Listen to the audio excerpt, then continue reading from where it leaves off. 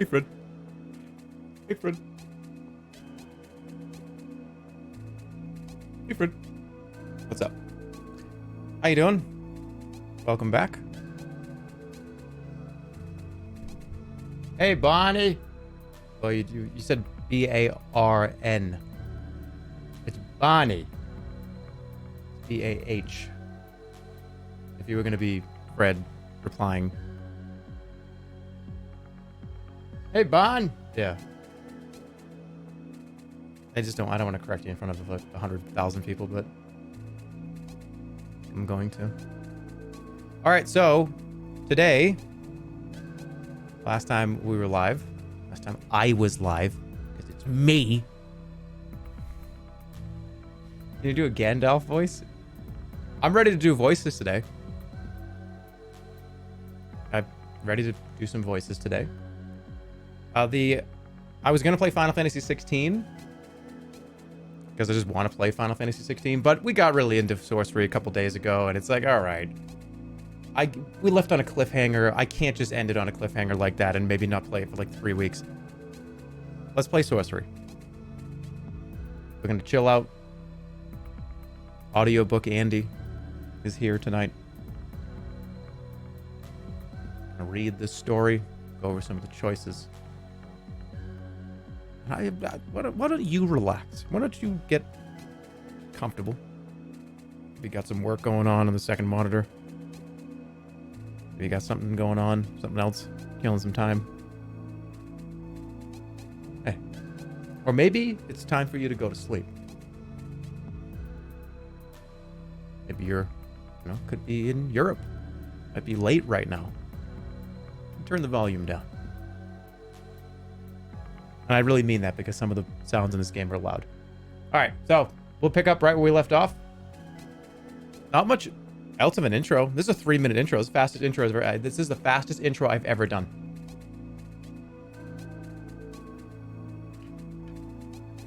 Can we get a recap? Yeah. We'll get a recap.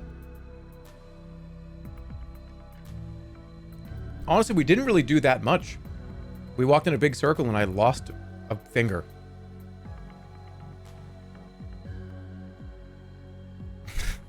I just did a huge circle, learned 2 clues about different serpents, and then lost a hand, whatever it was.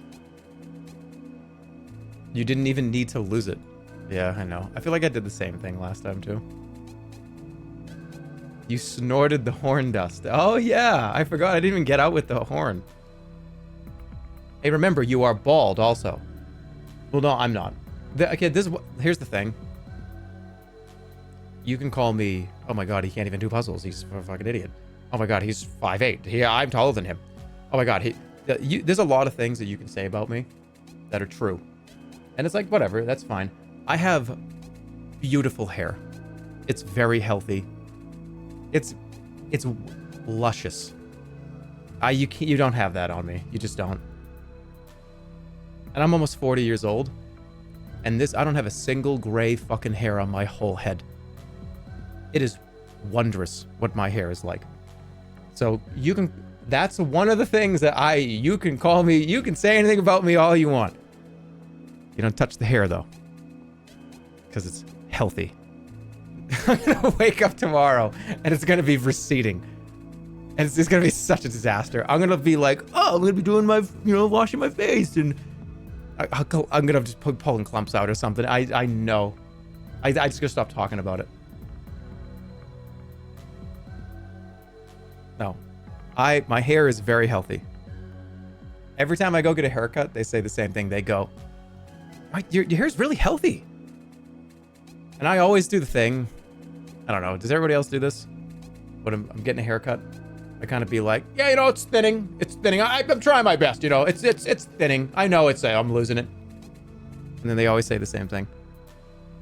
No, what are you talking about? It looks fine. Everything looks good. It looks healthy. Am I just being lied to, or does everybody do that? He's fishing for compliments. No, I genuinely kind of feel, I don't know. Because when my hair is really wet, it's really obvious that it's receding. I'm also one of those people that never knows what haircut they're getting. as a 37-year-old, I'll sit down in that chair, because sometimes it's a while. And it's okay, what do you want to do? And I'm just like, I don't know. I have no idea. It's like, oh, do you want to take some off? No, I want to leave the length. Okay, do you want me to take up some of the back or the sides? Yes. How much? Can you just do it with scissors first, and then we'll figure it out. It's like, okay, and then it's always just with scissors, and I never go any further. Can you just trim? Why are you going? Because you got to clean it up. You can't just let your, even if you grow your hair out, those of you that have grown your hair out long, you know, you've got to clean up the ends and shape it so it grows out and grows onto your head and makes it look, you can't just have it, you cannot just let your hair grow completely wild without cleaning it up if you want to have it, you know, fall on your head and shoulders correctly. Is this a PR stunt? Me telling you that I sit in the, what do you mean PR? A PR stunt would be if I turned the face cam on right now and I was completely bald with like a completely shaved with like a Gillette razor, and I started just ranting about how, like, about hair or something. No, this is just me talking. Is that what's going to happen? Shave your eyebrows off. No.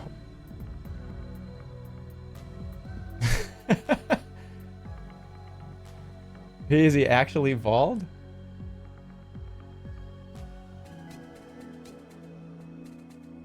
Okay, I just said a brand name. That doesn't mean I just was talking about the... I said a brand's name.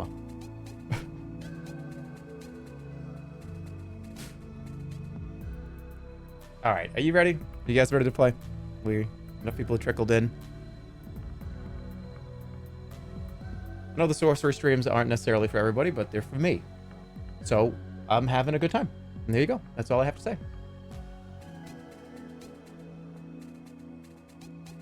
Face cam? No. No face cam ever for sorcery. It takes the immersion out. You end up being able to just...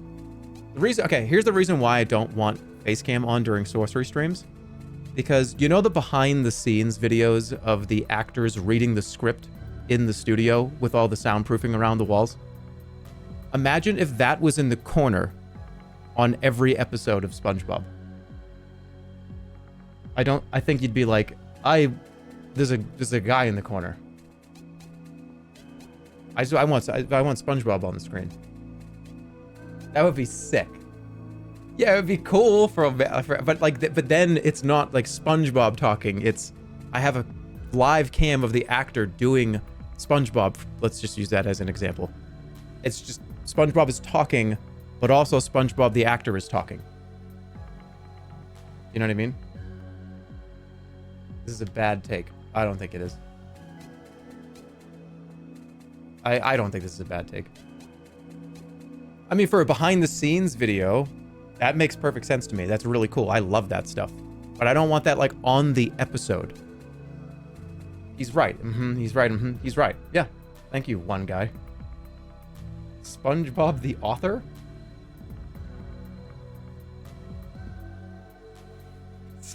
SpongeBob the author. Are you our SpongeBob? No. No.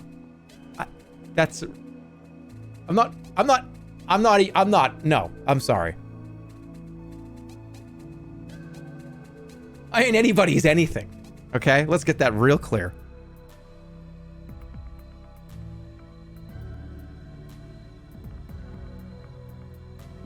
You turned into SpongeBob for... You're doing SpongeBob for PR right now? You rejected our, in quotes, not SpongeBob, in quotes. Oh, yeah. Oh, yeah. That was very clear. This is the shortest intro I've ever done. Yeah, but whatever. Sorcery Crew is here. You know, this is... We're good. This is the Sorcery crew.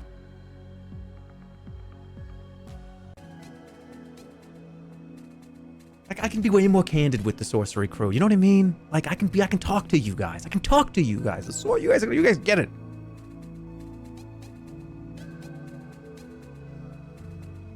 Except almost 90% of the chat is contradicting everything I'm saying, so maybe I can't trust the Sorcery crew as much as I thought I could. Are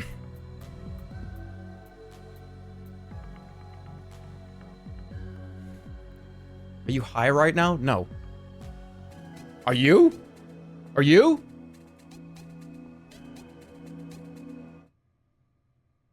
All right, here comes some wind. All right, so let's do a recap. This is where we were. This is where we left off. Hello, welcome back. So, we were right outside this, looks like some kind of dwelling.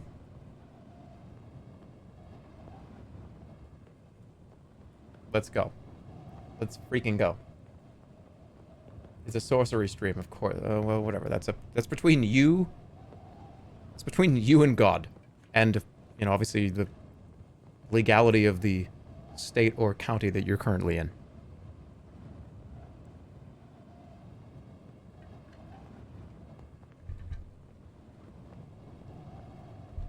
I was talking about, somebody said they were smoking weed. I'm not in the US. Can we get a recap? All right. So here's a recap from a couple days ago. We started here. I went to the bridge. Actually, where did we start? We started here. Okay. Yeah. So I went over the bridge. I climbed down it. I fell off. I broke both of my legs. I got fixed. I went backwards. Tried to cross the bridge normally. Lost a finger to the toll. Went up through here. Decided I could not go any further. Went through here into this town. This town was pretty interesting. They told us about a mine. That was a tunnel that was essentially very dangerous. Went through that. Did not pick up any of the items. Did not talk to the dog that was in here. But we made it out alive. And with full health, which is a huge deal. And 4 rations. Made it through here. Got to this point. We fought a couple of Snaticats.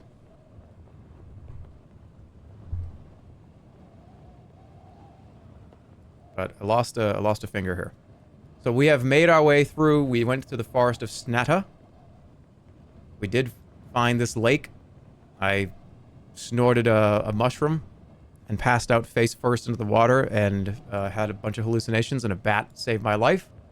That was pretty interesting. And then we walked up here, ended up in the north side of the forest of Snatta, leading us to here, which this is a sort of some kind of house or hut in the woods. And we can go knock on the door. Remember, recap, we are trying to hunt down the 7 serpents. If we do not get rid of the 7 serpents, if we don't stop them, they will tell the Archmage that we are coming. We don't want that to be a thing. We want to stop the 7 serpents with our various quests. And when we do those quests, we will complete those quests and be good to go to episode 4. You mean 6? Yes, that's right. 6 are dead. No, 6 are alive. Wait, what are you asking? 1 is dead. 6 are alive. Let's go knock on the door. Okay. The door is made of heavy wood, carved with various runes and symbols in a language you do not know. Do I just open this? Oh yeah, mind your volume tonight. Yeah, see? Gets a little loud in some places, but one of the spells to open any door is stop. Opens locks and doors. The door might just be open. This might be a waste of time. I have a lot of stamina. I could throw a grenade at the door. Wait, what? Didn't I get a pebble? What happened to my pebble? I got pebbles. It was too hot. You dropped it. What?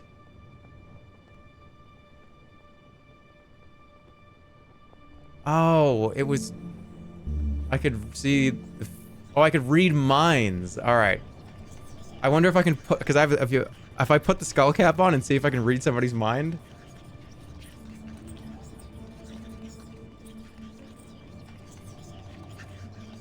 I mean, it doesn't cost any stamina. I could just do it. Let's see.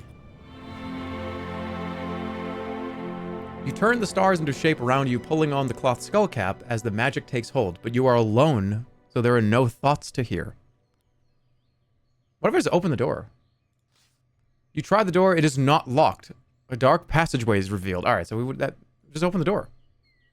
I probably should have knocked, but we're already here. The door opens through a short, dark hallway, descends into the hill. This is a tomb. You begin to see a glowing light ahead and hear a voice muttering low, angry curses.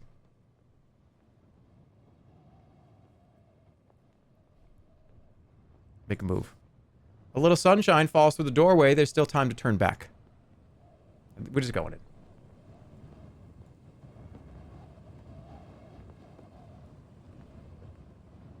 You keep moving forwards, and the passage quickly opens up.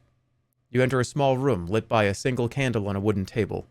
Seated at the table is a spindly creature whose attention is focused on a glass orb set on a plinth. I'm going to take that. Let's watch.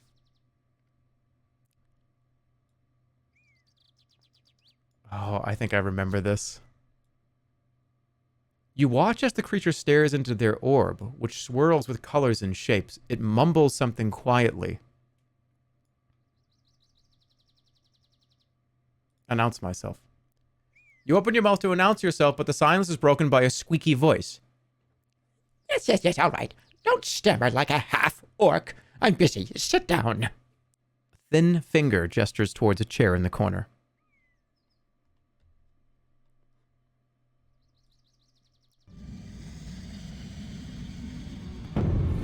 What can I even do here?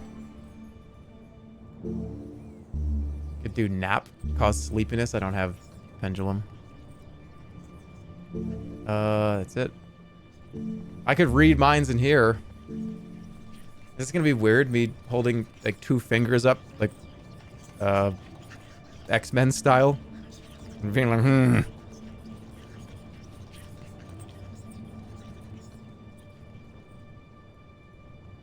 This also is, what is L? This law. Law is control non-intelligent creatures. I feel like I feel like there's intelligence here though. Mud. Or I could make quicksand. I have sand. Should I just make a giant death trap in the middle of this person's house? Why would you do that, though? I don't know. Oh, this could be a sorceress. It could be a sorcerer. I don't know. Let's talk. I'll sit down. Sit. You sit down as instructed. After a few minutes, the creature leans back from her orb and looks up at you. So, a visitor. A human, too. Greetings. Greetings to you, indeed. As the light from the glass orb fades a little, you see this speaker is a woman, some kind of elf, though she appears somewhat disfigured. What is your name? Finestra. Now, human, as my time is more precious than yours, I will soon lose my patience with you. What in Gred's name are you doing in this miserable fortress? Forest. There's not a fortress anywhere to be found. That's in Mampang. I don't think you put all your cards on the table. I'm looking for 7 serpents. I'm going to Lake Iklala. I'm going to Lake Iklala. You tell her, cautious not to reveal your true purpose to this stranger. She nods. It can be hard to cross the lake. There's only one ferryman, and he is old now. I have a whistle which you may use to summon him if you wish. Thank you. It's not free. I will charge you 5 gold pieces. I don't have that much. Shake my head. Just no. Dude, Trepang 2 released? What the fuck? Oh, cool. I'll play it. Let's haggle. I will give you 3. Okay, very well then. Agreed. You hand over the money and she places the whistle into your hand. How does it work? You put it up to your lips and blow. There is nothing magic about it. It's just a whistle. If the ferryman is about, and he is most mornings, then he will hear you and come. Okay. Put it in my pack. You stash the whistle away without further comment. The orb on her table swirls with color ever more violently. Fenestra sits up sharply. You must go. I have work that must be attended to. What do you see in the orb? You ask. See for yourself. Pointing into the glass. Shapes swirl inside the crystal. Should I look into the orb or don't look? Look into the orb. You peer into the orb, and then your jaw begins to drop, for inside the glass is a winged serpent. It is the sun serpent. The one called Flanker helped me to trap it. I lured it down from the skies using a rain spell and offered it shelter, for the sun serpent cannot tolerate water, of course. And then he trapped it. I know Flanker. I know Flanker well. This poor creature despises him, don't you? She taps on the glass and the serpent lunges uselessly against the glass in reply. Why not kill it? The sun serpent is the mate of the water serpent. They have a doomed, impossible love. It is enough for me to lure the beast, and when it comes, I will kill them both. But the creature might escape. We must destroy it for good. Be warned, Analander. This serpent will reach into your mind and control your will if you allow it. It would do anything to be free. I gotta smash it. Smash it. Take it, smash it, look into it. What can I do here?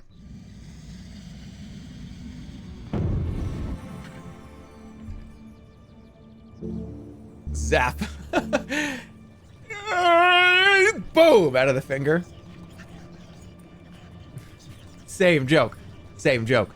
Same joke from 2016. Same joke from 2016. Are we going same joke, Andy? Is that what we're doing? Like 8 years later?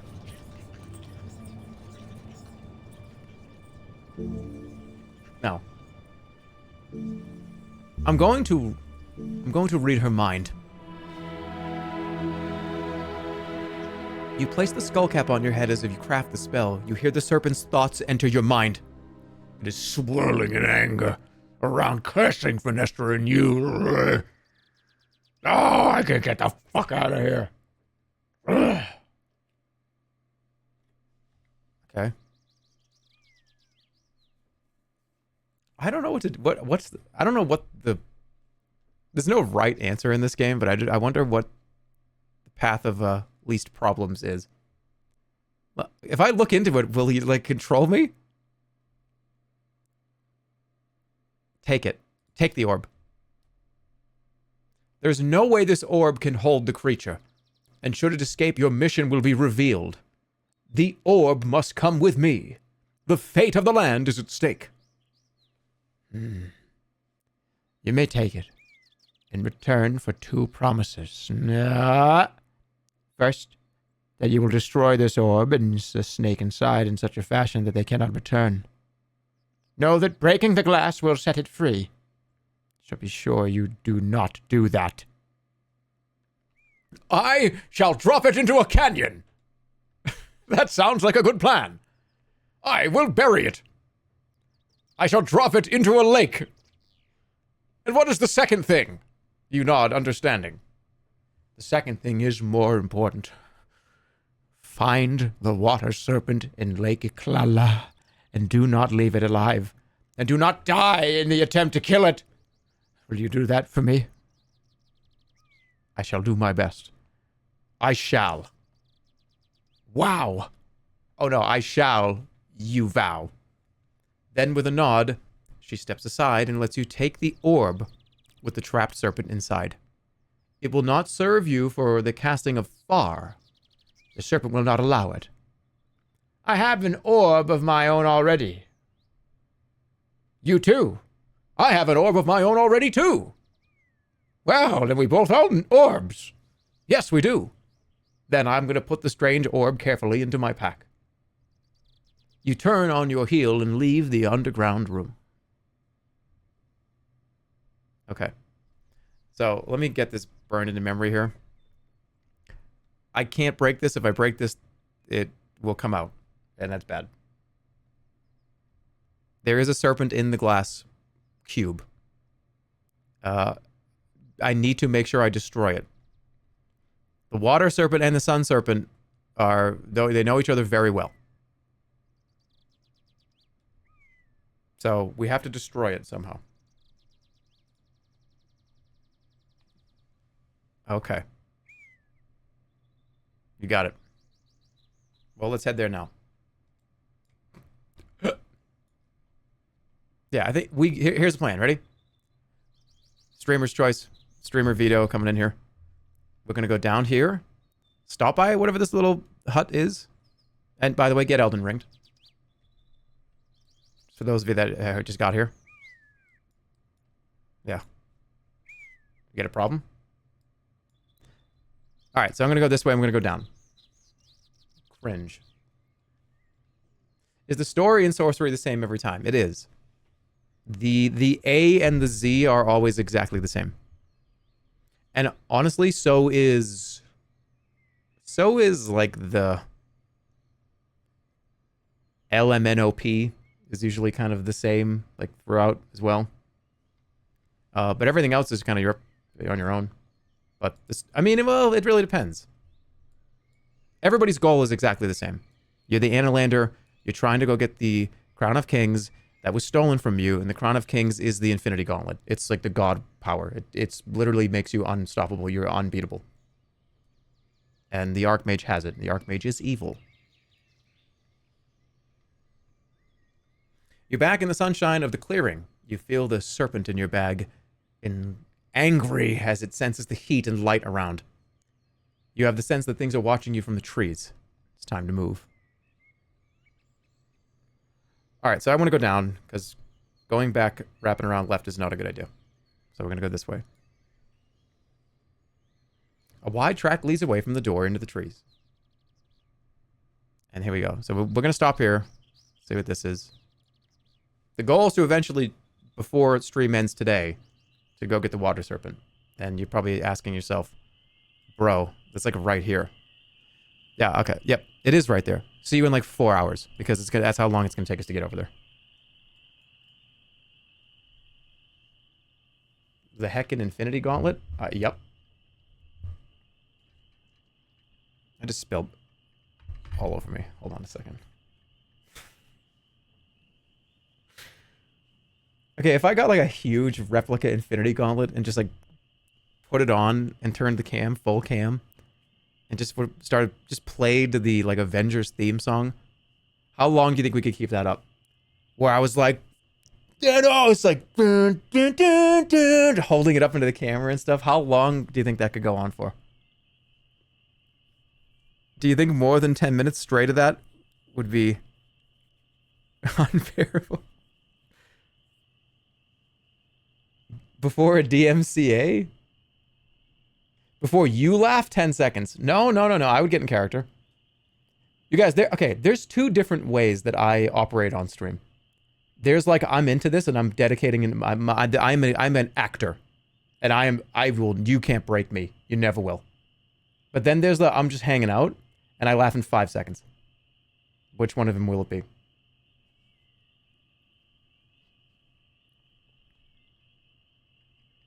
I mean, if I treat it like it's a, you know, like a character or something, then it should be easy. It's gonna be so hard, though.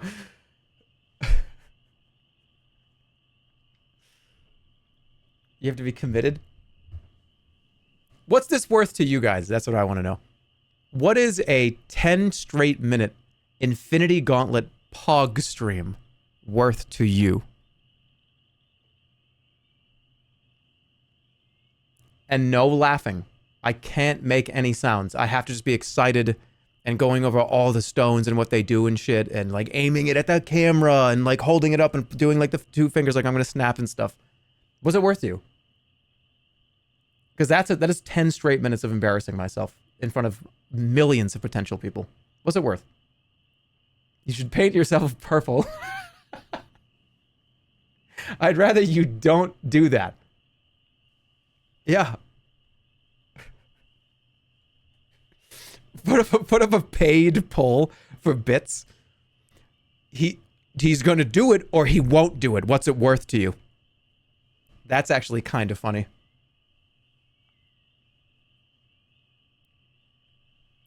I would pay to have you not do that. I would pay to have you do that. Have like a fucking money fight to have the 40-year-old clown either put on the Infinity Gauntlet or not. What a strange time we live in. Don't you think? Don't you think these are very strange times? These are very interesting times. It's very odd. All right, let's keep going.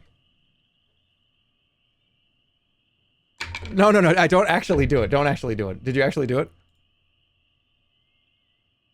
Okay, yeah, I don't, no, we're not doing that.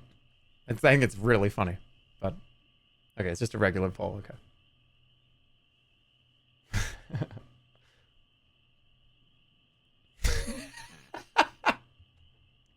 Somebody, okay, if I do a paid version, somebody is just gonna be like, you know what?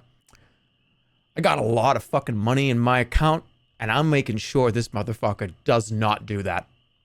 There'll be one, like, $1,000 drop or something to just ruin everything. That's why I don't want to do it. Please change your wallpaper. I like that wallpaper. It reminds me of going to the beach. It's a beach, right? Yes, it is. It reminds me of going to the beach. And I like the beach. I've been described as beachy. I've been described as beachy. So,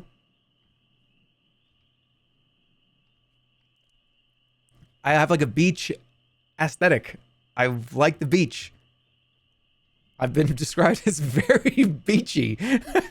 I've been described as enjoying the beach a lot, is what I'm trying to say. The path winds tortuously through the forest. Nightfall as you need to rest. The path passes by a heavy thicket of tangled branches. Let's investigate it. The dense bushes curl up around themselves in a tangle, but in the darkness, you can make out nothing more. I think this is good. It's nighttime. We should sleep.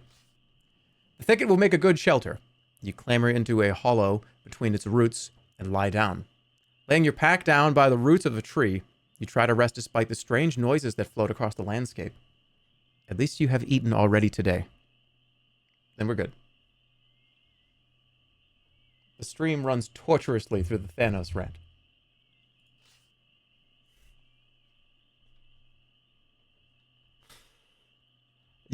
I really do wonder, because the amount of people that would pay to make sure I ended up in cringe compilations. Do you know what I mean? Like, there's some of you here that's worth a lot of money to you to make sure that happens. You know, like, I know that's what you'd be doing it for. You don't need to pay to see that. Are you already in them? Nah. You already are there. No, what? Stop. Do we live rent-free in your head? Not really. I mean, during streams, yeah. And maybe, like, maybe sometimes. I feel like by the very nature of being a live streamer, I'm constantly thinking about, like, the stream and stuff. Yeah. All right. I'll think about it. I'll think about it. Maybe, I don't know. Maybe I'll just like, put it to charity or something. It's an easy way to do that, right? I don't... That's, like, a better way to do it, probably. I don't know. We'll see. I'll think about it. Charity incentive war to have me do it or not do it. The easiest way to do it is to never do it. Actually true. And that is a... That chat comment is just... Like, you get it. You get it. But I'm sorry. I don't. I guess I'll never learn. That's what makes me the cool streamer.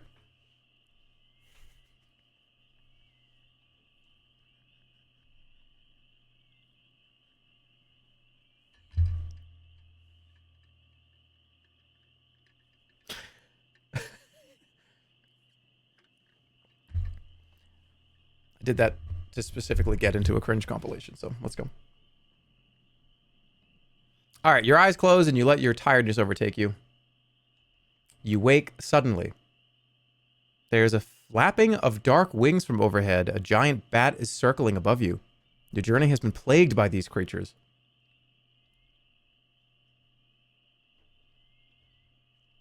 What can I do? Let's see.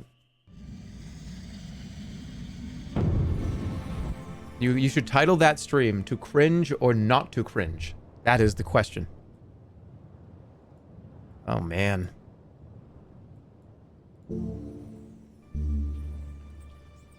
And I'm dressed up in a Shakespeare outfit.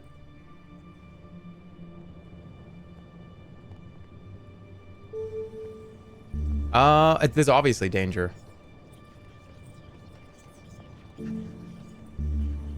Pep is strength. I think I'm just fight. I don't want to waste any stamina. Let's fight. This bat has a lot of attack power.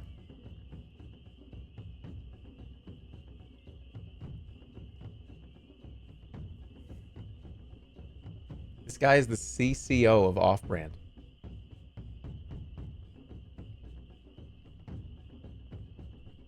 Yeah, and I just came up with an incredibly engaging live stream event right now. Are you trying to tell me that that's not what just happened? Just tell me that's wrong. I'm going full blast. All right, it's actually good that I did.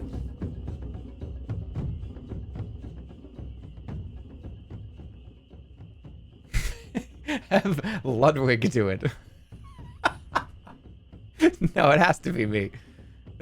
Although I kind of like that too, though.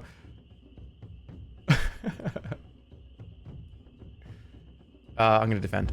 Yep.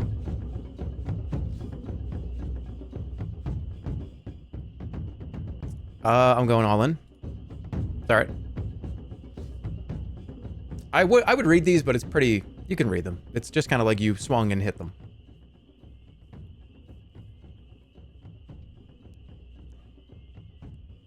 Okay, what about all the Avengers are different streamers? And during all the costumes are on the ground. And we are, over the course of the next 45 minutes, going to get into these costumes. And, like, if there's enough money that's telling us to not do it, then we don't do it. And if there's enough that says yes, then we continue to put it on. Then after 45 minutes, we end it. And see where it is.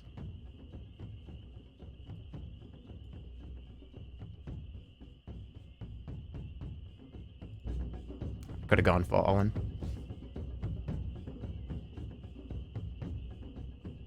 Did you say what would be the point of that? Just to see you guys in costumes. No, because once we get what is the point of this? The point is to get in the costumes and do like Avengers scenes, and because people hate it, apparently. Fuck. I thought he was gonna go low. Avengers hot tub stream. It's going to be the Hulk, and they just get into the water, and they're just green paint just starts coming off. All right, this little bat is fucking me up. I gotta pay attention.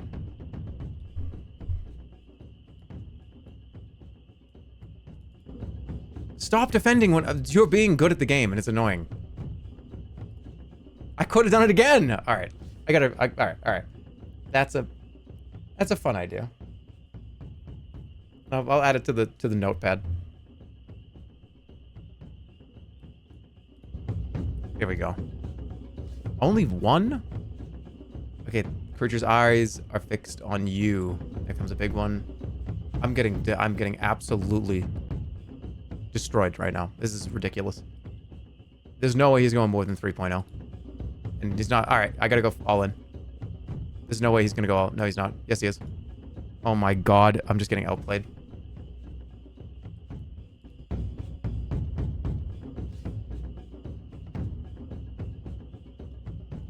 Oh my god, fuck you. Why this bat? I fought a gigantic like chimera, and I beat it easier than the single bat.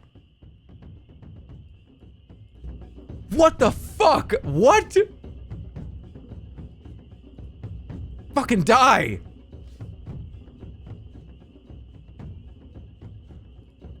Yes, all right. How much did I lose? 12 health. Whatever.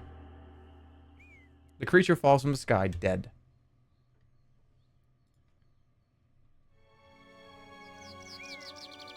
You lost some gold, entered the Vishlami Marsh, and you collected the Sun Serpent, meaning there are now only 5 serpents remaining.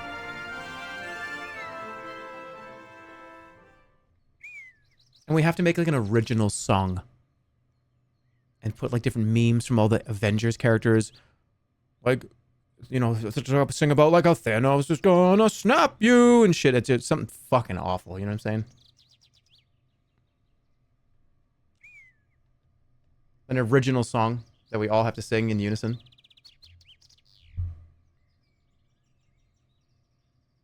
It hurts. I'm just trying to figure out how to get the most money.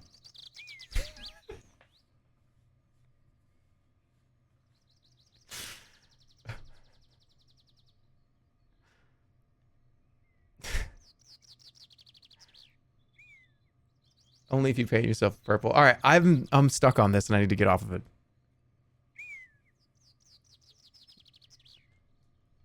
Well, I said for charity. This is not most money for me. I said this would be a charity stream. That's the best way to do it. Guys, this is not happening. I just puke out random bullshit sometimes. This is not happening. We're not doing this. This is not a thing we're doing tomorrow.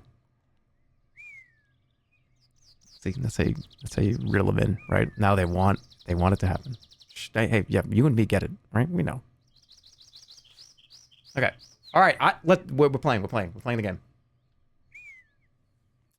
The bush is a thick tangle peering between the branches. You can make out something covered over. Oh, I have the axe.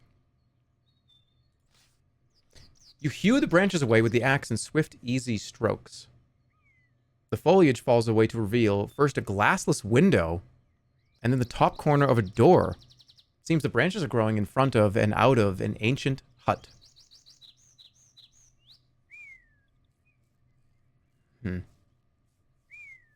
Go in the window?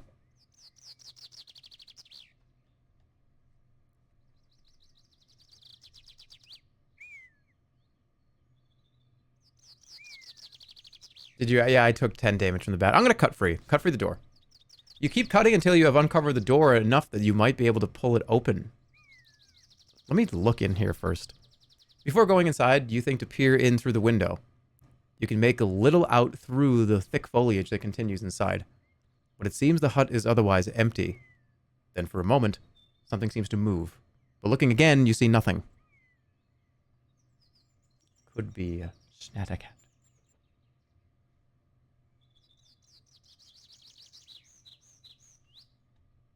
I'm gonna go in. I would say I had a lot of health, but I have a lot of food. You heave on the door, hauling it open. Ancient dust spills out into the forest air, and a million crawling things scuttle from holes all over the ancient wood. Smell the air. The air from inside the hut is an old and stale air, but it does not stink of death, decay, or animal. You look about for where to go. Are we going in, or am I running by?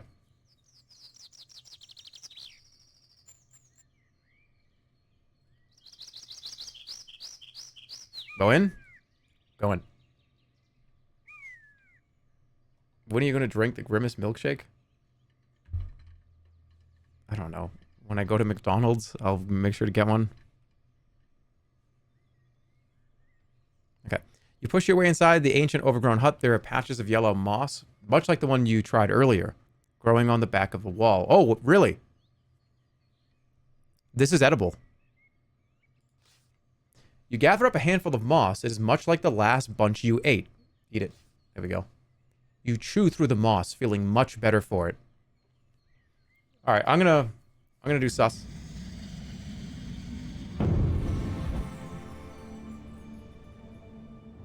What do we got? Definitely there's sus. There's also sap.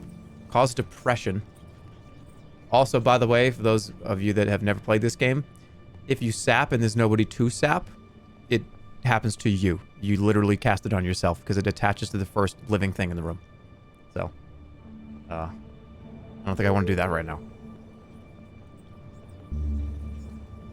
You could do sun. I have a sun jewel and it's free. Just brighten it up.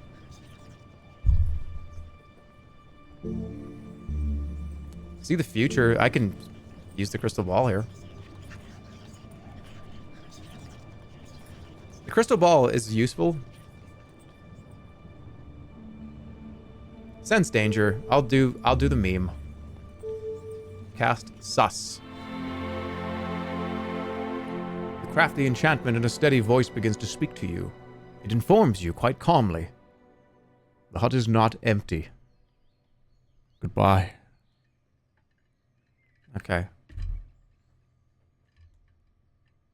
Something here. Let's look around.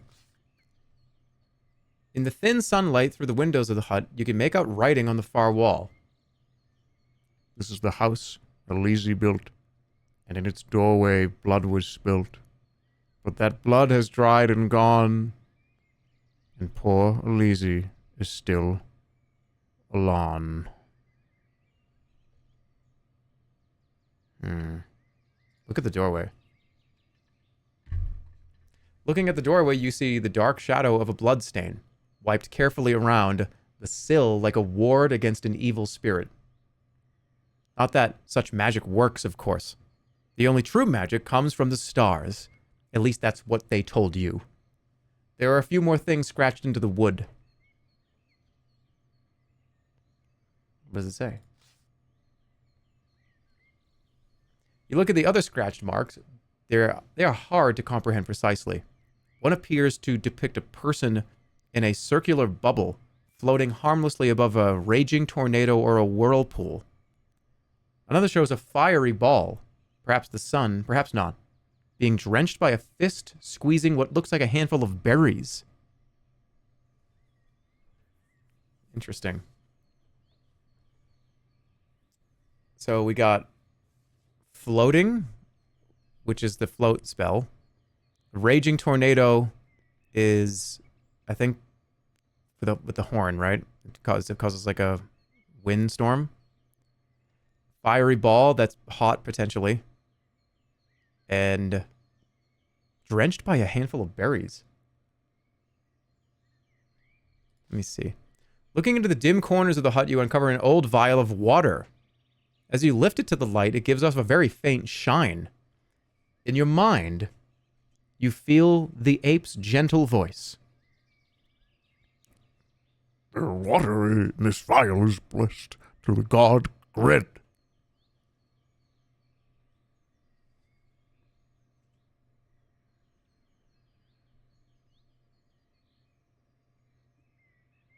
Gred. Do I take this?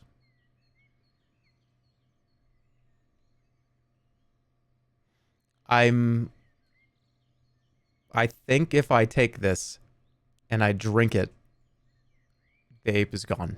And we might get a new god. We might get the god Gred. I'll keep it. I'll keep it. You place the vial of holy water into your pack. A lucky find. Ooh. All right, so let's what do we got here? There's obviously some puzzle here, or some secret to do. One of them was floating. This is see the future. I can't do floating. I could just cause depression. What is it? What is this? Doc is heal disease. I need a medicinal potion.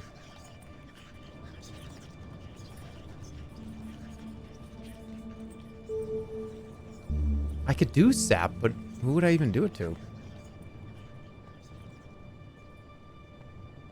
I think I'm missing information. I'm gonna look into the future.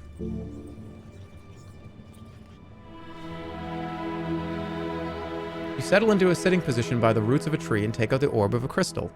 Reaching up to the constellations overhead, you create the spell. You're somewhere new. The world seems to disappear, replaced by a vision, a ring of tall, shadowy stones in a desolate waste. You stand by their center, holding above your head a long yellow feather taken from some colossal bird. You are casting a spell of curious power. I did this before. Should I drop it?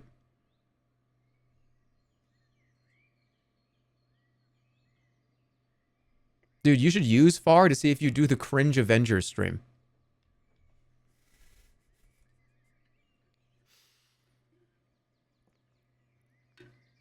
I'm going to drop it. As the spell builds, you panic and release the feather.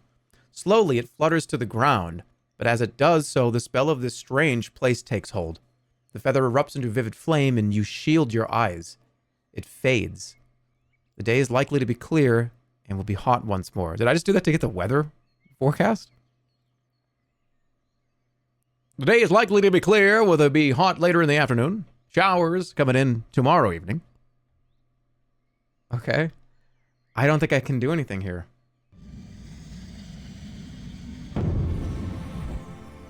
You know what? I'm just going to cause depression. Why not? Sap. You gather the constellations into order around you and immediately feel yourself losing your energy and drive. With no other creature nearby, the magic is turned on you. Oh, great. What the hell? Is it... I'm missing an item. I can't do it, I don't think. It's probably Doc. Yeah, it has to. It's either Doc or... Damn it. I can't do it. I gotta go. Go back outside. Can't do it. Damn it. I couldn't solve the riddle of the hut. There is nothing more to be done here. You leave the hut behind. Okay, well, I wanted to go over here. Oh, I can't go over there. That's like 100, that's like 300 feet in the air. I need this to be fixed. Let me see what happens if I go down here. You walk on between the trees as the sun climbs towards its zenith. The winds pick up. A large ancient tree has fallen down across the path. Climb the trunk for a view. You clamber up onto the trunk and look off into the distance of the trees. To the east, the mountains rise tall and cold, and to the south, you see the forest pool. A soft plop echoes from the tree trunk. You leave your pack on the tree trunk and move carefully along its length, eyes peeled for what it was making that sound. Suddenly, of its own accord, your pack topples from the trunk and onto the ground. Somebody invisible? Pick it up.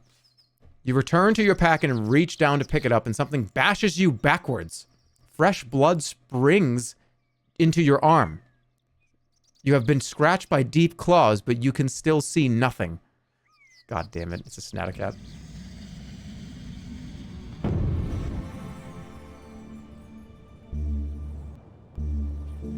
Let's talk with animals. All right, we're doing yap. Grabbing the wig from your pack, you put it on and weave your spell. The faint growls in the trees slowly begin to slur, turning into distinct words. The creature appears to be talking to itself. Left side open. Stay down. Stay low. I can hear you, you call back, speaking in the creature's language of growls and whines. Stay where you are. It tries to fool me, but it can't. Being invisible has clearly driven this creature quite insane. Leave, or I will skin you. What are you? It wants to know what I am. It wants to know what eats it. It wants to know what eats it. It wants to know who. Leave, or I will skin you. This is your only warning. The creature seems to consider for quite a moment. Then it launches itself forward. Suddenly, long gashes appear on your arm as claws that you cannot see seem to rake your flesh. For a moment, you feel hot breath on your cheek, then it's gone.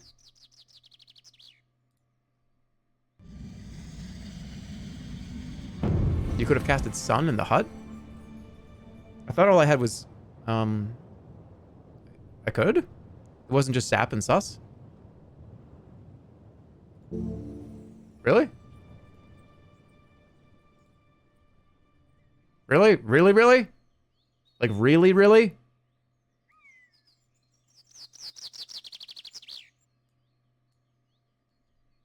Really, really? I'm going back.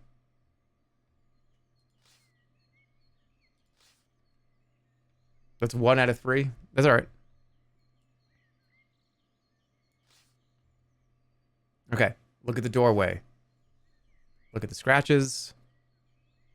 Search the corners. Yep. They take the vial. Okay. Cast a spell.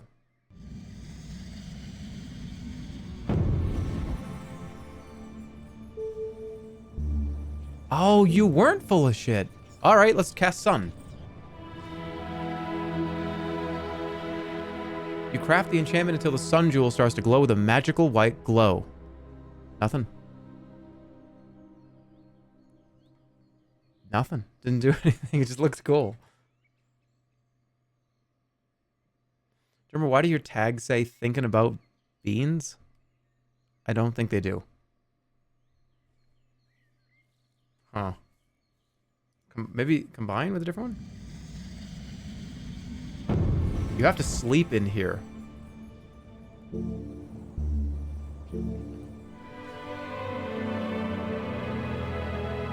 Really? It does. Thinking about beans. I don't know. I didn't do it. All right. See what happens. God damn it. I think I have to come back here. All right. Well, now, all right. It didn't work.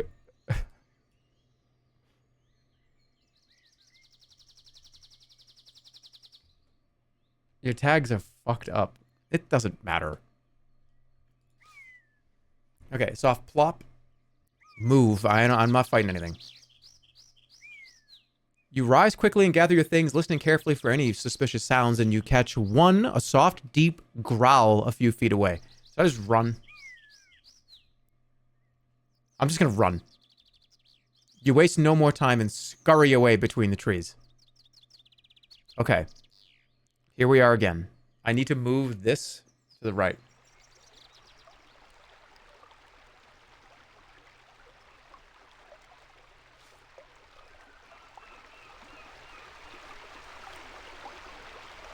I wonder, is there a way down here? I could go down here and see if I can get across somehow.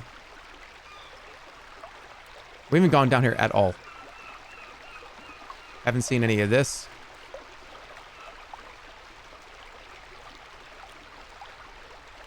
I'm going to turn this over here and see if I can do anything. Or maybe I'll turn it down this way.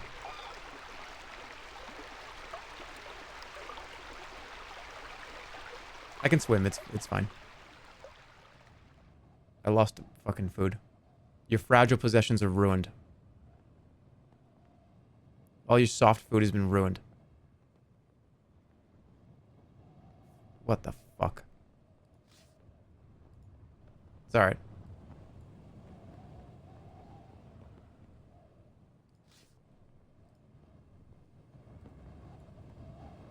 One food loss is fine. Yeah, it's fine. Okay. I still can do this, but I'm afraid to touch it. So what can I get up there if I go like this? Is that intact? I don't think it is. Is the bridge intact if I do that? It's hard to tell. I don't think so. What about this way? Looks like it. I wonder if I can get... I'm talking about over here, though. It might be hard to actually do it. I have to activate another beacon, I think. Yeah, it gets kind of messed up on the left side.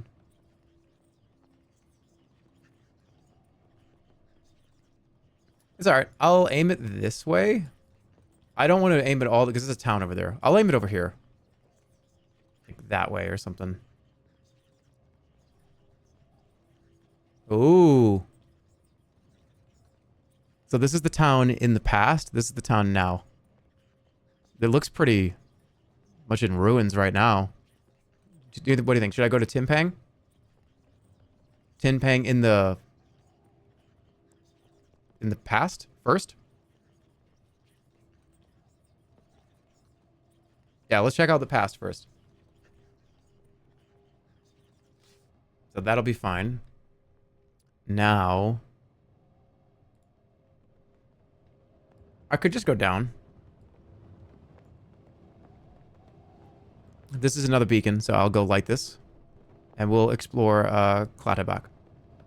Clatterback? Alright, I'm going down. I'm going to eat. Somebody said eat food before you lose it. That's a good idea. Let's eat a cooked meat.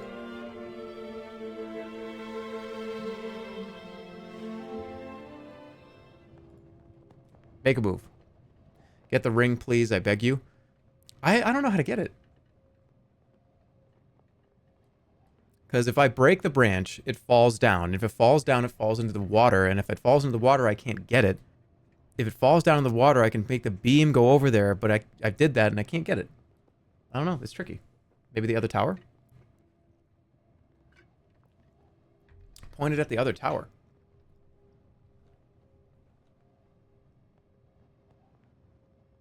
Just take it off the branch when it's smaller. The ring doesn't necessarily fall in the water. If you go into the past, the tree won't be grown by then. Hey. You know. Hold on. Can I concentrate this beam that way?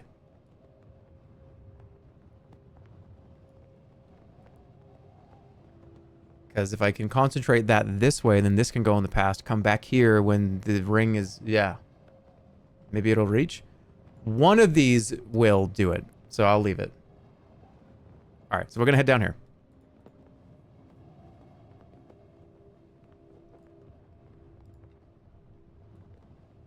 I got this pointing over at that other town.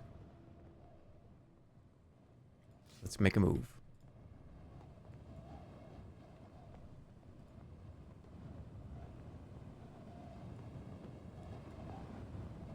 Wait, I have to swim across again? I can't just, like, bury my face through the trees? God damn it. Okay, well, whatever. I'm good.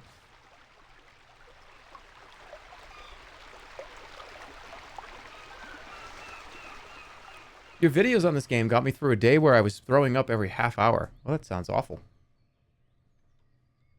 Okay. Things flutter in the trees all around. Hope you feel better. Wait, that was like 8 years ago. Hope you felt better 8 years ago. Things flutter in the trees all around. The sun is all but gone. Soon it will be dark. A movement in the bushes catches your eyes. A glimpse of red and a snake's body. This is the red snake that we've seen a few times. I might be being watched.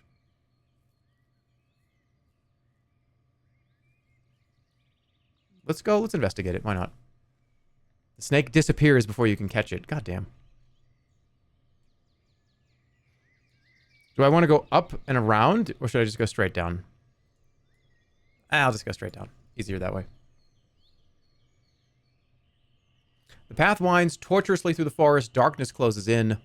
You should try to find a suitable spot to sleep.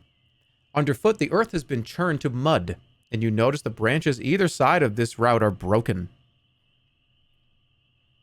Let's look at the mud. You pause to check the mud. Sure enough, you quickly find a sign.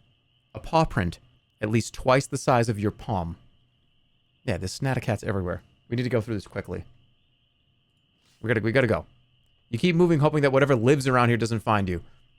Snaticats are everywhere here. They're very dangerous. We don't have time to investigate every branch that falls. You walk on between the trees. In the darkness, you can see nothing through the curling branches. Almost out of it. Are they invisible? They are invisible. You trace what might be a path and might be an old river through the trees of the forest. The moon sets. More stars appear. You've reached the edge of the forest. Through the trees, you can see the level steps extending into the night. Now might be a good time to rest before you go much further. I really don't want to do it here, but I need to sleep. Removing your pack by the roots of a tree, you try to settle despite the cold. At least you have eaten well already. You lie back and try to forget your troubles. You wake halfway through the night at the sound of breathing from between the trees. Snaticat. What if I stay still? You stay quite still. Something is sniffing the air. It is a wolf, padding closer. It's a wolf. Maybe I can talk to the wolf.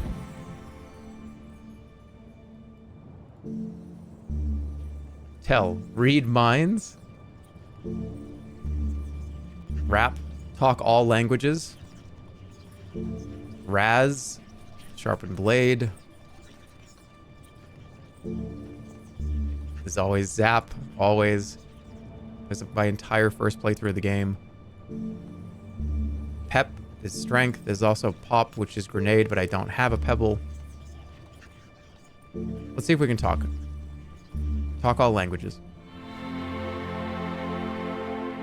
Grabbing the wig from your pack, you put it on and weave your spell, but this spell is intended for translating non-human speech and not the utterances of beasts and animals. Come here, talk to me.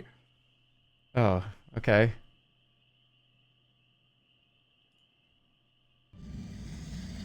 Yeah, rap is talk all languages. Yap is talk to animals. Okay, well, why can I not do yap? I just don't feel like it. Just zap this fucker.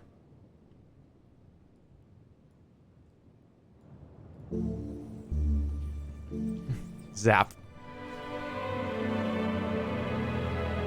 You gather the constellations into order around you, building up a charge of electrical energy around your palm.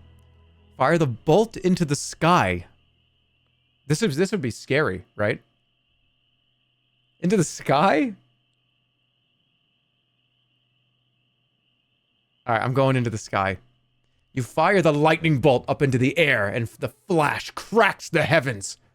The wolf squeals in fear, and turning on the spot, it bolts away into the night. The silence of the trees returns.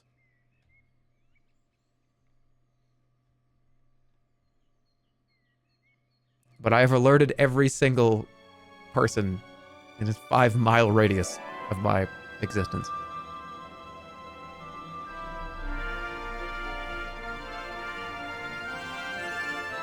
Okay. You wake with your head on a tree root and the smell of fresh dew in your nostrils. Time to choose a direction. There maybe is something to be said about going up this way and investigating whatever this is. But hey, that's for you to do in your playthrough.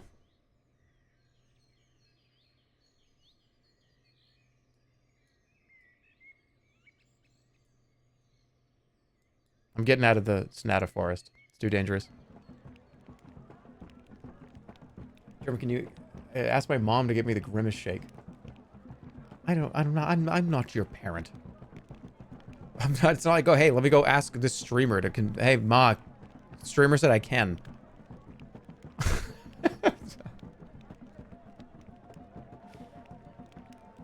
You head out across the steps. The air stirs a little, still cold but fresh. In front of you stretches another plane.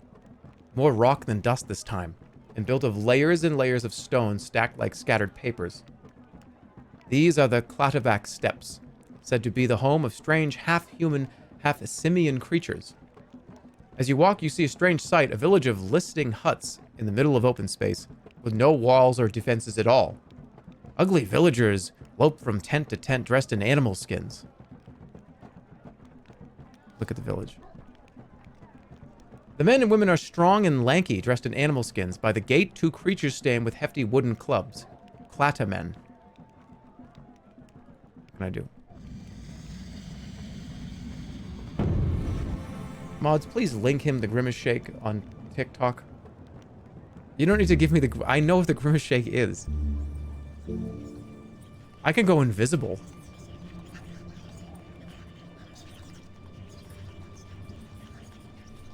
Invisible? There's also big. I could grow in size to be huge. I could say, what's safe passage here? I could cause stench, but I don't have a nose plug.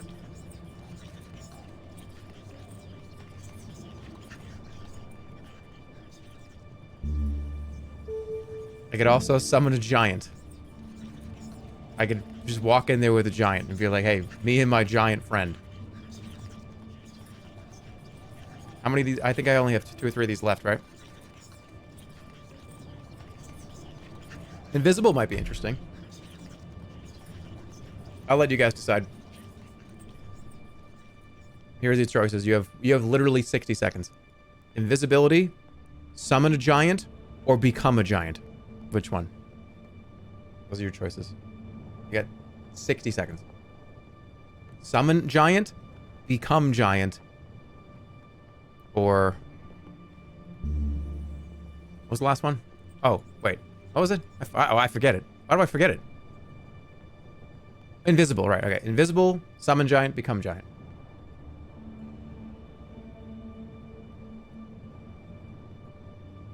Those are 3 very interesting routes to take. Don't be a coward.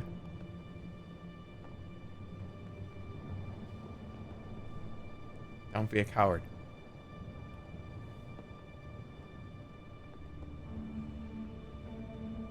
Can you play the Grimace Game Boy Color game on stream? Maybe one day. All right, what's it look like?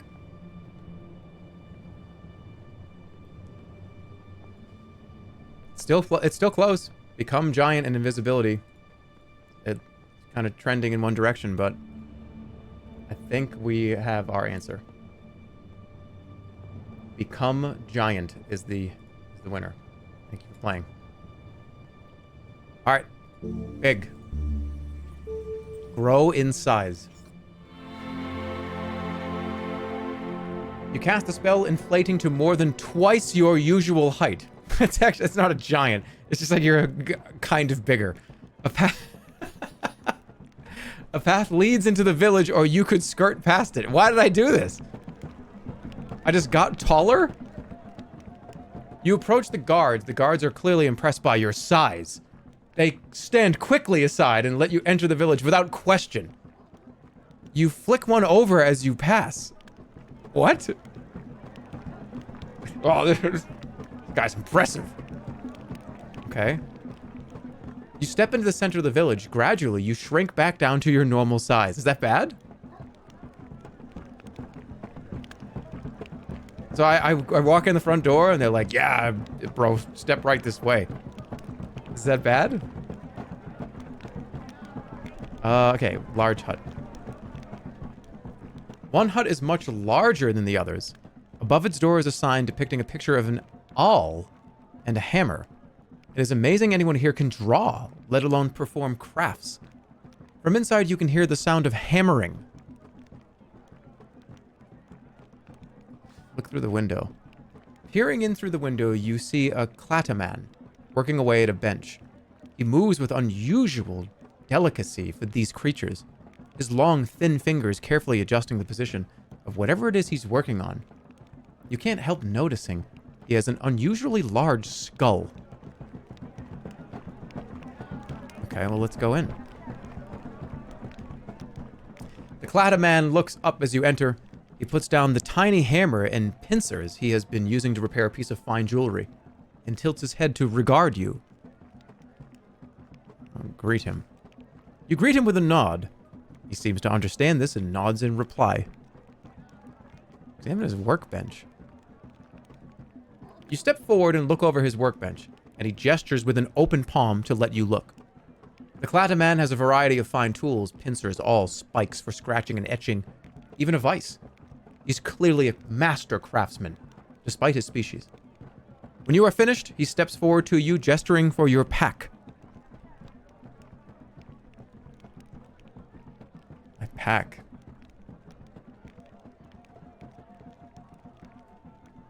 Show him my pack.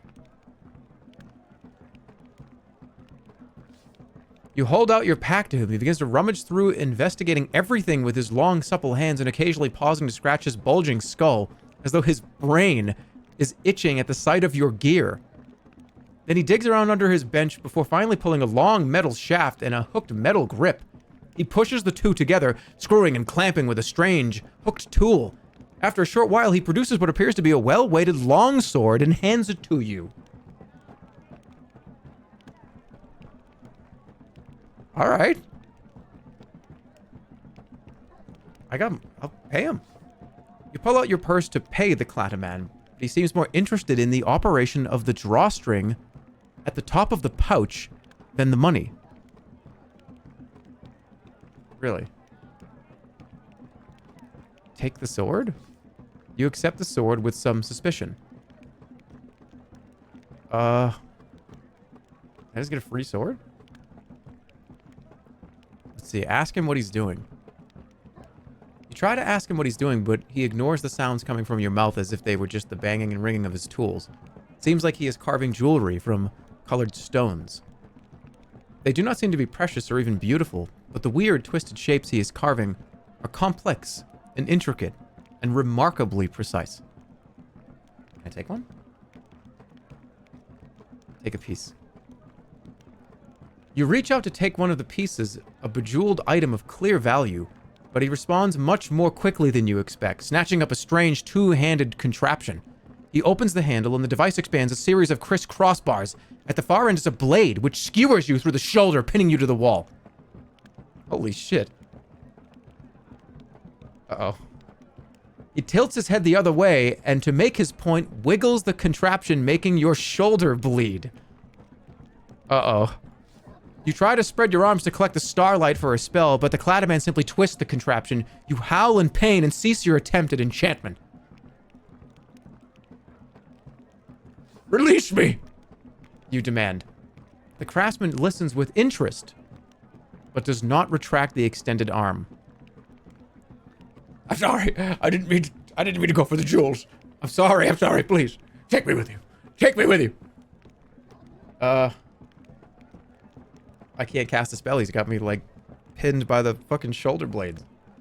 With this, like, weird device that's sticking through my shoulder. I beg of you, please. Please, please release me. Please. Appealing to all the gods and the spirits you can name. The craftsman appears to respond when the name of Herm, the cloud god, is mentioned, and slackens his grip on the contraption enough that you are able to push it free and stagger clear. Not taking your eyes off the dangerous creature, you move backwards towards the doorway, and then hurry out of the low hut. Jesus. I feel like I probably should leave now. By the fire? You head over to the fire pit, but it is unlit during the day and there is no one here. Stop and eat. Taking one of your smoked fish from your pack, you fill your empty stomach. You look around the village once more. I guess I could be here. I could come here at night. I did get a sword. Yeah, well, let me see the sword. A +2 longsword. Oh! Alright.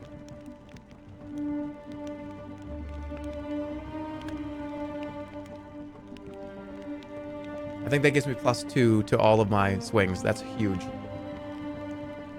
He gave you a sword and you tried to steal from him. Well, I was gonna pay. Hey, I tried to pay. Remember, I was like, here, take all these. I want to pay you. I have coins. I guess that doesn't mean, hey, dude, just like put your hand into the fucking like pasta sauce. Yeah, that's not how it works. Oh, no, I have money. I have money. I'm gonna put my hand in the pasta sauce and just take pasta out of it. Yeah, that's like, dude, get your fucking hand out of here. Don't touch my. What are you doing?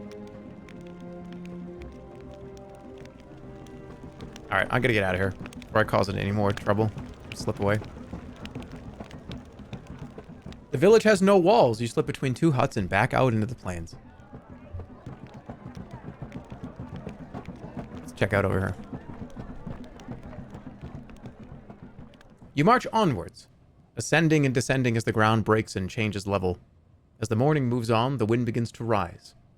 A small patch of flowers grows here, just by a small rock. Ooh, flowers. You smell the flowers. They emit a rich, thick smell that makes you feel somewhat giddy. Still, you feel somewhat better for it.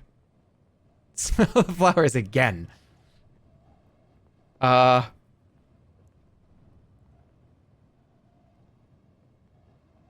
Smell the flowers again. You take another long sniff of the flowers. The scent is so strong that it makes your gaze turn briefly red and blotchy.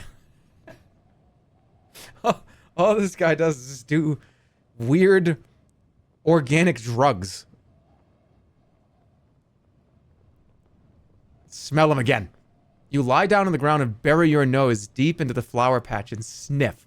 The effect of the smell is not as powerful now as though the effect is wearing off. All right, let's get out of here. You continue to walk. More? No, I don't want to do more. That's dangerous. Sunflower update. I am pleased to announce our biggest sunflower has officially opened. And we have 1, 2, 3, 4. There are 5 sunflowers this year. And we did one of those loot boxes where we didn't know what the colors were going to be, because it was a kind of a mix of the sunflowers could be like red or orange or brown or purple, or there's a ton of different combinations. I'm pleased to report the color of the main sunflower, the big one, is a pale yellow with a big brown ring in the middle. It's a beautiful pattern. It's pale yellow with a brown ring around the center of kind of where the petals are going out. It's a brown, almost painted ring around the middle. It is gorgeous. Picture? Hold on. The pictures are coming. But the thing with the sunflower, I want to make sure it's fully opened and has time to breathe so you get a really good picture. Just opened as of today. Still don't know what the colors of the other ones are, though. Do it after the ad break. All right, let's keep going. Rule of third, Andy. You'll see. One is Grimace Purple. Might be. Can you play as an ad, please? Okay, I will play an ad if you can get more than 95% that says yes on a poll. You can just start it now. It has to be over 95%. It has to be 96% or higher. All right, you walk on, climbing slightly across the dusty steps. The sun continues to climb the steep sky. In the middle of the steps, you come across a strange sight. A wooden pole, as high as a tree, with nothing around it. It has no knots, handles, or holds of any kind. Nothing except a level platform right at the top. Clumps of the yellow moss you saw before grow around the base of the pole. Oh, eat way more of this. Let's get to full health.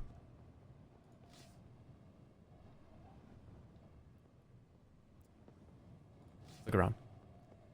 You stop and look around, but can't make much out across the contours of the plain. You might be able to see more from the top of the pole, of course. From somewhere nearby, you hear singing. Bang on the pole. Watch an ad. No, you guys are not even close. I said it has to be at least 96%. You're at 71% right now. That's just not happening now. I'm sorry. I apologize. I'm sorry. Yeah, 71% is... yeah, I can't show you an ad. Yeah, it sucks. Like, I'm fucking sorry. Maybe we'll try again later. It's, like, really disappointing, but... it's alright. Alright, listen, bang on the pole, or cast a spell. What can we do?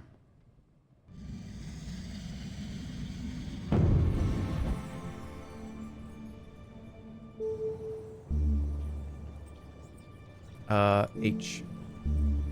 Huff. Wait, I do have a gale horn. When did I get a gale horn? Like episode 2? How long have I had that for? Is that why I snorted the other one? I've had a gale horn this whole time? Could do big again. Big is pretty cheap. It's only 1 stamina. So something's obviously buried here. Can't do dock. Could do sus. Just make sure nothing's bad. Yeah, let's do sus.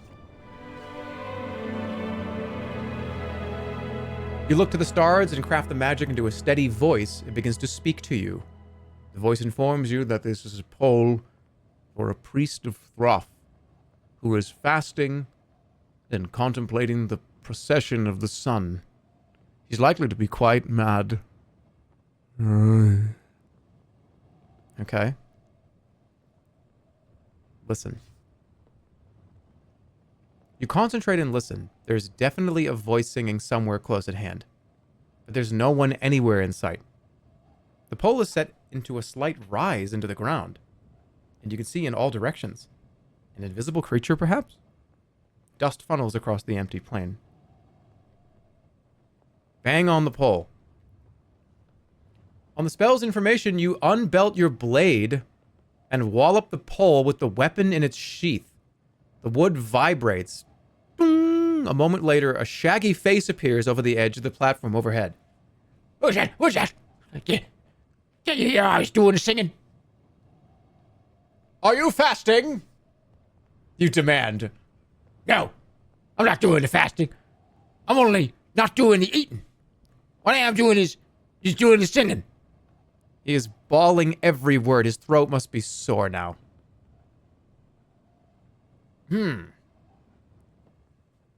What can you see? The future and the past is one.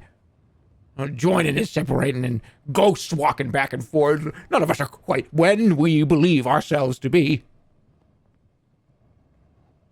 I have experienced this myself. Shut your face hole. I don't sit up on this pole to learn what you muddlers can learn. Crawling around the ground with your full fat bellies.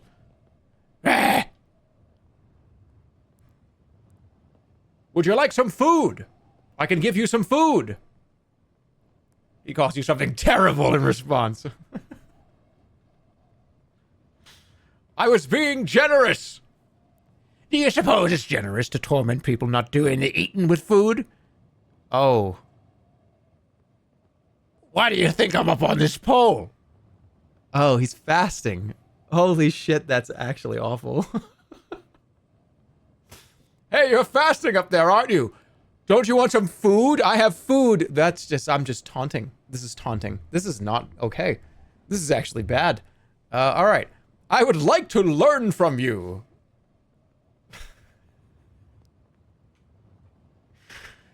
The man does not reply, but leans away. However, a moment later, a hand appears over the side of the platform and something falls to earth. It's a medallion. Is that for me? You're a sorcerer, aren't you? Come up. I hope you're a sorcerer. Otherwise, I can't get down again.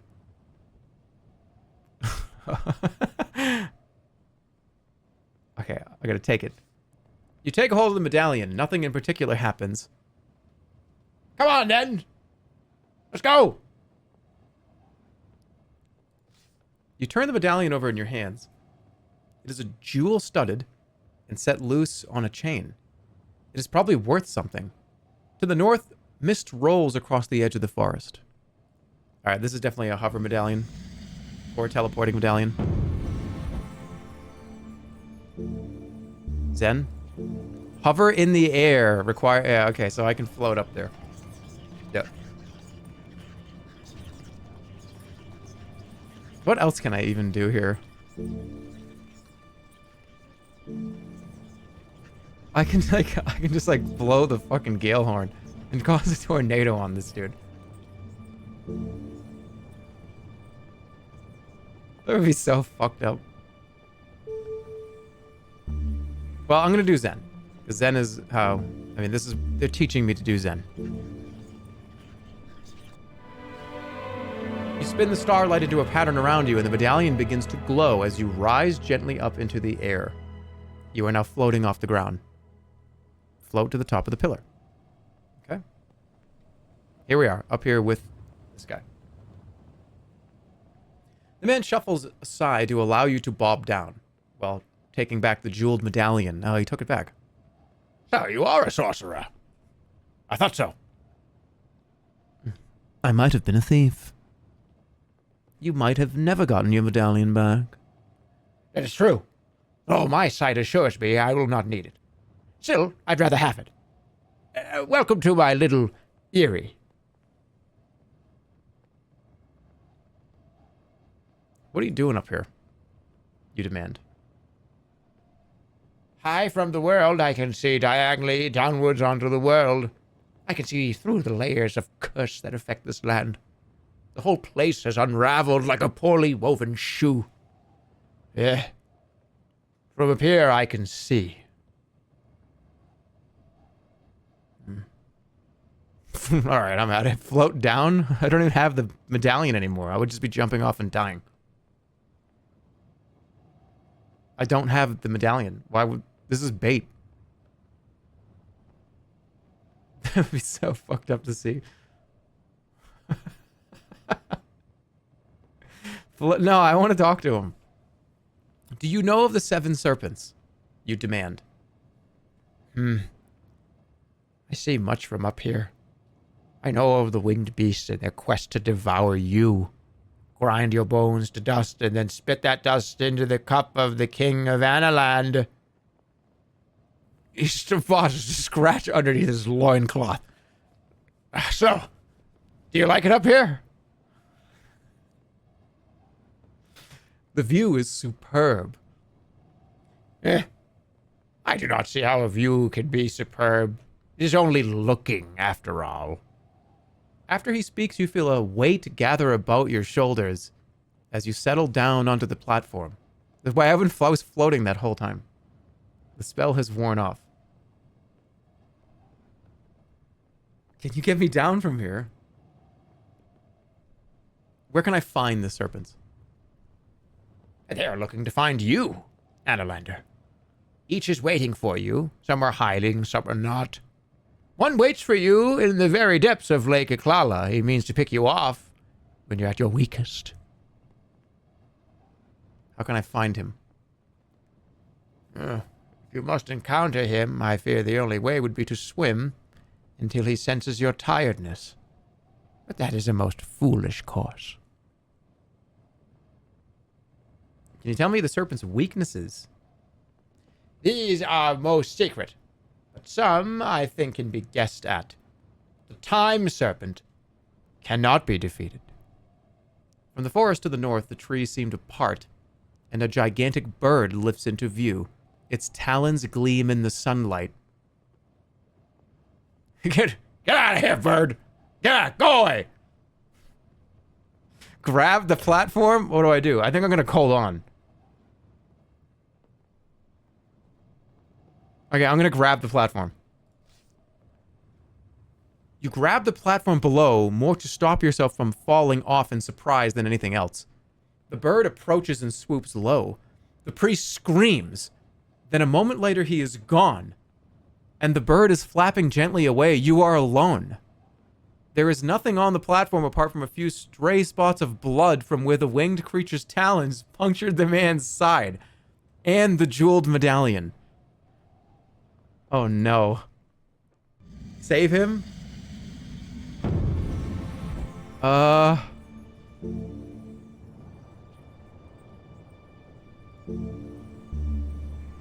See the future. Oh no. I think he's gone. He's gone. You can see him getting fucking eaten. Save him, you're a monster. I can't. All I can do is cast Zen and hover down. What about hot? No. Rewind? No, I think it's alright. I think it's alright.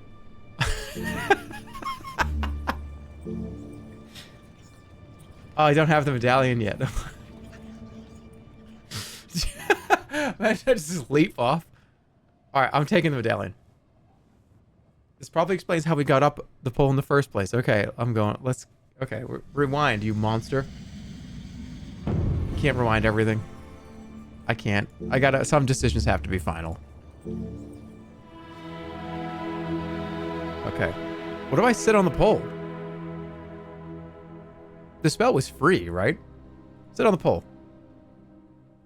You float down onto the pole's platform and cross your legs to contemplate the sun. A few meditative minutes go by and you feel cleansed and well rested. Ooh! Time passes. A moment later you feel a great weight settle about your shoulders. It is your body weight returning. Your spell has evaporated and you're now stuck at the top of this gigantic pole. In the distance, a dark speck appears above the forest. Is the bird coming back for another, meal? Should I just wait? Wait and watch. The dark spot resolves into a bird-like shape and swoops low. A moment later, you have been snatched up into the air by the sharp talons.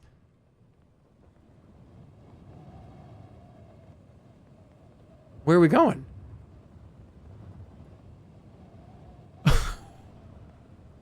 Carried away.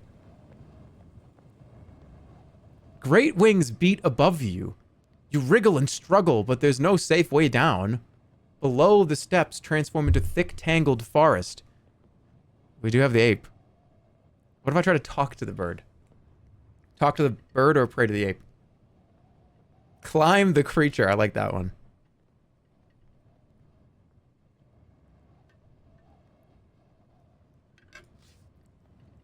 Let me go! You demand of the great bird, hoping it perhaps can understand the common tongue, even if it can't speak it. And indeed, perhaps it can. The talons begin to slide from your flesh, and you are about to fall. Grab! Hold on, wait! You grab for the creature's feet, and it lashes back, kicking you sharply in the face. The talons retract, and you're tumbling downwards through the air towards the canopy. Why did I do that?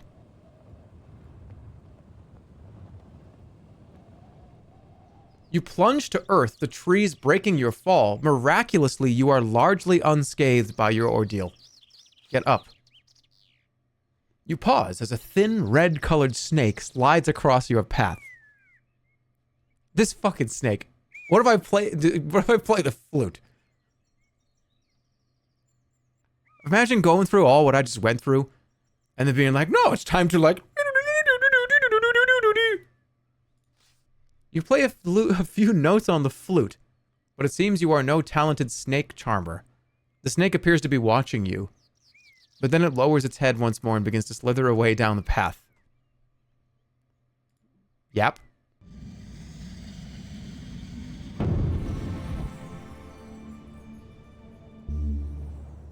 I can become a giant. Or I can summon a giant.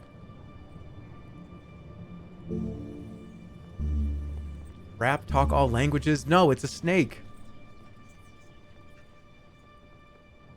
I'm gonna follow the snake. You follow the snake into the undergrowth. For a moment you lose sight of the creature, then a flash of red reassures you that you are still on its tail. But the snake should be far ahead of you. It is almost as if it wants you to follow. The snake reaches the foot of a tree and coils around the trunk. Okay. As you watch, the snake slithers quickly up the trunk. A moment later, its head drops down from a branch to stare at you.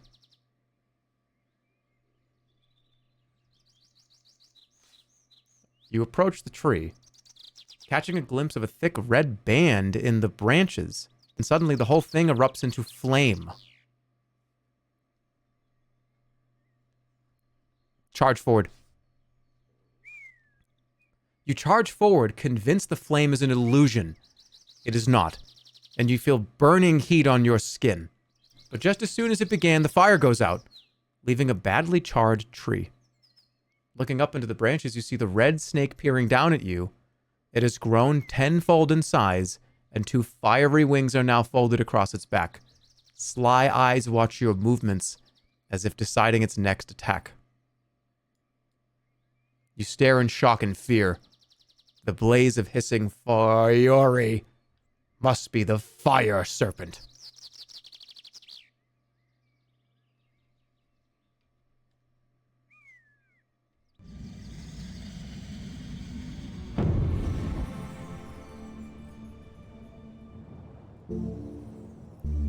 Zap.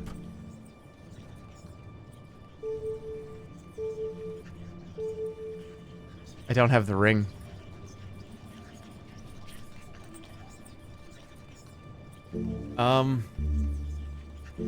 Stench. Speed. I could go really super fast.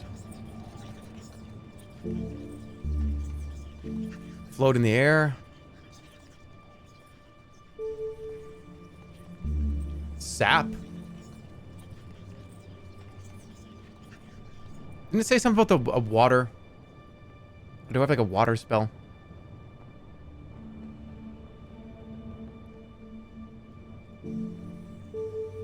Fireball? Why would I do fire against fire?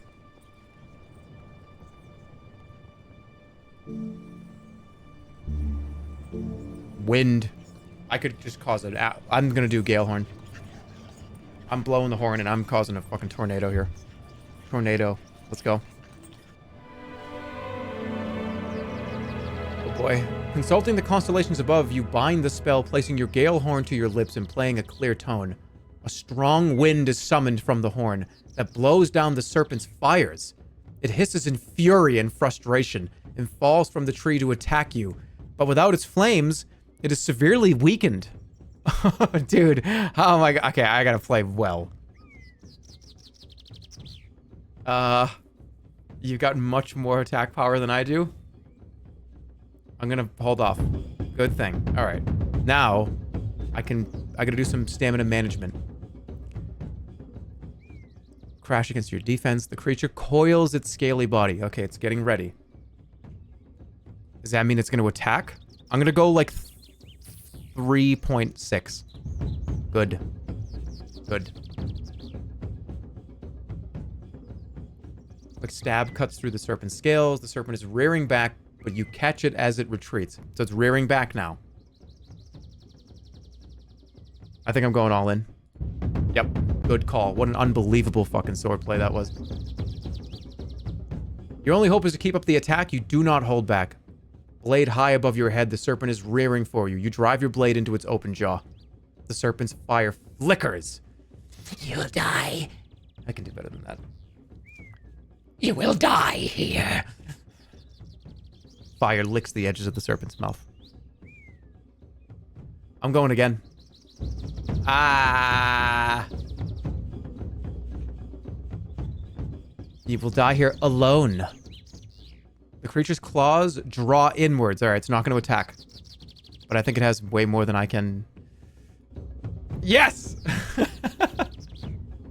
1.6. All right, I have to defend. I need to build this back up. You jab and step back. The snake is clearly fearful, moving back, attempting only a minor attack. A line of fire streaks along the length of the serpent. It's going to come all in here. Good. You draw back as the serpent arcs forward, quickly sidestepping the creature, smashes into the bushes behind, sending a wall of sparks. Snake eyes narrow and watch you. You just did 4.4. I'm going all in. Good. Alright. He's got a ton of power now. I'm gonna hold back.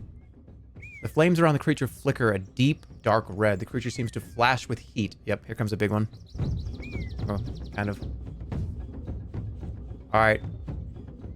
The creature flies a short distance into the air. I think it's probably gonna defend. The bat was harder than this, dude. I'm gonna defend twice. Shit, that was a stupid idea. Now we both are gonna... Serpent lashes out quickly with the tip of its tail. Didn't dive in. Heat rises from the creature's scales. Alright, is it gonna be more than 6.7? All in. That's really unfortunate, because that's horrible. I just took 4 fucking damage. That's really unfortunate. The serpent's fire grows dull after that. All in again. It's alright.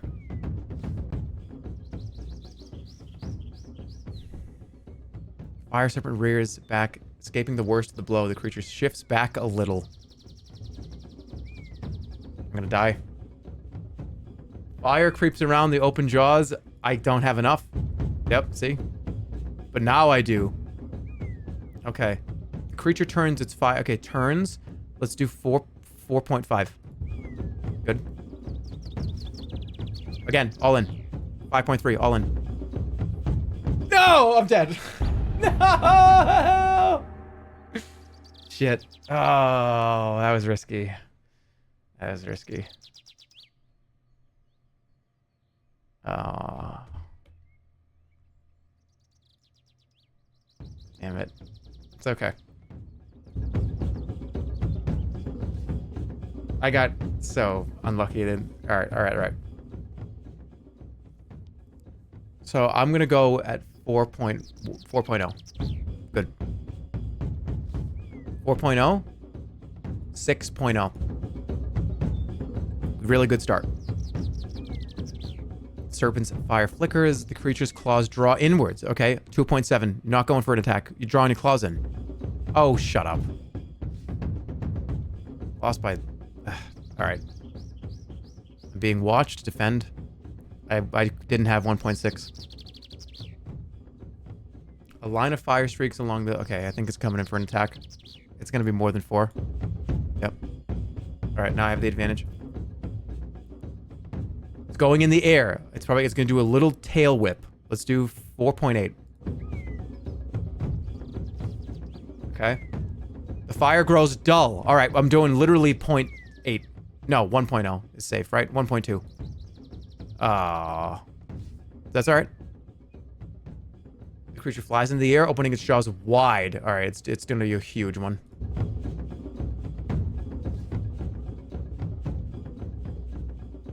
You only got like 4 or 5 after that. Flash with heat. I think you're coming in twice. Yep. The creature retreats a little into the trees. Alright, all in again. That's fine. I have complete advantage. Defend. Okay. I think a big one's coming in. The fearsome serpent rears its full height up into the air. Oh, yeah. This should be a win right now. It's gonna turn. Let's do like 3.8. Good.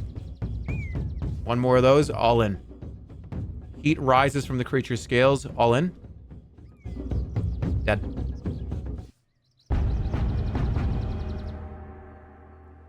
Is that panic you see in its eyes, or murderous intent? You risk another heavy cut. The fire serpent's eyes turn coal black, and it looks upon at you, questioning, helpless, in the final second before it turns to a dark, dead husk.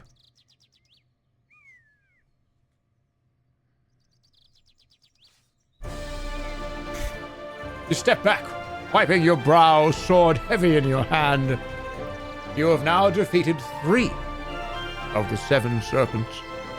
You need to rest and recover. Your search for the serpents is, so far, taking its toll. You move on through the trees. Yay!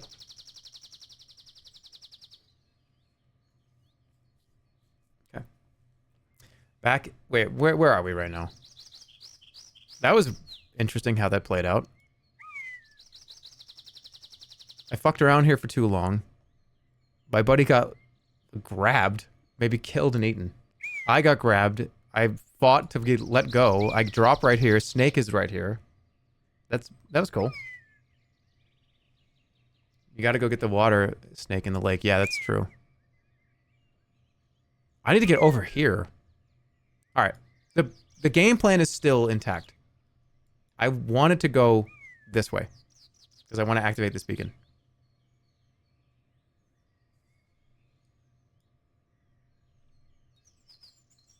Okay. Things scurry in the branches all around you. Clouds rumble as they roll across the darkening sky. The path looks wide and well used, but there are no signs of who or what uses it. Then a little further along, you reach a spot where the trail is suddenly narrower, with bushes tight on either side. Let's take a look. Oh dear. You pause to look at the bush and see that its branches are twitching ever so slightly, curling and uncurling like reaching fingers. I don't think I want to walk through that.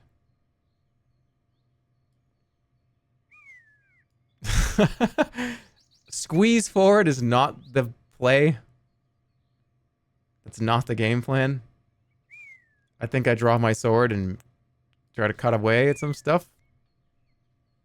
You draw your long sword warily.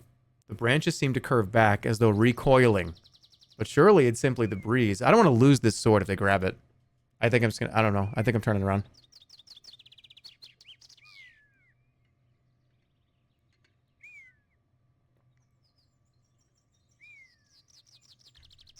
I'm gonna leave because I'm more of a punk kind of guy who listens to rock.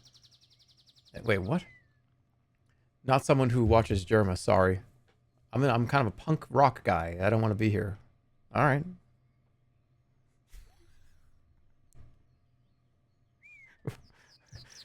I like that comment. That's fucking funny. Hold on, I want to like save that one. Okay. You draw your I mean, this is clearly dangerous. I'm gonna go in here and it's gonna hurt me for like 8 damage. I'm turning around. I'm not doing this is very clearly a dangerous situation that I don't want to put myself in. Risk on. I have to leave. I'm kind of a punk rock kind of guy. So I just squeeze in there. Alright, I'm going in. You squeeze your way forward between 2 bushes which have overgrown the path, only to find yourself quickly tangled in them. It is lucky the sight masters cannot see this far. It would be embarrassing if the sergeant could see you now. Swing my sword. You raise your longsword to hack away the branches. They react faster this time. Long wooden tendrils whip out, grasping your wrists and arms. You cannot swing your sword now, and meanwhile, another tendril is looping itself around your neck. Maybe the ape can come and help us here? I'm going to pray to the ape. You close your eyes and raise a prayer to the ape, but nothing seems to change. The bush keeps tightening its grip around your neck. You look to the heavens to cast a spell, but your arms are held fast by the strangle bush, and so you cannot craft any magic. The vice-like grip tightens. It's beginning to pull your body in 2 directions. The grip of the strangle bush is turning to steel around your arms and neck. You can barely...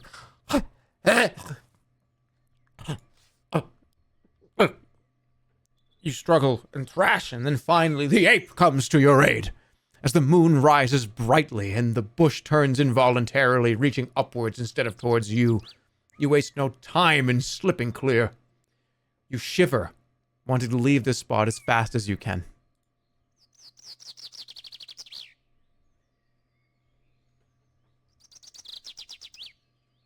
The ape, I think, it's funny because there's the ape, and there's also the monkey, right? Well, there's a few different apes. And isn't the monkey, like, doesn't the monkey laugh at you sometimes if bad things are happening to you?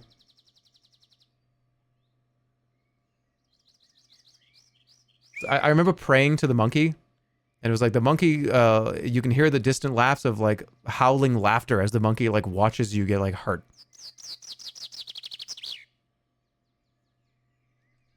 I just distinctly remember that happening. Okay, well, let's go.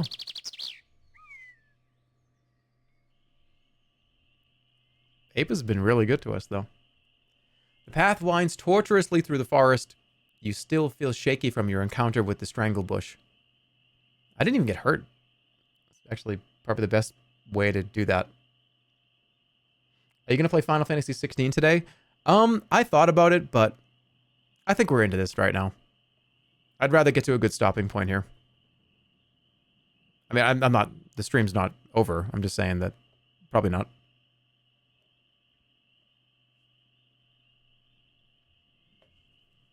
Lies of J. Yep.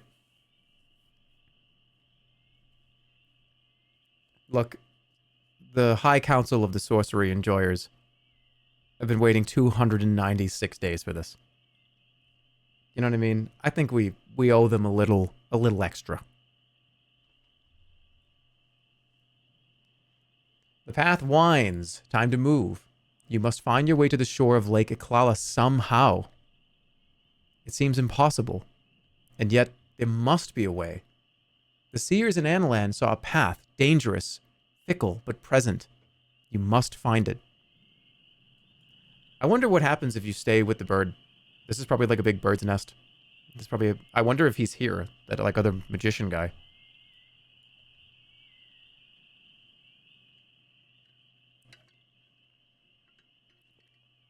I'm almost out of food again. All right, you walk on between the trees. Another night begins. You need to rest. In the Snatta Forest. This is not good, but whatever. Laying your pack down by the roots of a tree, you try to stretch out despite the unsettling noises in the trees. I have eaten today, right? Yeah. You stretch out and rest. You dream you are trapped in a low straw hut. Its door sealed with bolts made of bones. A small fire is burning in one corner, but quickly spreads until you are surrounded by flame. You feel yourself starting to sweat from the heat. And you wake up to find a ball of fire raging mere inches from you. Look at it. Jesus. The fire does not seem to be fueled. It is a ball about 3 feet wide, gushing with smoke and steam. A moment later, it unravels, uncurling into a long animal form. It is a fire fox, and it's coming for your neck in a blaze of fur and fire.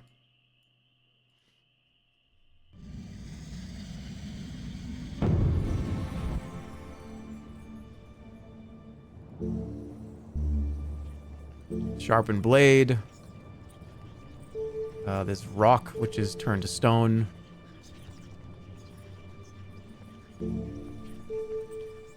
Fog? Summon darkness. Ooh.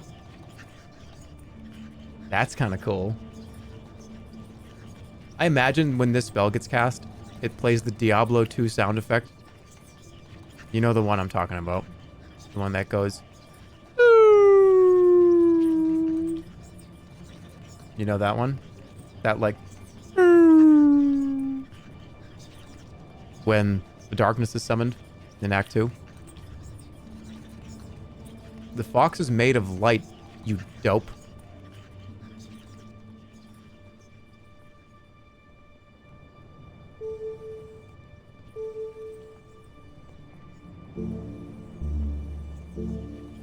could, like, stink, but I can't do it. Fire is not a good idea.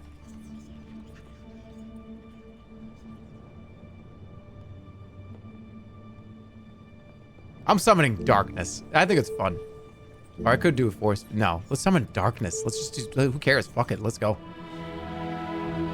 You move the stars into alignment around you and clouds of dark fog billow out from under clothing. Your clothing. But they are quickly lost to the winds. Okay, well, I have to fight it. We're going all in. Good idea. 3 damage points. All in again. The firefox paces the earth before you, sparks of fire flashing across its fur. Driven by fear, you charge headlong. It snaps at you, but your blow lands in a spurt of blood and fur. It limps back, bleeding heavily. Dark blue flames gutter between clumps of ragged fur. All in again? It's gonna be close. Whoa, that was really painful. You feel yourself weakening. That's not good at all. That's the worst thing that could happen.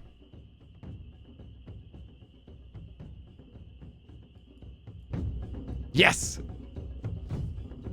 Get that sneaky 1.6. Okay. A big one's coming. Really? The firefox drops to a crouch. Are you gonna defend again? I don't know. That's alright, okay.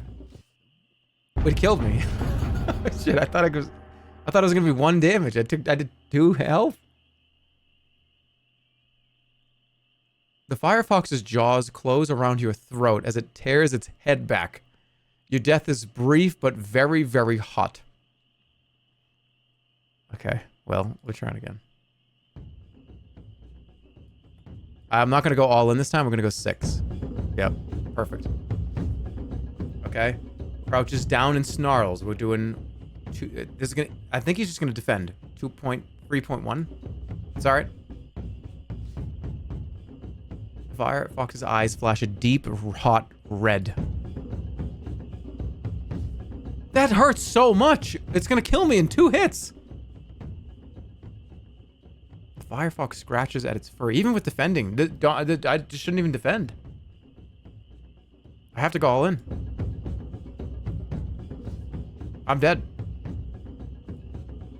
What the fuck?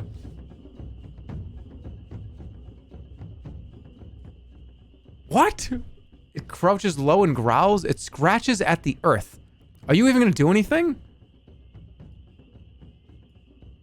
I have to go in.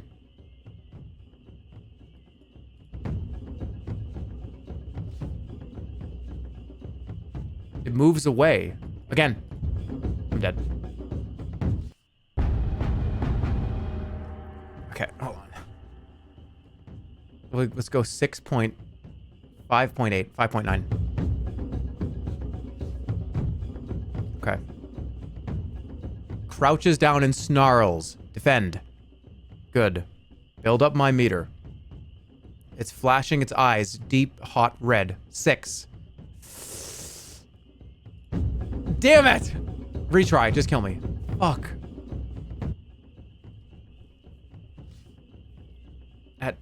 Again, defend. 6.7. There we go. Okay.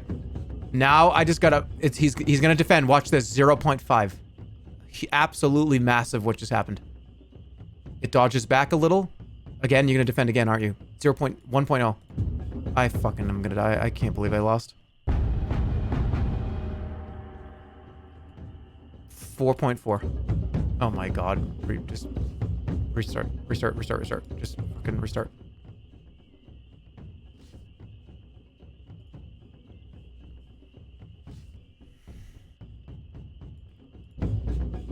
What the hell? Why are you so much better at this than me? All in every time. I'm dead.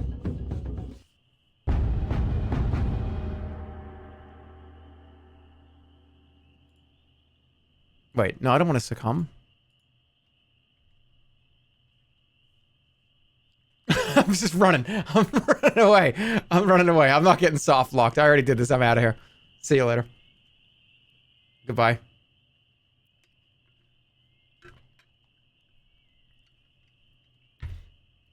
Chad Fox versus Virgin Jeremy. This is the Sorcery Enjoyers High Council. We just wanted to say thank you very much for playing this again.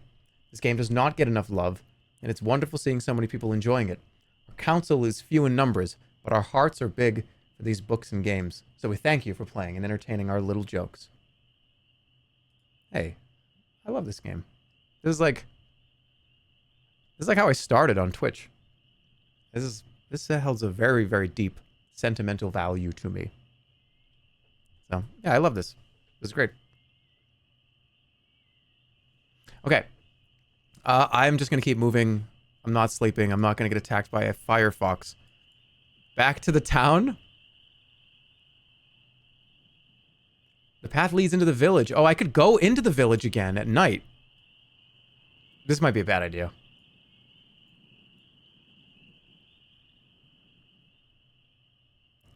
Oh, I'm not big anymore. They don't care. Push my way in. I could get big again. Will they think it's cool?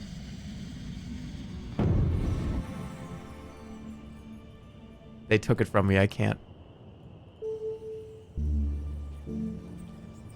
Kid. Create illusions. God. Illusion of worship.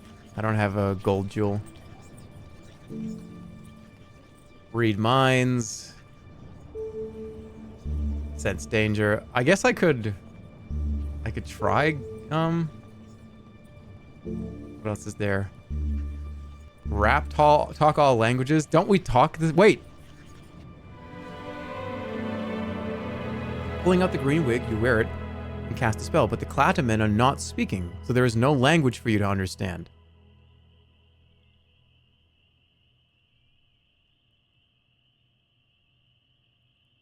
What do you want?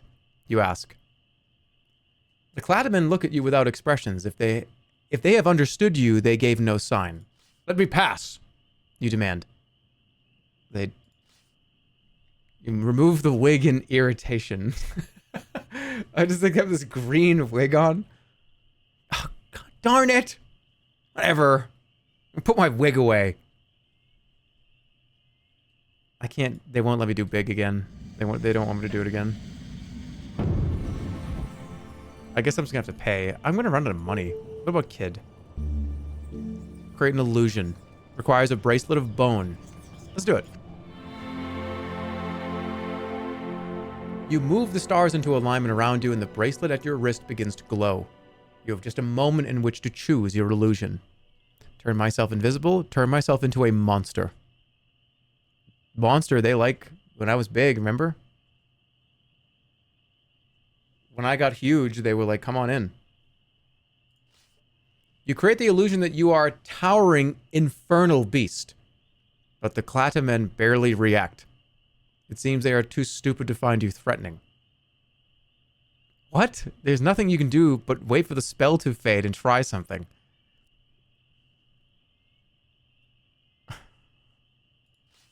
You hand over 2 gold pieces. The Clataman nearest to you seems to love the shininess and takes the coins. The other stands aside to let you pass. They do not speak, but one motions towards a fire where an animal is roasting on a spit. Okay, well. You look around the weird houses by the fire. You make your way to a space by the fire. Several Clatamen and Clatawomen are sprawled around, singing songs that consist of barks and squawks and occasionally turning a roach pig on a spit, reminding you of the poachers you met in Kare. One stands as you arrive, slapping her chest and then her head in some kind of greeting. I'm not doing that. I'm not doing that. I don't know what I'm saying. I don't know what that means. I'm just gonna say hi. Greetings. They don't understand speech. She slaps herself again. Should I return the gesture? Return her gesture. You reply with the same gesture, and the Clatter woman stares in amazement, then falls about laughing. She repeats the gesture again. What? What am I doing? All right, repeat the gesture myself. You repeat the gesture again. The Clatter woman's eyes seem to all but pop out. Suddenly, she leans forward and smiles strangely, drawing up her lips and showing her teeth, which she then begins to pick. This continues for a moment, but when nothing happens, she stops in evident puzzlement. Perhaps she thought she was looking into a mirror. One of the Clattermen by the fire waves you over and tears off a leg of a pig. I mean, I haven't eaten. You accept the roast meat, which is almost raw and barely palatable. Another of the Clattermen brings you a mug of tea-like broth that accompanies the meat the way a running nose accompanies a feverish cold. Jesus.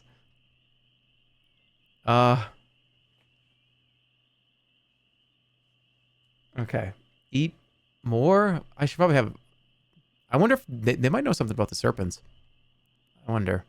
Ask about the serpents. Do you know of the 7 serpents? You ask. One of the Clattermen stiffens at the words. Perhaps he recognizes them, or has heard them from someone else. Either way, he begins to point vigorously at the fire with one hand, while with another he lifts a handful of dust from the ground and makes it as if to throw it on the flames. You realize he is telling you the weakness of the fire serpent, sand. Oh, sure wish I knew this. He's already dead. This is where I take out, like, I pull out, like, the serpent's head. I already got him. He repeats this pattern a few times before seeming to forget what he's doing and sitting back in silence. Let's have another piece of pig. You tear off another leg of pig and munch down on it. The Clattermen seem content. Presumably, living so close to the forest, they have a good supply of creatures to hunt. Suddenly, there is a sound behind you, followed by a hushed silence. Turning, you see a well-built Clatterman, taller and stronger than the rest, approaching with unsteady gait. Before you can react, he lifts you and tosses you across the fire to a patch of ground near the gate. Am I getting kicked out? Oh. I thought they were throwing me out the arena. The large Clatterman stumbles after you, growling loudly. You cannot understand his meaning. Then he raises a large club. Oh, greetings.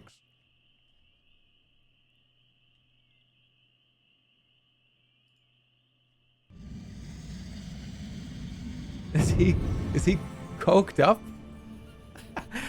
Wait, law. Control non-intelligent creatures. There's dud, illusion of treasure.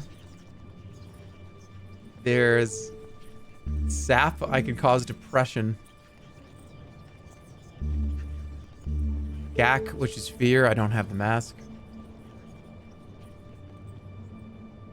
Law is expensive, but it would probably work. Do it. You craft the spell and begin to attempt to take control of the Clatterman's mind. The spell only works on unintelligent creatures.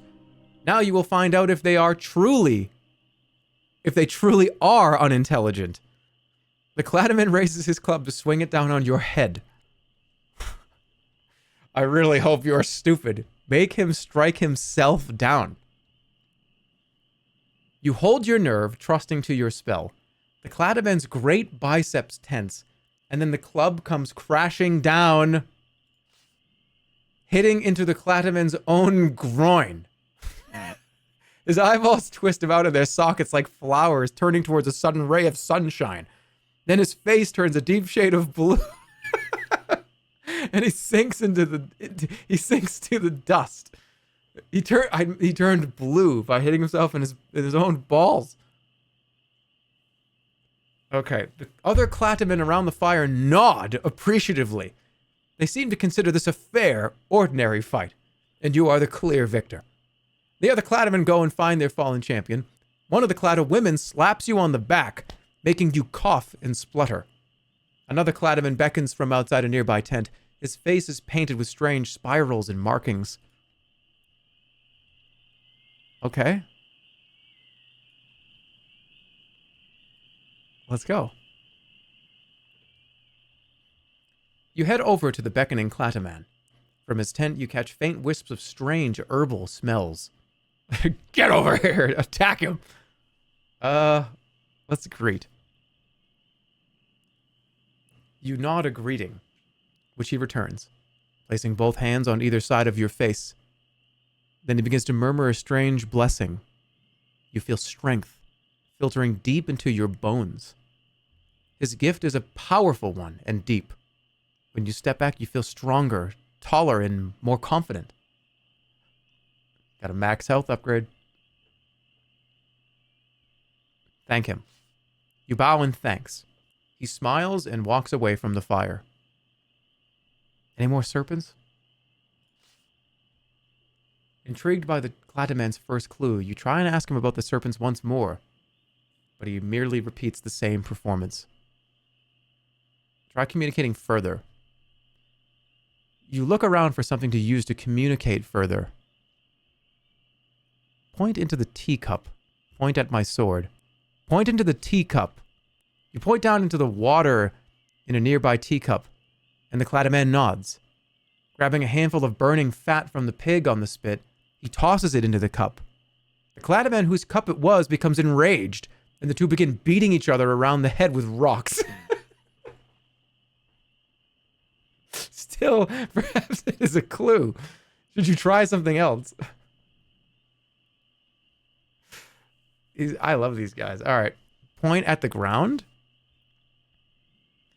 You stamp on the ground. One of the Clata women shakes her head. Perhaps they do not know how to defeat the earth serpent. Or perhaps they think you are asking if you can plant vegetables here. It's impossible to tell. One Clataman picks up a stone and then punches it. Is that a clue? What about the sword? My sword. You indicate your sword, and the Clataman nod to one another. But it's unclear what they are saying. Perhaps they simply like swords. Enough of talking to these idiots. It is like communicating with a trained dog. What the fuck? What about the forest? What can you tell me of the forest of Snatta? You ask. The creatures look between one another blankly. For all their human shape, they do not seem to have a human thought in their heads. You stand and take your leave of the fire. Okay. I could probably get a night's sleep here, though. One corner of the camp is slung with hammocks. What they are for is unclear, as the Clata folk seem to have tents, but a few creatures are asleep in them already. You haul yourself up into one of the hammocks. They are far too large for a normal human, but this in fact makes it only more comfortable and ensures there's enough room for your pack. I think I'm safe here. You stretch out and rest. You seem left alone here, and your night is untroubled by dreams. During the past day, you gained a little max stamina, changed to using the long sword, used one provision and some gold, entered the steps, and you collected the sun serpent and the fire serpent, meaning there are 4 still out there. Next morning. Am I going to get a send-off from the Clataman? You wake after a peaceful night in one of the hammocks, feeling much refreshed. I think that's it. Appreciate it. Thanks for the help. Let's get out of here.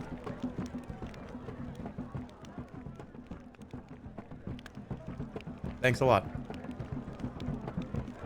I have much respect for the Clata folk. If you should ever need anything, do not hesitate to call. There are no phones. I've ruined everything. Alright, let's go down. You keep moving, the ground dropping a little. The air moves a little, still icy but fresh. To the southeast, a huge mountaintop rises, its peak dusted with snow. It is the southern extent of the Horns of Iklala. Near its base is a carved shape, a turreted tower built into the stone of the slope. You march onwards. Alright, we want to go here.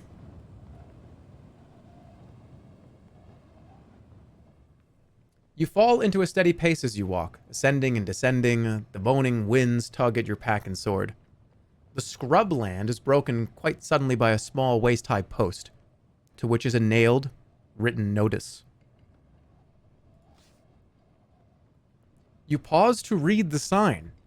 The writing is crabby and difficult, but you slowly decipher it. Stop, traveler. Every wish can come true, for this post marks the grave of the god Viranga.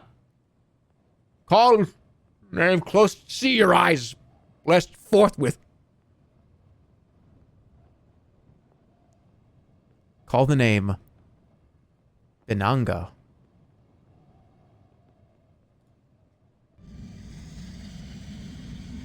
Rose shift button is broken.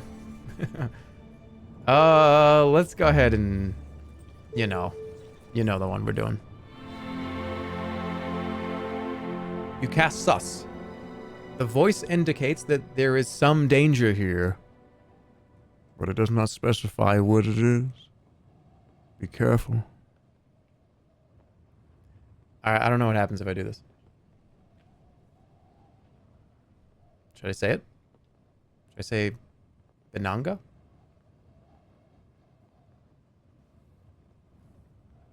Binanga!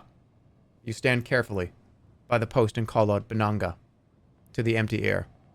Nothing seems to change. There is no sense of danger or blessing in the air. Wait, I have to close my eyes. You close your eyes. As the note instructed, nothing happens. You sense no danger. Binanga! You call out again, but there is still no response. Then you feel something move under your feet. Wait. You wait, and then your stomach churns. You are falling. You tumble, landing in the bottom of a conical sand pit that has opened beneath your feet. The top of the post is now only just visible, sticking out of the dirt at the bottom of the pit.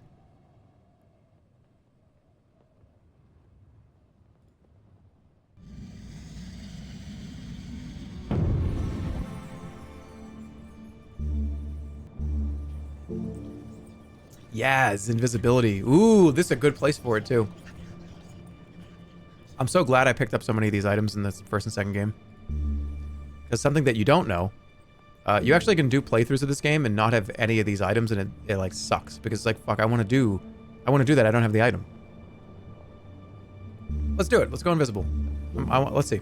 Doesn't cost any stamina.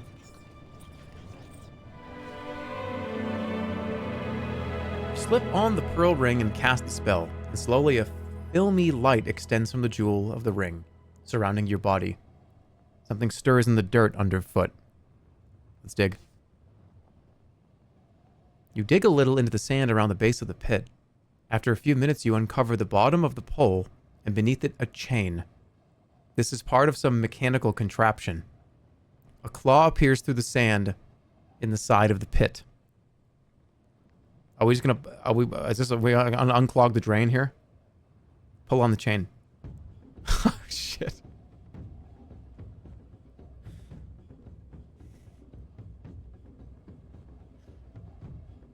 Okay, you tug the chain and the floor of the pit shivers slightly, but you're not strong enough to haul the post back. The side of the pit collapses as a baby Badu beetle emerges. There's no time to do anything but draw your sword. This thing is stronger than a serpent. Yeah, I don't even have 11 stamina. 11 power. I have 8. Stiffens and rears up. We're gonna go very small, like 2.8. Good. Okay, that's clean. You aim a blow for its bug eyes. The Badu beetle mid-lunge bends away from your blade. The creature is losing its spines one by one. Alright, we go again, I think, 4.2. Good. Skillful. Okay, green blood oozes from between the beetle's scales. Its long claws stretch. I think it's ready to come in. Defend. Good call. Good call. Okay, you fall over yourself trying to escape its reach. It straightens up. I think I'm going... Straightens up. All in. Stupid, but I still got it. You prepare your sword, you swing hard. The battle beetle leans aside, avoiding most of the blow. Okay. Probably coming in hard. No. Alright, that's fine. We'll both do it. You circle away from the battle beetle. It circles the other way. The creature's vicious claws open and close. I think that means like snap, snap, snap, snap, snap, snap, snap, snap. Like I'm coming in. Yep. Alright, now I have all the control here. We're going in at like a 2 point. We're going at like 2.5. It scuttles backwards. It's okay. That's alright. Now we're going... It waggles its antenna, tilting its head. Full blast. I'm winning, so it's... Okay, this is fine. The battle beetle bug... The battle beetle bug stumbles and its jaws stretch wide in rage. The thing's cruel claws grasp at the air. I think it has a lot. I'm gonna defend. Yep. It waggles its spiny arms in a strange motion and stands erect for a moment. All right, well, we're going in. I have to go in. Yep. You never know. You never know. It could have been... honestly, look at how much bigger the bar is. He's got way more to work with. Scuttles forward. Defend. I could have probably... No, I couldn't have. It stiffens. I think I'm going all in. Still winning. Defend. All right, that's fine. I think coming in for... As Highland begins to dig in the dirt. All in. Nope. Defend. It shifts sideways. Okay, if he goes all in, I'm in trouble. I'm gonna defend again. Okay. Its back legs throw up more sand. It's coming in for a full, like, 12.0. Oh my god. Do it already! It stoops down. Endlessly patient. It hurries a few steps back. Do it already! I don't want to... Okay, it rears up. Really? A 2.3? You smart piece of shit. Because now you still have enough to beat me if I go all in. I'm going... I don't care. Oh my fucking god, what a disaster.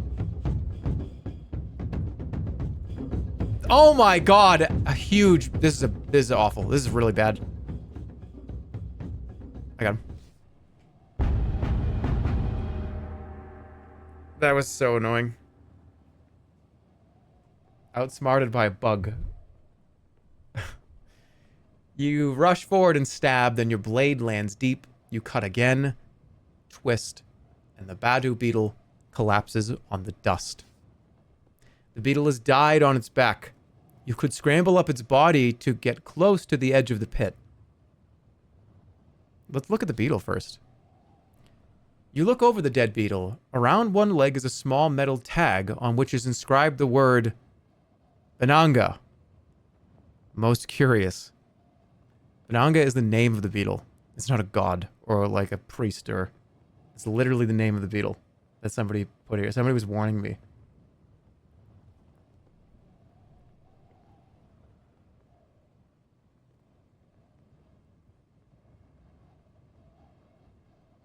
Stop, traveler. Every wish can come true, for this post marks the grave of the god Bananga.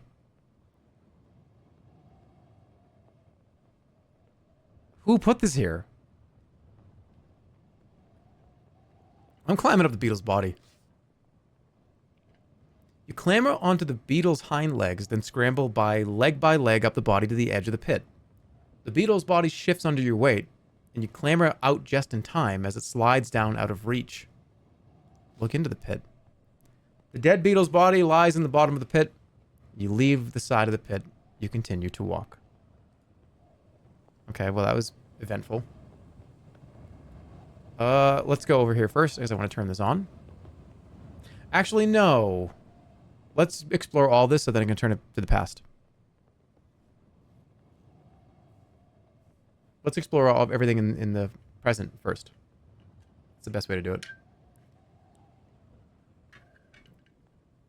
Okay. You march onwards, climbing slightly. The dewy light from your pearl ring fades and disappears. Wait, I was invisible that whole time. How did Did he smell me? I was invisible. You notice something white, stark against the gray of the dust. Look at it. It is just a sliver of cool white, visible through the thin, dusty scrub. Something is buried here. Clear the dust. You wipe away the dust from the object. It is short, dirty white, and gently curved. Dig it up. You dig around the object and find two similar objects to the left and the right of it. They lie parallel in the dirt. Keep going. You squat down on your heels and dig in the dirt a little more. Eventually, you uncover 3 short white rods. And at that moment, it becomes obvious that they are finger bones of a hand clenched into a fist. The fist points upwards, as though its owner had been buried standing upright in the soil. Keep digging. You keep digging. The fist gives way to a wrist, and then an arm. It is as though the creature was trying to climb out when the soil of the land closed over its head. As you go lower, the bones start to accumulate a leathery coating. At first you think that it is the remains of a coat, but then once you locate an anchor and sail tattoo, it becomes clear it is skin, somehow preserved in the soil. Keep going. You are now seriously digging, which is hard work. You pause to take a break every few minutes and stop once more when you have the figure unearthed down to the waist. Its skull is a dried leather ball with 2 gray-brown eyes shrunken in the sockets. It wears a metal ring through its nose, and the remains of a beard are just visible. Its jacket is better preserved. Its color faded, but its buttons still intact. It wears a small 3-cornered hat. Sticking just above the waist are the remains of some kind of harness. It is possible this figure had a false leg.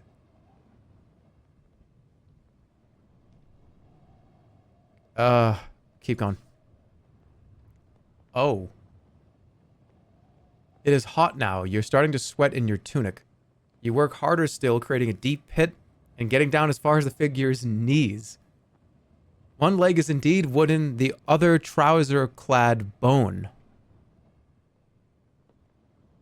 Do I have the ape? Yep. We're good. Keep going. The sun has reached its highest point now. Out of the shade, the air is baking hot. You dig down to the figure's feet, so it is standing proud in a 5-foot hole. Water begins to pool around your feet. Heat beats down from a cloudless sky. The figure keels over, face down against the dirt. You've wasted a lot of time unburying it, but have discovered nothing. Search the figure. You rifle through the figure's jacket, but find nothing of interest in its pockets. Not even 1 gold piece. Take the hat? You take the hat from the creature's head, but it is of little use. It crumbles to dust in your hand. More interesting is what is left behind. Under the figure's thin covering of hair, you can see a dry, leathery scalp inked with another tattoo. You examine the tattoo carefully. It shows 2 long, thick lines that come together to form a V.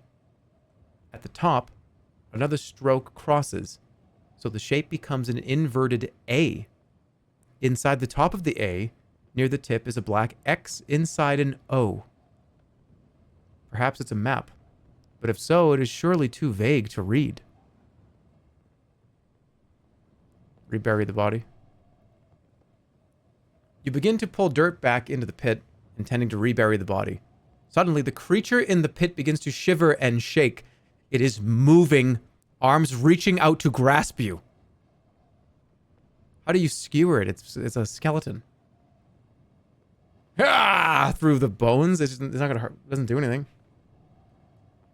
He's got a tattoo map on top of his head. I'm gonna watch. You watch in horror as the eyeless creature drags itself up from the pit to the edge. then stumbles and clatters away westward across the steps. It disappears into the dust, though after a short while you hear a clattering sound, most likely the sound of its bones falling to bits around it. Look in the pit. The pit is now half filled with sparkling, gleaming water. There must be an underground river that is feeding it. You move quickly away from this ghoulish place.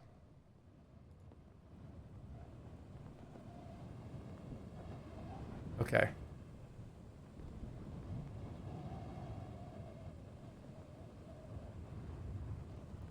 There's this kind of rundown building.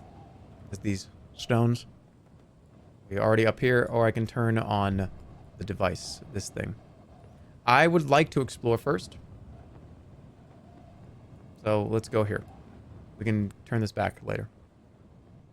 You walk on, the ground dropping a little. The afternoon is starting to draw on. The sudden sound of voices to your right startles you. Look around.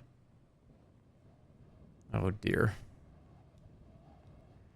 You spin around to see 7 hooded shapes, squatting on the ground, playing some sort of weird game, chanting in a curious tongue.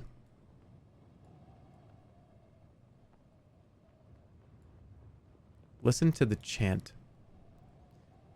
You listen closely to the voices, then stiffen as you realize one is calling you by your name. We have awaited you. You have made good time to us. We are the 7 spirits. Come join us. You raise your eyes to the heavens, but there's nothing here. Strange. You've heard rumors of spots where no stars at all are in alignment, but you've never found one before. The figures beckon you towards them, into the very center of this magical darkness. There's no stars in the sky here. I don't know, they seem kind of friendly. Seem approachable.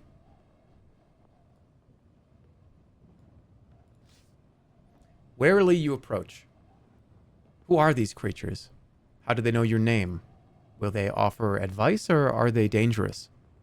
As their skull mask faces suggest. The spirits rise from the ground as you approach, gliding silently through the air, passing through one another as they mingle and encircle you, linking hands. This is where you run. Caution is understandable, but fear us not. What are you? These bodies are not our natural bodies, merely shells. We cannot touch you. We cannot harm you. How can you help me? We can give you knowledge. A chant we know will protect you from all harm. Show me your true forms. Tell me the chant. Oh, yes. The spirits begin to turn and dance around you, chanting in a whispering unison, but you cannot understand the words. Repeat. Sing with us. Repeating words in a language you cannot understand is difficult. You try, but stumble over the first few lines. Abil, Mandabil. As they chant, you begin to feel stars appearing in the sky above you. Magic. I can see stars now.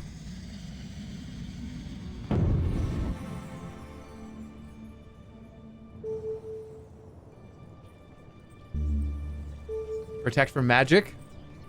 That one works. There's also zap. I don't think that's going to hurt anybody. There's mud. Quicksand.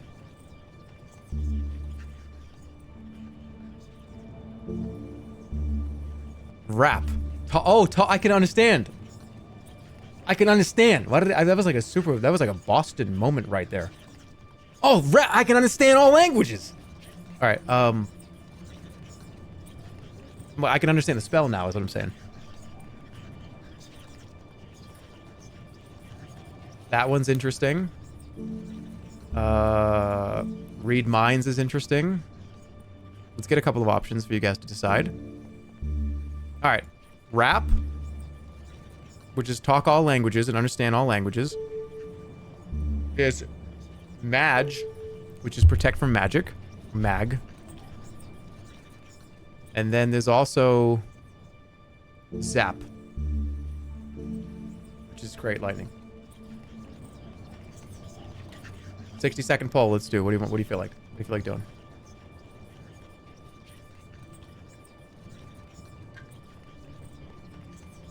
There's also some other stuff too. There's,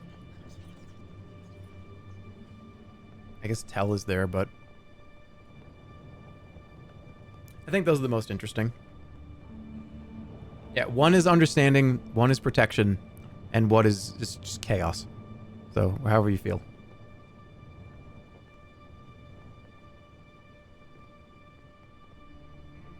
Which one is reading minds? Tell. Although it might not work because they might not be physically here. The person has to be physically in your line of sight for it to work. And these are specters. I don't know if that would work. Possible it might.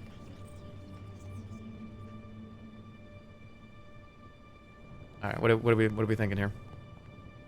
Is it rap? It's overwhelming. Alright, we're gonna do talk all languages.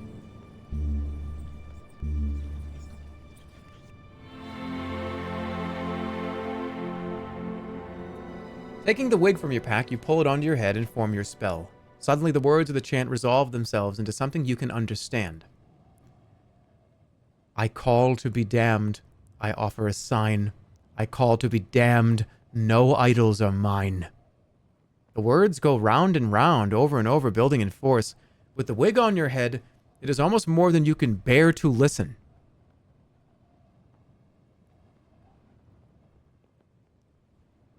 They're gonna slurp the ape? They're gonna slurp... Oh no, you said usurp the ape. Like slurp him up?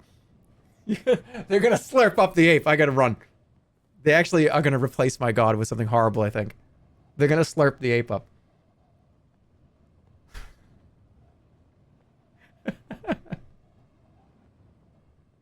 They're going to usurp. Usurp? How do you say that word? How do you say this word? Usurp? That sounds weird. Usurp? Usurp? Usurp. I don't... The word doesn't sound right anymore. Usurp? Usurp. That word does not sound real anymore, right? Say it a few times and out loud in your room. That word doesn't sound real anymore. I don't have an option. I'm going to try to keep it on. I need to run. I need to get out of here. Should I keep listening or take off the wig and get out? I feel like if I keep listening, then I'm probably going to die. Keep listening? You keep listening. The chant goes on and on. The clouds begin to churn in the sky. Then a loud crack breaks the stillness as a bolt of lightning skewers the place where the seven spirits stand. The light clears, and they have vanished. I'm running. I'm running. Something is very wrong. You turn and start to run, but you cannot get free. Something like a clawed hand has a hold of you and is pulling you towards the top of a low mound. The ground itself is transforming into a face, and you are walking into an open, wide smile. You struggle and strain, but there is nothing to fight but the wind. Your heels score tracks in the dust. The force on you is like 100 invisible hands. Then you are above the wide open jaws of a face in the ground. This must be holy ground to some dread spirit long forgotten by the civilized people of the world. But you will not learn its name. You are not to be a follower. You are to be devoured. Strike back. Strike back. You raise the sword to swing, but stumble back under the weight of it. Your arms seem unable to lift the blade. I'm so weak. But no, looking down, you see your legs are suddenly thin, and your hands are thin and bony.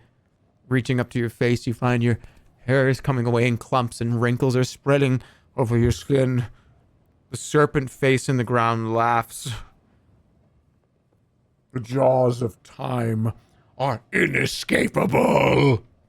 Hey! You look to the heavens intending to cast a spell, but you cannot see the stars anymore. Your eyes have grown blurry, and unfocused, and the night swims as if you were underwater. You tumble to the ground, and you hear the snap as the bones in your hip and pelvis give out. The serpent shifts closer. You open your mouth to cry out, and your teeth scatter to the floor. A moment later, you are a skeleton. You stare out through bone-dead eyes, cold, dry bones. You are nothing but cold bones, but then the winds drop once more, the clouds roll back, the steps are clearing, you feel yourself becoming young once more, bones strengthening, skin tightening, whatever was pulling you towards death has released its grip. You turn to see a gigantic shape lift into the ground and swoop away northeast. It leaves a strange trail as it flies, and the wind from its movement knocks you to the ground.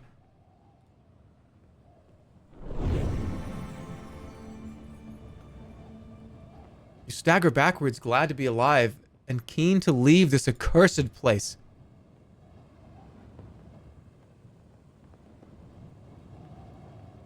Made like ripples in time. Interesting. Well, that's the time serpent.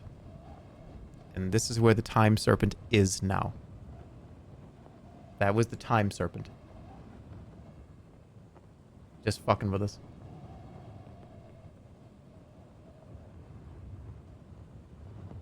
I do want to see what this is before I aim the beam at it. You set off across the steps with an easy stride, but the firm, dusty ground becomes spongy, and after a while, you're no longer walking on firm ground, but rather striding between waist-high weeds in a deep and stench-filled marsh. The evening is drawing in, soon it will be dark. Suddenly you hear a loud shouting and splashing from the ground of reeds close at hand. Stand my ground. You stand your ground as the voices approach. You soon recognize them as marsh goblins. They enter the clearing, panting hard as though running from something. Greet them? I mean, if they're running from something, I think I could... Hold on.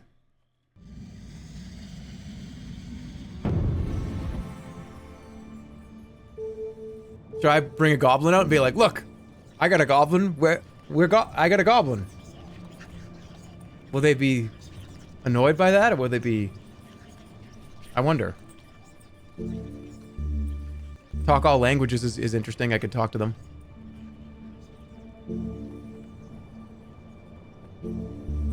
Cause sleepiness. Can't do smell. I could do... let's talk. I'm gonna talk.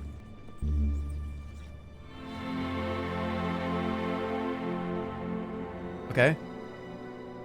Removing the green wig, you put it on and complete the spell. The goblin's guttural tongue begins to transform into words.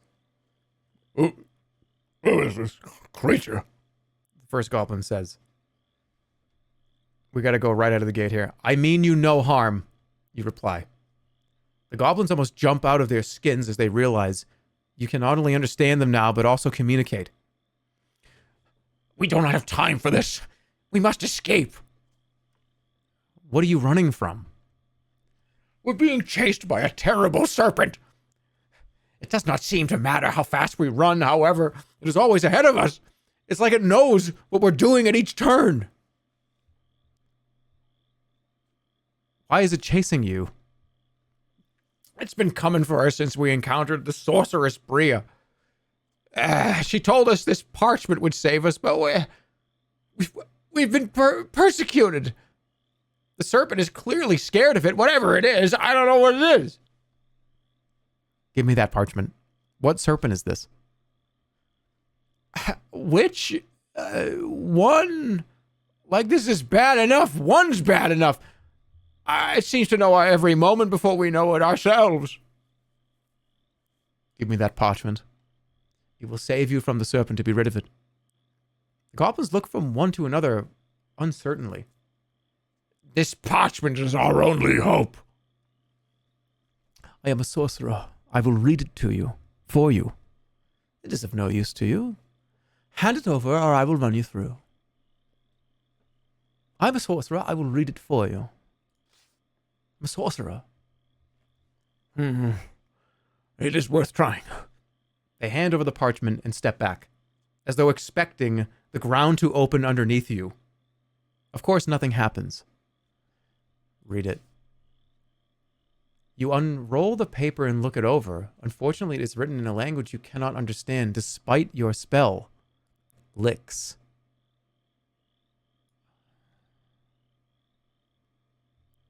Thank them. You thank them, and they shrug. It will do you little good, stranger. You nod to the goblins, thankful for their help. We must hurry. We must go. They select a path through the marsh and begin to move. Attack them. Let them go. We need friends. You stand aside and the goblins hurry away through the marsh. They move with the speed of rats, though peering into the distant fog, you cannot see what it is they are afraid of. Licks. L-I-X. All right, let's go over to the rune.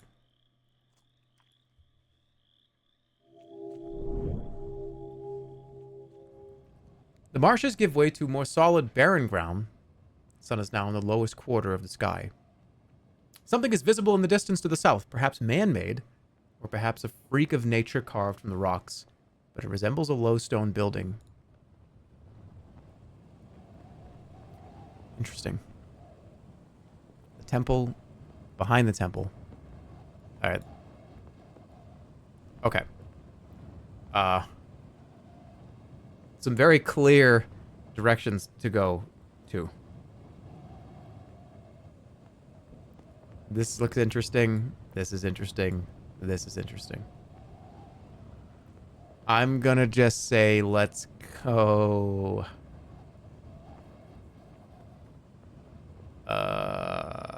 Maybe the well first? Start at the well.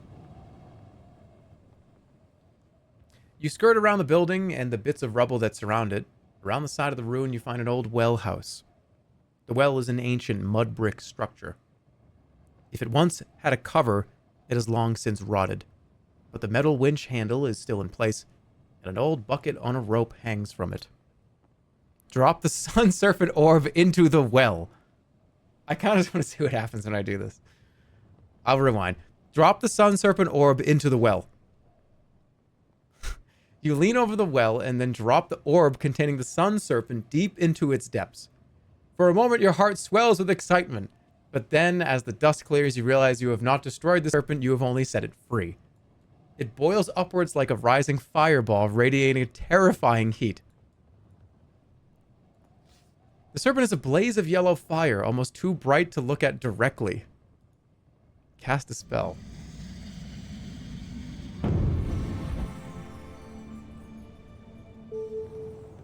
I don't have anything that connects G.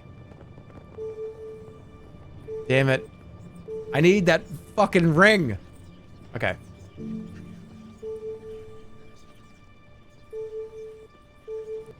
Shield. No. No. No. We're going. Rewind. Okay. I'm going to look in the bucket. You haul the bucket over the side of the well and look into it. It is quite empty. Clearly, this well has not been used for a very long time. Let's lower it. With some effort, you get the handle of the well to turn and lower the bucket down into the well shaft. Keep going. You lower the bucket all the way to the end of the rope. There is no splash from below. It seems the well is dry after all. Okay. Raise the bucket. You turn the old creaking handle, raising the bucket up the shaft. Anything in it? You look into the bucket. A snake leaps out at you from inside, and you spring back just in time to avoid being bitten.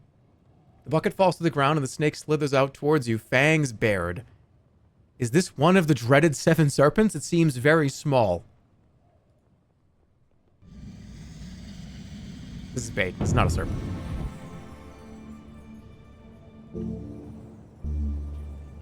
Talk all languages again.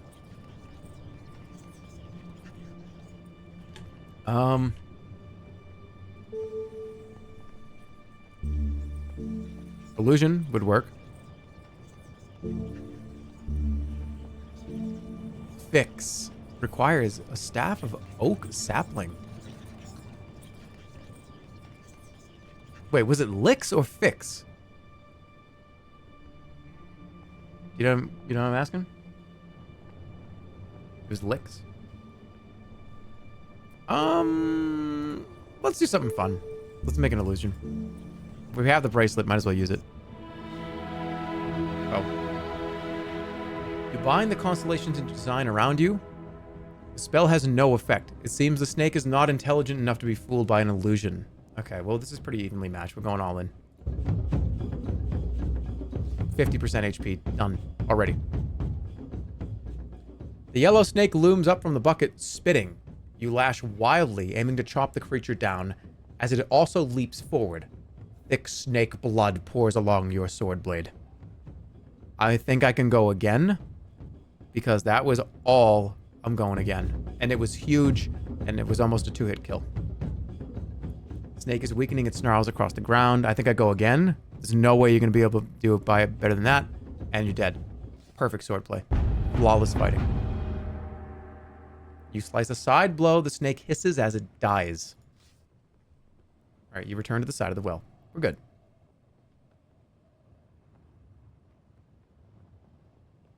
What else can I do here? Maybe should I float down?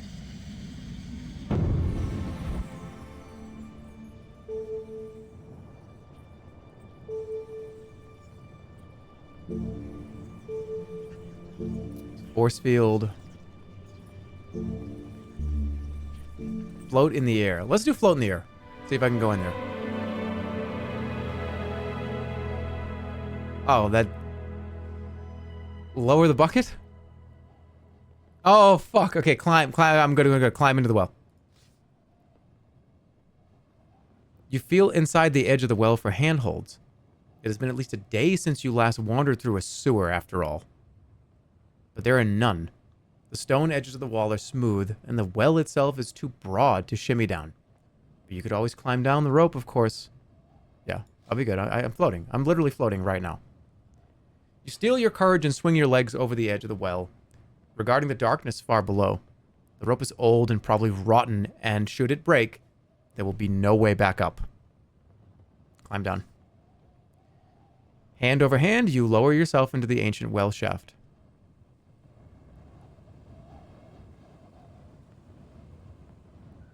Okay.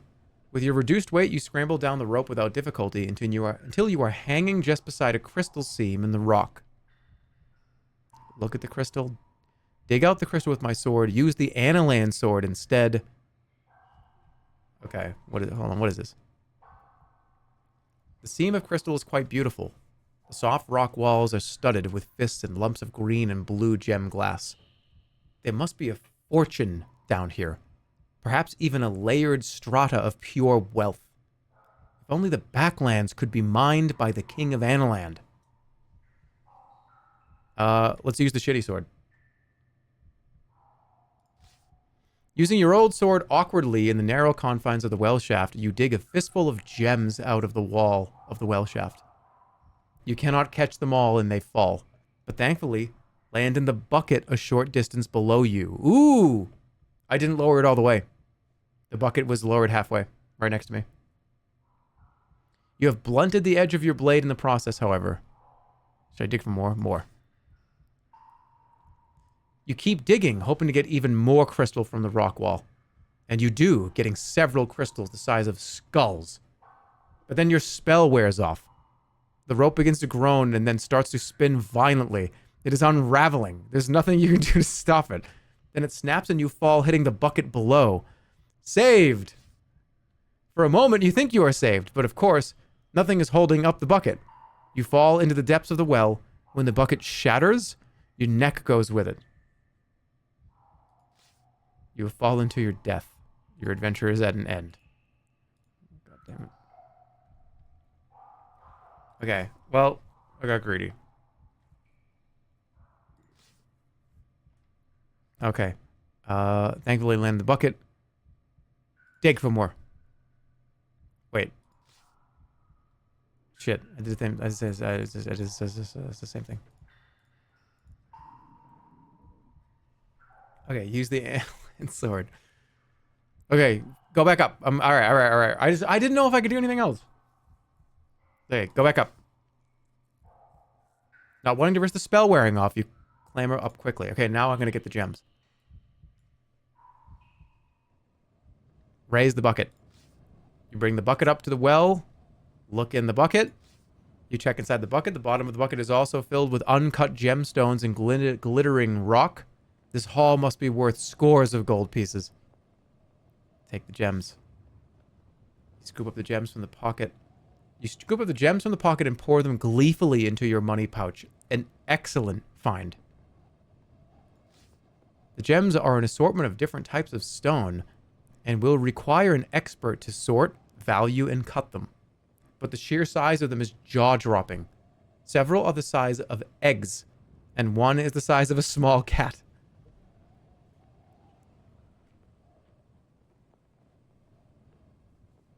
Who can I bring these to?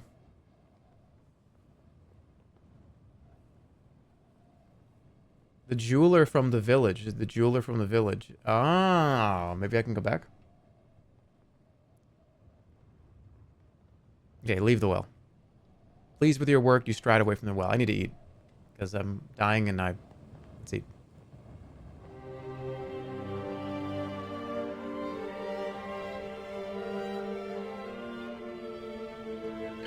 Okay. Good. Let's go in here. Ooh. I love this art style. What's the artist's name? What's the artist's name? Let me look it up. Sorcery artist. I should know this. Why don't how have I forgotten this?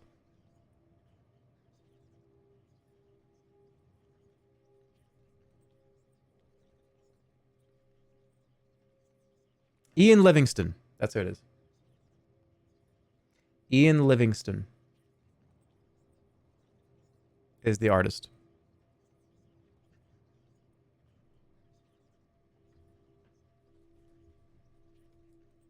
I love it.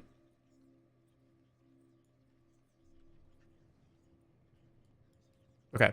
You climb up onto the plinth on which the structure stands. It appears quiet enough, though whether it is structurally sound or not is another matter.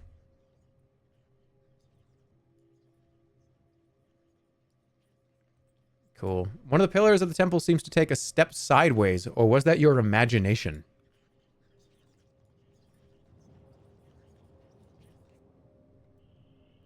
You step inside the temple. The floor space is quite empty, but the walls are decorated with long lines of strange hieroglyphs that remind you a little of the symbols decorated the ancient shrine of Korga in Kare. You cannot read them, but may be able to decipher them if you look more closely. A little dust trickles down from the temple roof. Okay, so this is a Korga shrine. Korga, to recap Andy here. Korga is a god in this game, a god. And the god's very easy to anger.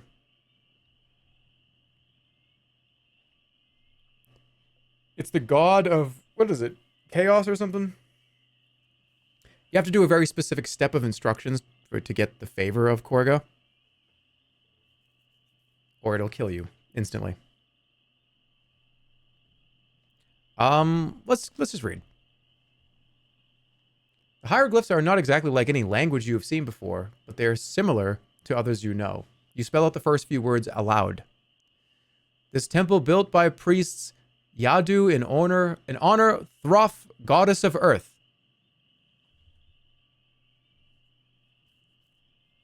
Wrong lore, fake fan. Oops. Those not of faith are forbidden, and these must not speak the name Throff. You stop suddenly. There's a deep rumbling in the ground below your feet. Don't say the name Throff while you're reading the name Throff. I forget what happens here.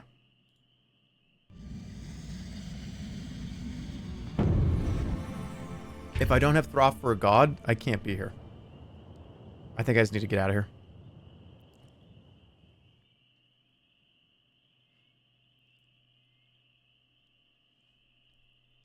Ian Livingston's a different author. John Blanche is the artist. Really?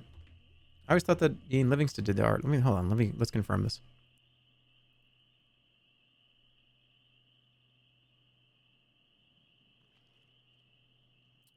Ian Livingston is an English fantasy author and entrepreneur. Along with Steve Jackson, he's the co-founder of a series of role-playing game books, Fighting Fantasy, and the author of many books within that series. Something also very interesting about Ian Livingston and Steve Jackson, right? He co-founded Games Workshop in 1975. Just to make sure you understand who you're talking about and who you're dealing with here. This is the guy who created Games Workshop. So those of you that want to know, this is the start. This is the pavement of the road for a ton of things that you think are cool nowadays. Time the person out that does Resident Sleeper. I don't want to ever see them ever again. I never want to see them in this chat ever again. Until tomorrow, they can come back. And by tomorrow, I mean in goldfish years, so like maybe 10 minutes.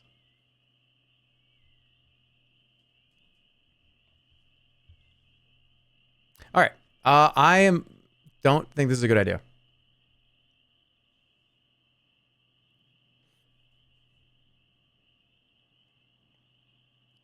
I don't want to beg Throff for mercy. That's me saying Throff. I'm not allowed to say Throff if I'm not a Throff follower.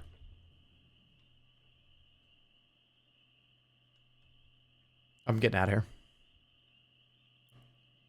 I don't know why I thought that just said beg Throff for money. I'm leaving. Oh, fine. I'll read more. Death is certain unless the victim will become a follower of Throff. Well, there you go. At the third use of the goddess's name, something happens. The rumblings subside, and a woman in leather armor steps out of a carving in the wall. Mortal, you speak my name thrice in my temple. Do you wish to follow me? Yes. No. This is really important because say goodbye to the ape.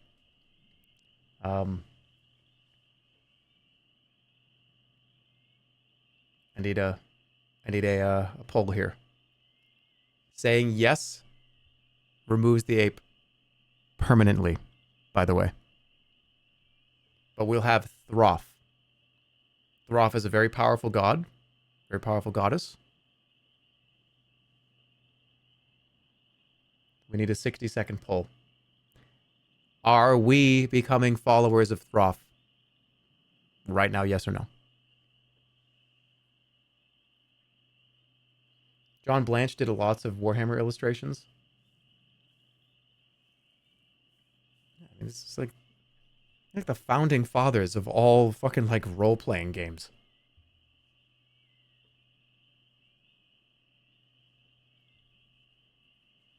No? I'm seeing a lot of no's.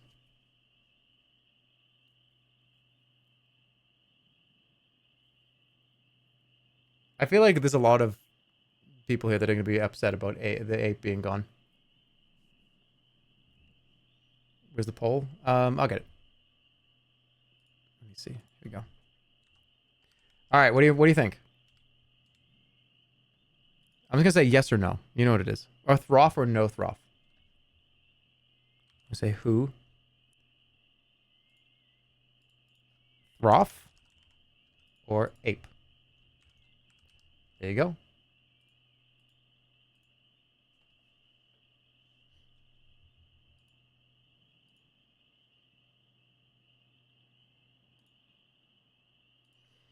Uh-oh. Oh, boy. Sorry. I thought this was going to be the complete other direction.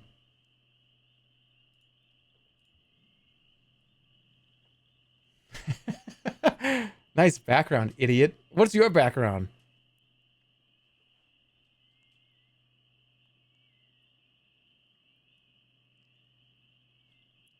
I'll let it play out, but it doesn't look good. But wait a second. Apes are coming in.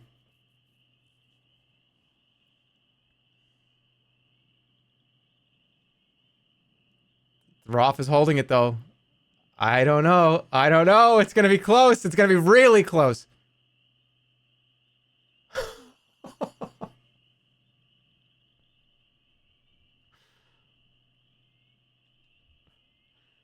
Some of you just sprinted to your computer to click the ape button. I could hear the footsteps down the hall. It was you were running to get over here. Okay? No. Then I will bury you, replies Throff, opening a crack in the ground beneath your feet. From above, the roof cracks and a slab of rock falls. Do not alter my beliefs. Your heart is resolute and you are fixed. The rock overhead falls. It is your capstone, and the ground below is your grave. You have been buried alive. Okay, so we just don't step over here. Alright. I'm going to push one of the pillars.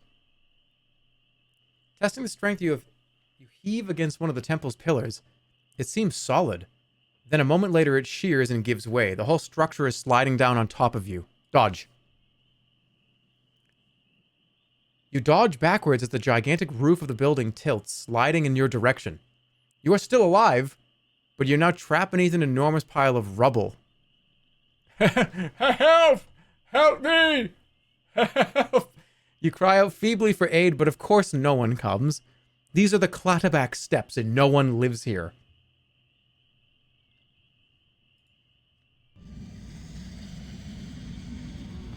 Roth traitors deserve the key. Oh my god. I could summon a giant. Please, giant friend, help me. I'm buried under all of this rubble. I can't teleport.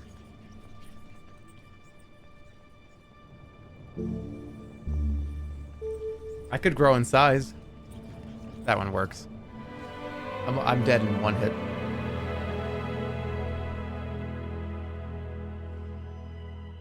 You cast the enchantment, rapidly growing to 18 feet in height.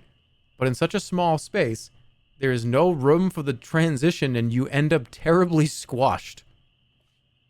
I just made it worse. Alright, push the stones. I'm big now.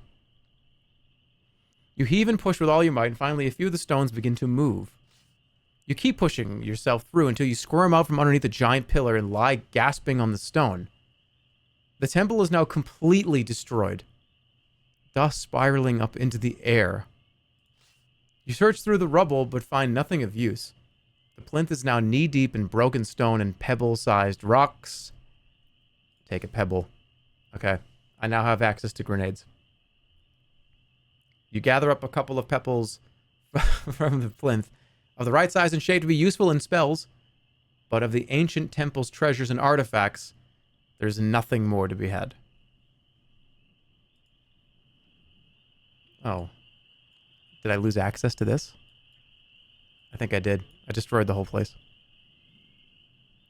There's nothing more to be done here. You leave the ancient building behind, and you stride forwards. Okay. Okay. We're cool. What about... Okay, so now I'm going to go over here. And let's aim this in this direction and see what this looks like in the past. Then we can aim it up here, too. We've got a lot to do. Okay. You sink lower in the mud. We already did this. You go through the marsh. Just keep walking. We're fine. We won't sink. It's just the marshlands. And now let's go into the mountains. Last hit point, dude. It's true. I gotta pee. Let's take a break. I'll be right back.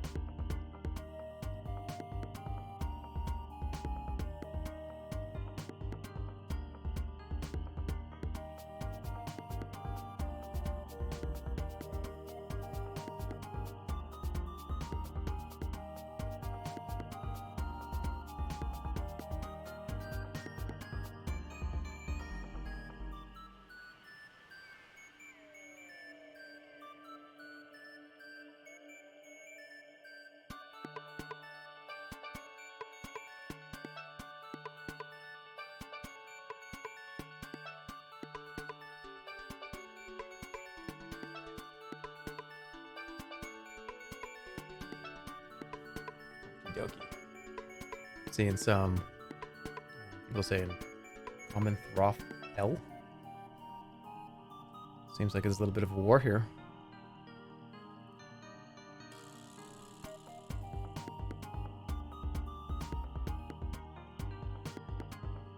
We got the ape still. We're fine. Okay. Back to it.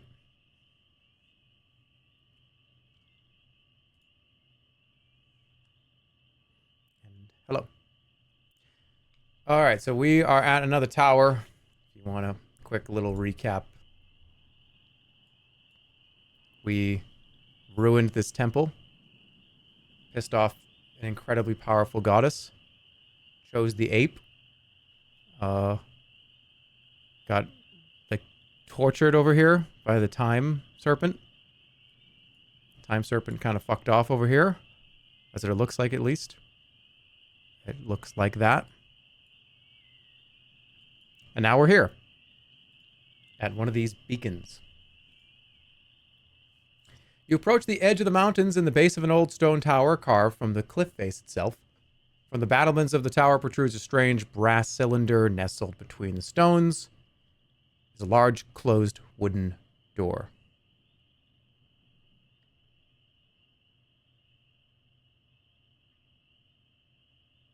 Okay.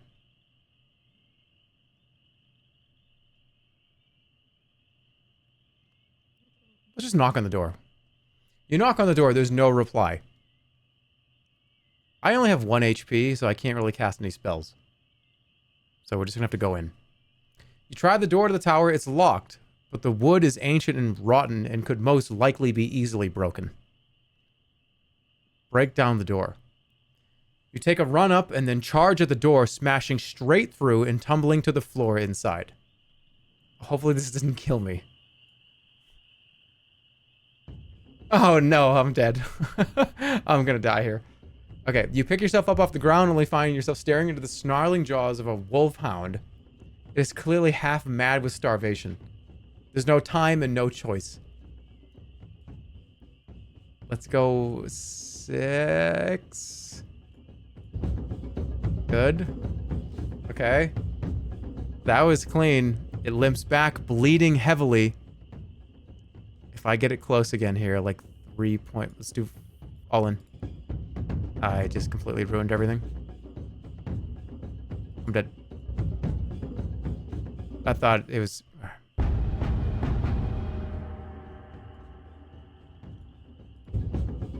Good. Okay. This time, it's gonna defend. I'm gonna defend too. And then we full blast. Yep. Alright, we're good.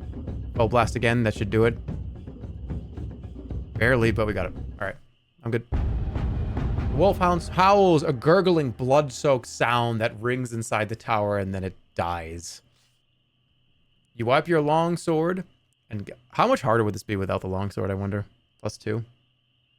You wipe your long sword and gasp for breath as you look around the room. The wide tower base is empty, except for a flight of spiral stairs leading up to a hatch in the ceiling overhead. Search the shadows. You try to ignore the smell of wet blood that fills the chamber and search the gloomy arches under the spiraling staircase. In a forgotten corner, you unearth 3 gold pieces. Take the money. You take the coins and drop them into your purse. Time to leave this gloomy place. Yes, we're going to go turn this on.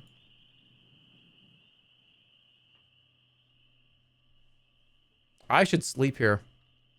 You clamber up the spiral stairs to the hatch and go through onto the roof of the tower. The cool wind of the steps hits you full in the face, snatching your breath away. This tower stands on the slope of one of the horns themselves, looking out over the whole of the steps. The tower bears another brass cylinder similar to the last. There are powerful, unusual stars here. Unusual stars?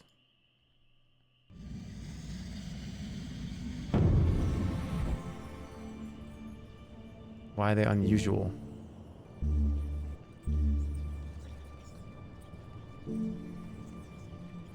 Unusual. I could see the future again here.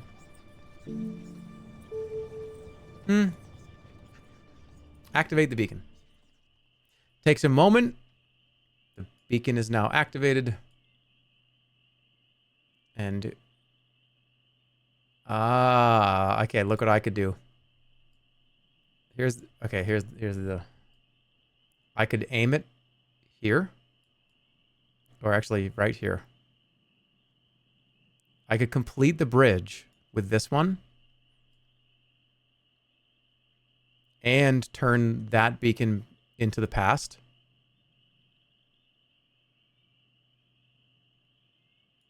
Is there anything here worth exploring? Probably that. So remember, this is the past. So this was the temple. Now it's something else now. It's just the one little spot. This is still here.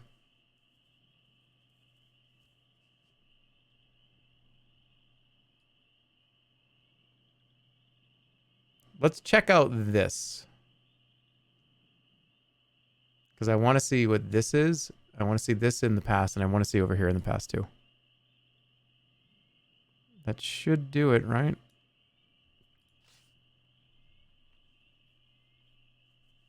It's also rest. Go get the ring. I'll go get the ring. You could not choose a better place to rest. You close the latch and lie down on top of it. Nothing will accost you now, unless it has wings. At least you've eaten once already today. Thank God. You close your eyes and let your tiredness overtake you. You feel quite safe. You do not dream. You ran out of provisions and gained some gold, and you collected the Sun Serpent. So you now have destroyed 3 of the Archmage's serpents. Okay, look at the view. You go over to the battlement and lean out. Looking north, you see the edge of the thick and verdant forest, the fabled trees of Snatta. You heard about them as a boy, of course, but never dreamed you would see them for yourself. Between there and here is nothing but the level flats of the steppes, layered like the scales on a serpent's back. A thin column of smoke rises from a point just before the tree line. It must be the village of the Clattermen. You look away from the view once more. Let's get down here. Okay. Looking good. Looking good. The mountains east are impassable. Alright, so let's see what this is now. I feel like I'm going to get fucked with by the time serpent again, but this is in the past. You're walking through boggy marshland. A few clouds hurry across the sky. You cross the marshland and pause inside a ring of 7 standing stones. Look at the stones. Each stone in the ring is the size and breadth of a man. They stand straight upright, except for one, which has listed sideways like an arthritic finger. A few are carved. In the very center of the ring, a flat stone lies an inch or so below the water level of the marsh. Wet things gulp and groan in the mud below. One time I listened to one of your streams so I could go to sleep, and it gave me the worst nightmares. It's not my fault. That's the entire, 4 or 5 servings of macaroni and cheese you ate before going to bed. That has nothing to do with me. That has nothing to do with me. Come on, Gwen.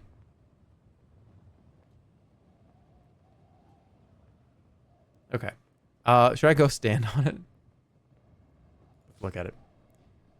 You trace the carving on one of the nearby stones. It shows a fearsome bird rising up into the sky, wings blotting out the rising sun. Let's just go stand on it. Fuck it, why not? You go stand on the central stone, but nothing special occurs. If there is magic here, you cannot fathom it. You step out from the circle once more and plod on through the marsh water. So I don't get it. Maybe this is where you cast licks. It's been a long time. I don't remember. Besides last year when I played it. Yeah, you gotta go back 7 or 8 years.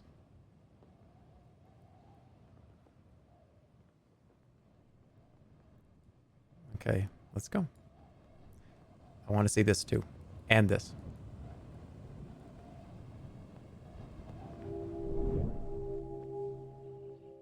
Laughing my ass off. What is this YouTube donation shit? I don't know. I didn't even look at it yet. I have not even opened up my Twitch dashboard to even see what that is. Like, I know what it is, but I haven't even looked at it. All right, the ground itself seems to give way to bogland until you are splashing through marshland once again. You stumble upon a low, round structure. It is the mouth of a well. Oh, it's the well. The well is the only thing that's here. Is there more gems in here? I'm going in.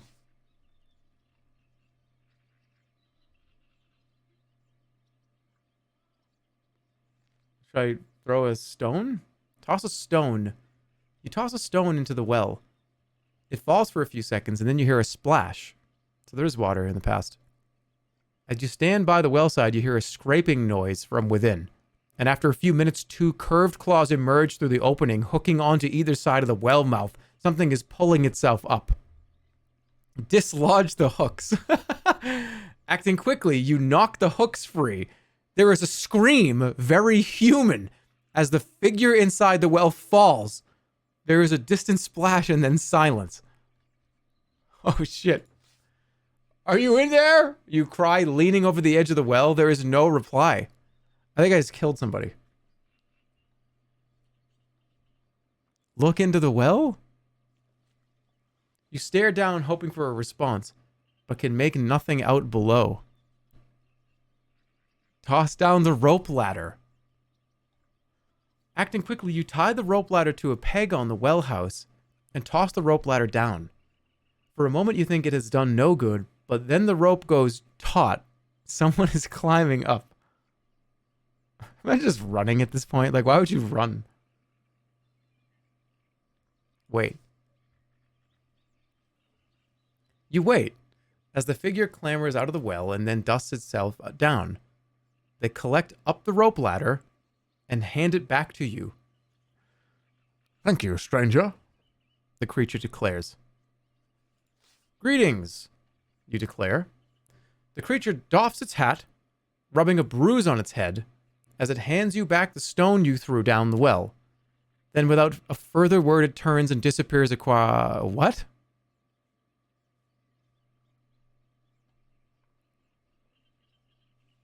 Is there something else I could have said? It just... Okay.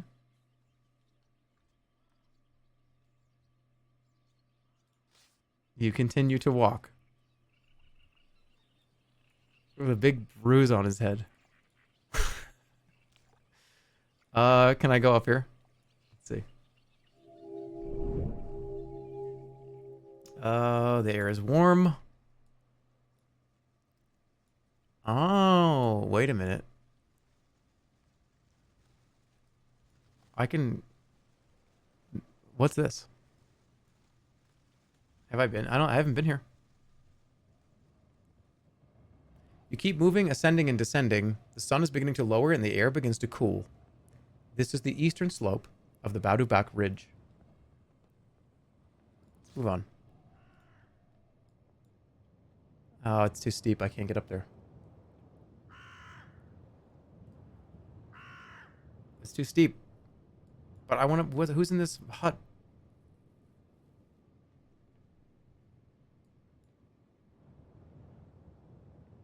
Could I have floated?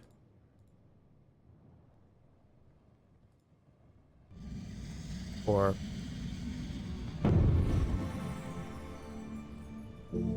I guess I can. Let's do... this doesn't cost any stamina. Let's hover. Looking to the constellations, you craft the spell, and the medallion begins to glow as you rise gently into the air. You rise a short way up the rock chimney, but the whole ascent is a long way. Keep going. The spell carries you high, and without incident or weakening, you land gently on the mountaintop. Here we go. Ooh, okay. Your weight returns, and you settle gradually back down to the ground. This was once perhaps the cone of a volcano. Now it is a wide, dusty stone bowl, but it is not empty. In the center stands a circular dwelling with a steeply pitched canvas roof. Look at the chimney. Looking more closely at the chimney in the rock, you notice a faint purple aura surrounding some of the stones near the top, and a few faint purple glows further down. Perhaps there is some enchantment on this flue. Or perhaps it is simply a color the owner of the hut enjoys. Cold winds claw at your skin. They might just like the color. You're going the wrong way. There is no wrong way. There's only forward in sorcery. There's no wrong way. Drop a stone down the chimney?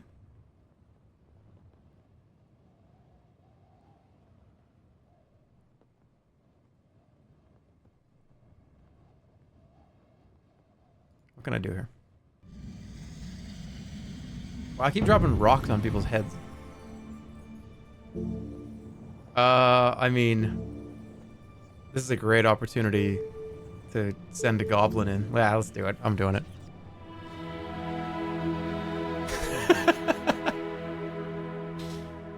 Okay. Casting your spell across the goblin tooth, the tooth erupts into a column of smoke. And a moment later, a goblin warrior is standing in front of you. Order the goblin into the hut. You point at the hut door and order the goblin to proceed. It does so, but a moment later has vaporized into a pile of dust. Clearly something very powerful lives within. Alright, now drop a rock down the chimney. You grab a nearby stone and toss it over the side of the mountain. It plummets just as fast as you might expect, careening and bouncing from the chimney's sides until it explodes into particulate dust halfway down. A few loose stones tumble over, the sheer drop to the east and disappear.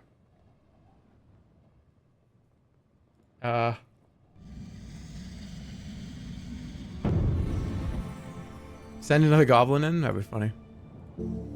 I could do big. Safe passage? How is a good one here?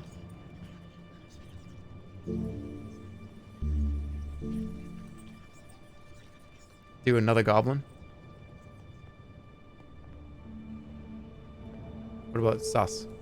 I mean, we casted a free sus because I said to a goblin to go in there and investigate, and he got fucking liquidated. So we know it's dangerous in there. Let's do big. And just like walk over there. Why not? You wind the starlight into shape, quickly expanding to triple your size. Let's go. Into the chimney. I can't. Can I? No. This is. I'm gonna slide down. The pass? No, we're going in the hut. I'm going in the hut. You approach the hut. Its walls are made of painted wooden planks, well set into the rock below. This is no temporary shack or a traveler's tent. A little thin smoke is rising from the stack. There's strong and generous magic here, as often occurs high up. Knock on the door. You approach the door and you knock. From inside, a wizened voice calls. You're late. Enter the hut. Intrigued by the voice's words, you open the door and hunch down low and squeeze yourself into the... Oh, I'm big. What's the point of being this huge? Okay. Inside the hut, there is no room to stand up. It is a small place made even smaller by your spell of giantism. Let us suppose that I am a sorcerer, and you are a sorcerer too. Do you know which of us is the more powerful? There is no contest. It is I. Just so. A moment later, there is a snatch of music, and suddenly your legs and arms jerk upwards, then fall still. What was that? There's another burst of magic, and your legs begin to kick and pirouette you around. You are dancing. I'm getting, yeah, jig. Stand still. You try to hold your body still, but it is useless. It is not that your limbs are under external control, but rather the compulsion to dance, like the compulsion to sneeze, is so strong you cannot resist for more than a moment. I see you are not powerful enough to counter that. Stop the music. The music stops, and you collapse into a nearby chair. I know the spell. You hear the speaker rise and approach. A wizened, calloused hand is offered. Welcome. I mean you no harm, as you can tell by my advanced age. Puh, spit on the hand. No, greetings. Okay. Gentle light is filling the hut, and you can now see the sorceress, a woman, so ancient that her features are lost within a mess of wrinkles. She smiles as you look at her. I could be anybody under all these years, could I not? Who are you? My name is Bria. I am a sorceress of High Zamin, though I left that place some time ago. You're welcome. She frowns. Though if you continue stomping around in here at 3 times your proper size, you're going to knock something over. So we won't have any more of that. It'll pass. Hey, it'll pass soon. Don't worry. It'll pass. Cancel the spell. No, I'm good. I'm hanging out. I'm big. It'll pass soon, you reply casually. Not soon enough. Bria clicks her tongue and reaches into a pouch by her side, producing something the size and shape of a die. What is that? You say as you lean forward, bumping the part of your forehead that hurts the most onto the beam that is a support beam of the roof. Ow! It's a giant's tooth, she replies, casting it onto the floor. A moment later, smoke is hissing from the tooth. Are we having a giant fight?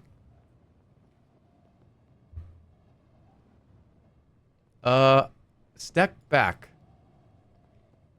You step back quickly, expecting a giant to materialize in the middle of the hut.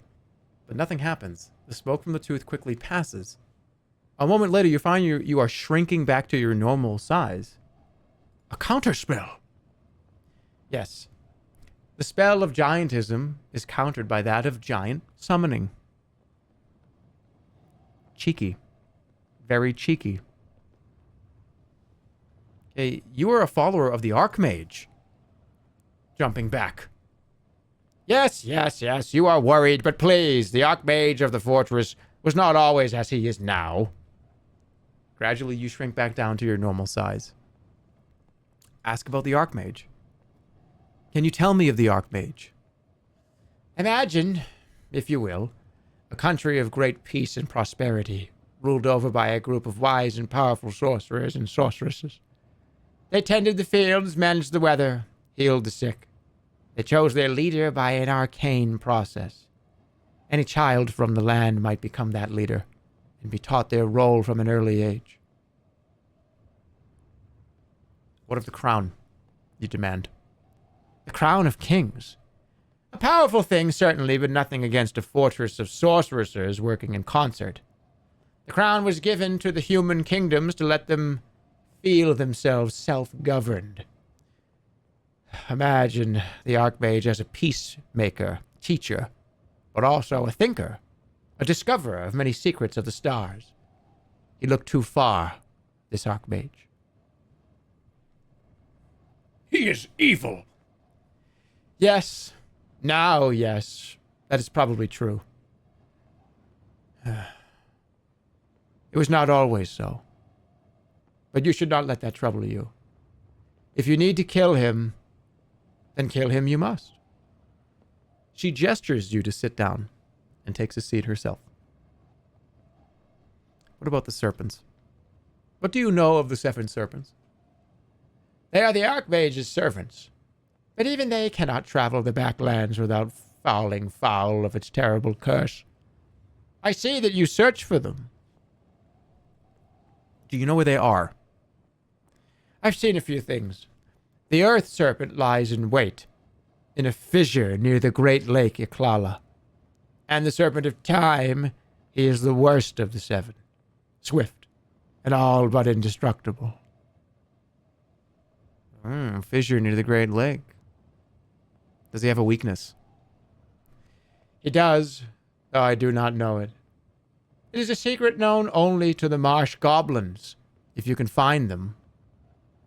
I did find them. You thank her. The old woman stands suddenly and goes over to a table. Tea? Yeah, thank you. I'll stay. I licks. How do... She nods and boils a pan of water by holding it between her palms for a moment. She drops a pat of goat butter and stirs it around, then pours out 2 ceramic cups. I did this routine last time, but we're doing it again. You see, I swapped the cups when you turned around, and then I thought you poisoned your cup, but then the fact that I swapped the cups means the poison was in my cup. Thank you.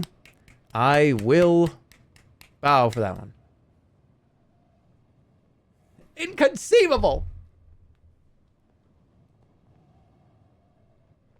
I love when he just falls over. He just goes, He's like completely still and he just goes over.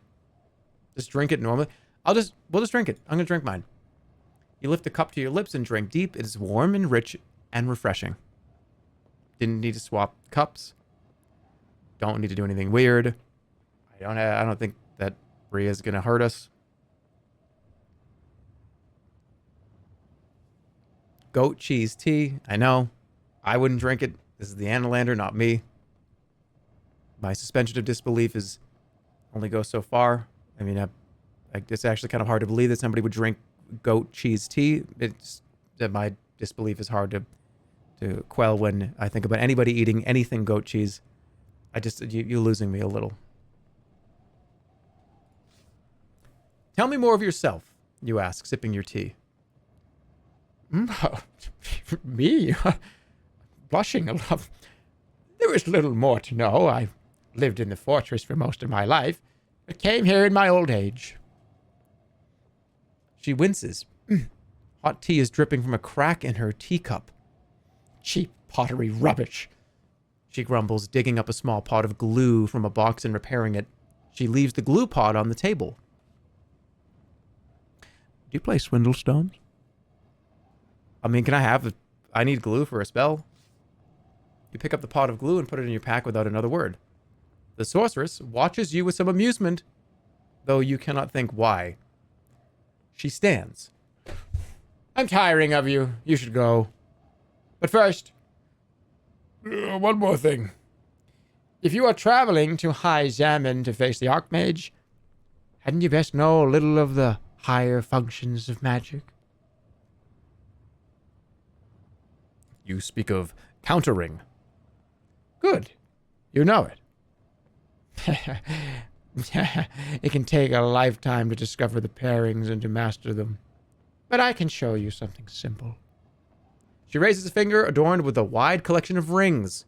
One made of green metal begins to pulse, but she does not fire right away. She's giving you a moment to react. Run for the door. I gotta get out of here. Oh, shit. What do I do? Counterspell my spell of teleportation. I have already given you the clue as to what spell you need.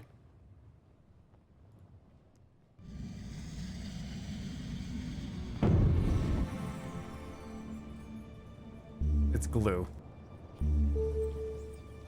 It's glue. Great glue. She did it on purpose. You weave the spell and toss the glue over your own feet. You feel it binding your boots to the floor. The sorceress smiles as she completes her spell, firing at you with her green ringed finger. You stare her magic in the face, but nothing happens. Very good. Every magic has a counter magic. The enchantment of gluing matches the spell of teleportation. Your own spell has evaporated as well. Your boots move freely once more. Prepare yourself. She shows you an open palm filled with rock dust. Hey, can you stop? Pray to the ape. Save me, ape. That's my counterspell. Faith. That's my counterspell. Faith to the ape. And it always works.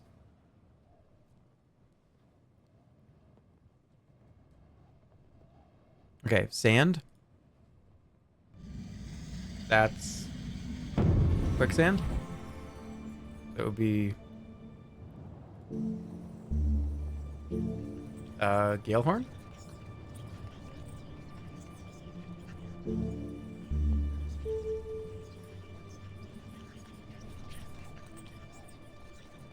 Zen. Zen's not available.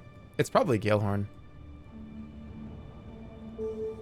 Oh wait, hold on. It could be wall. So this is quicksand, so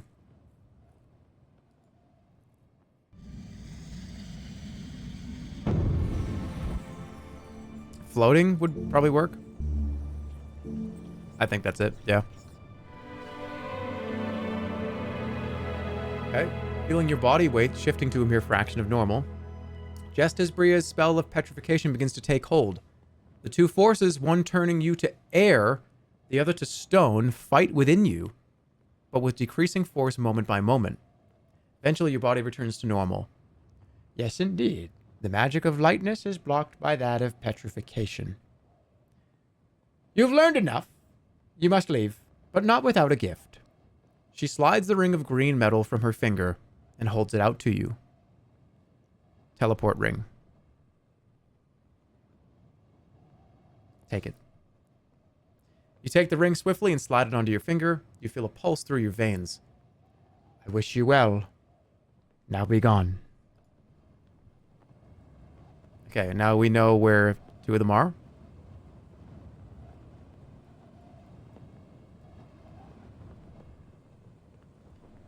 Oh, I think. Okay, it's in the present. Yeah, because this is. I have this going to the past. Where even are we? Oh, we all the way over here. Jeez. Return to the hut. Should I go back in? No. Oh, she'll probably kill me. What's over here? Let's just look. It's a big circle. You head over to the mountain pass. Look around. You glance around the wide pit of the old volcano, but there's little to be seen. No doubt the ash mixed in the dust is what makes the forest you saw on the slopes so lush and verdant. At least it seems fairly unlikely the volcano will erupt again. Okay. So this will take down through here. This is where we started, by the way. It's here. We need to go back this way.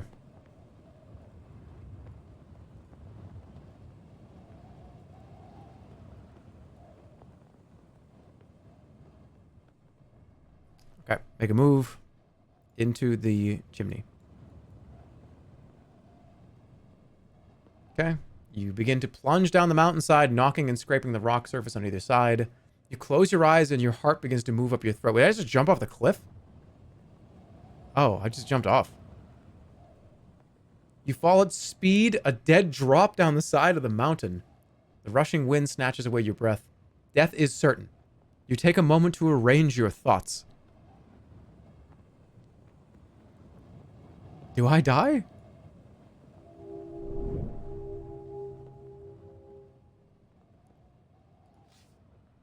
You're almost at the bottom. The sharp rocks rush to meet you. Then, a few heartbeats from a terrible death, your fall is suddenly cushioned, and you are brought to a gentle stop at the base of the mountain. I landed. You stand, heart still racing, at the bottom of the stone chimney, quite amazed to be alive. But there's no way back up that you can see. What? Plot armor? I think it was her.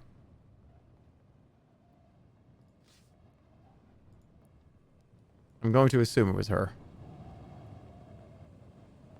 Okay. Let's go back here, because I want to point this over here. See what this was like in the past.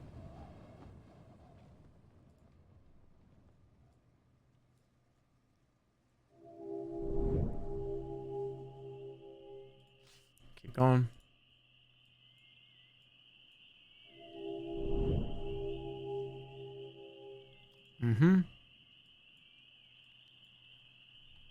I'm also going to try to hit the bridge, too, with this.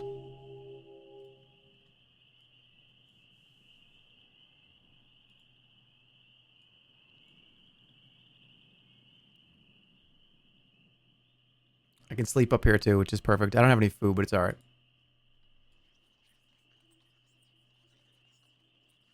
Ah. See the hut up here? I wonder if it's worth going back there. Back in the past.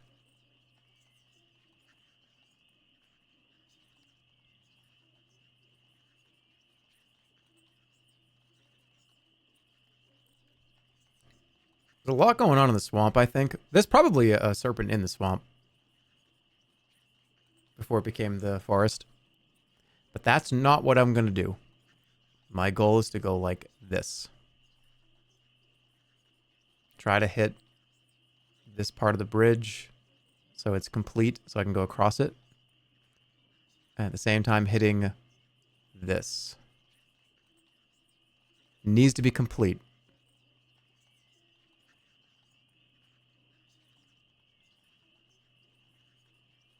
Because then I'll aim this one over here. NA aim. I'm good. Is that enough? I think that's enough. Because then I can just connect these two. Let's go for it. And I'm going to teleport over here. Let's go, Sauron. Chop, chop. We got more reading to fucking do. I'm going.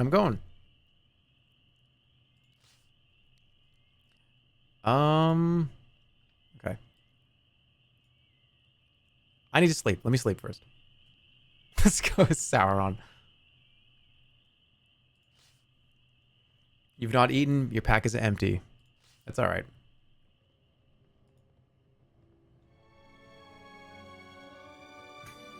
It keeps reminding me of this, even though I did that like 4 days ago.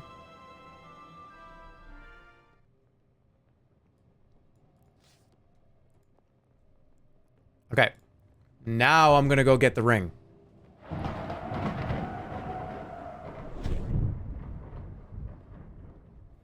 What's the spell to uneat the pack of Ritz crackers I just inhaled?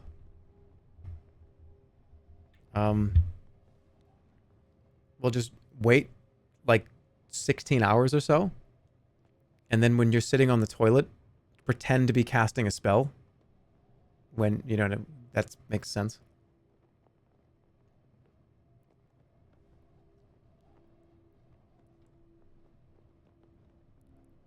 Come on, dude. What? No, they want to eat them again. Whoa. But I mean, like...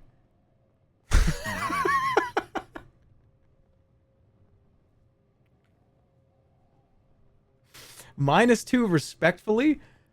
Grow up? That's not what I'm saying. That I meant like, oh, that's like a funny... Oh, how do I, like, get rid of the Ritz crackers I just ate? I don't know. I thought like, oh yeah, to the stars, those Ritz crackers. Come on. That's actually kind of funny.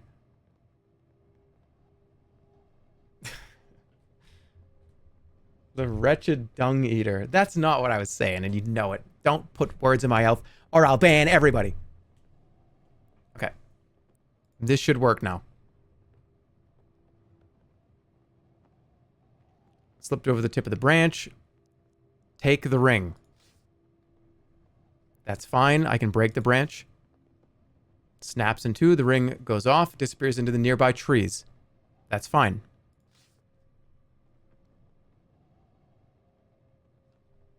It did not go into the water.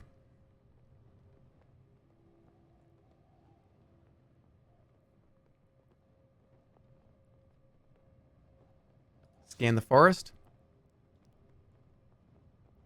Look down from the view. Okay, climb down. Did it work?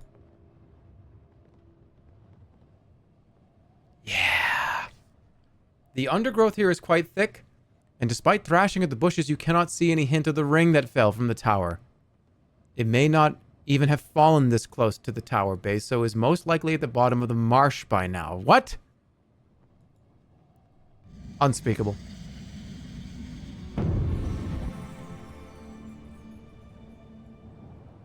I'm floating.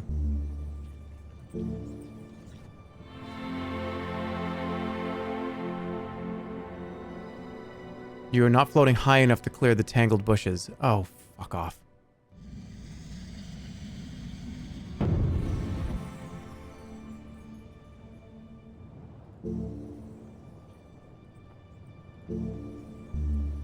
Shit. Force field. No. No. Where? How do I get that ring? I don't know how to get the ring. But whatever.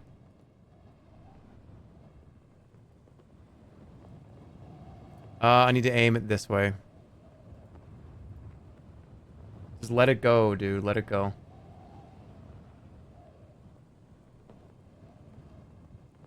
Yeah.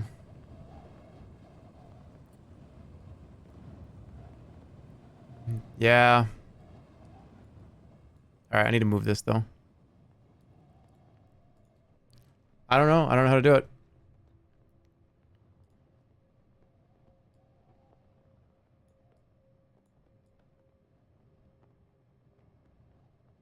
The bridge is successfully repaired.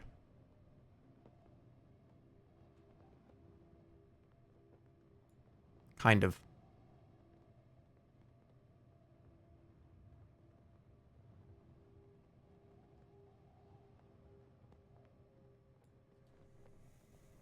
Aha!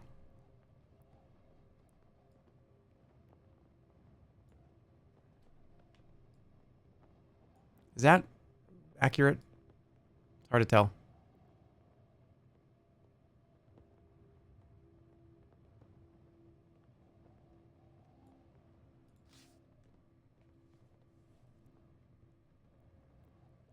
I can't get the ring. I don't know. It's I gotta do something like very special and specific. It's okay. I have to kill the 7 serpents, not talk to them.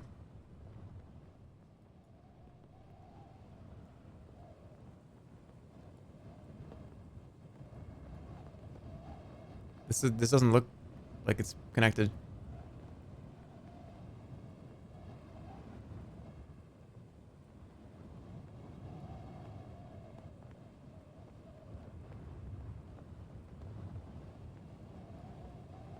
Is it though? It kind of is. It breaks up every now and again though. I have to teleport. See, it's like broken up. Can I climb this? Okay. Like, can I climb up here? Climb the pillar. Here we go. All right, let's do it. There's no way up the bridge from here? Really?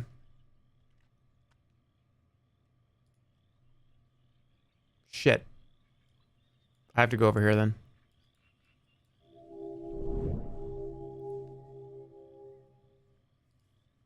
I can climb the bridge in the past. I should probably teleport to here and then walk.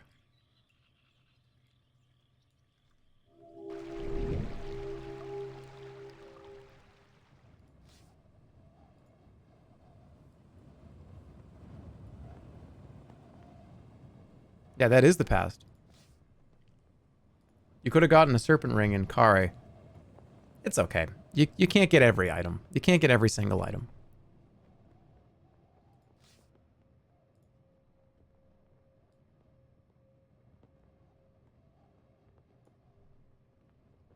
Just to make sure, I'm going to aim this one over there too. We're hitting this with every single one.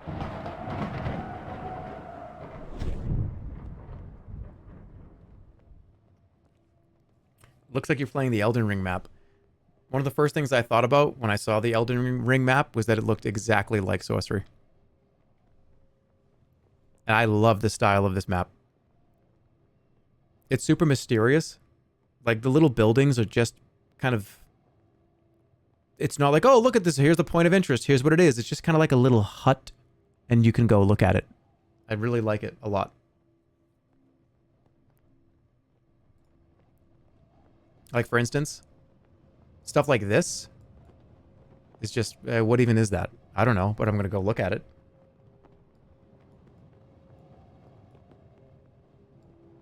Oh, yeah, what's this thing?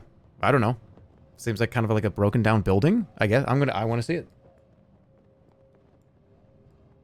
But it looks pretty similar. I love it, so I'm glad it's here. I'm glad they did in Elden Ring too. Does Skyrim do that? Does Skyrim have a map like that? Fastest way to make me play that game. Just kidding. Oh. Oh, right. I have to aim at this to get it to aim that way. Okay. I am actually going to go teleport to that one.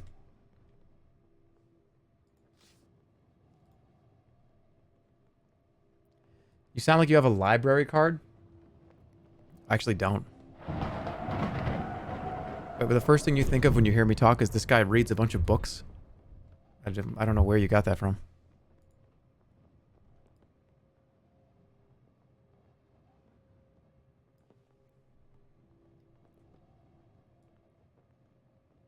It's almost kind of overlapping. Yeah.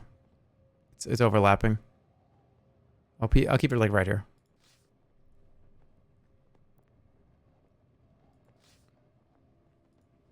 All right. Let's go to the bridge. Finally. It's time to cross into the next area.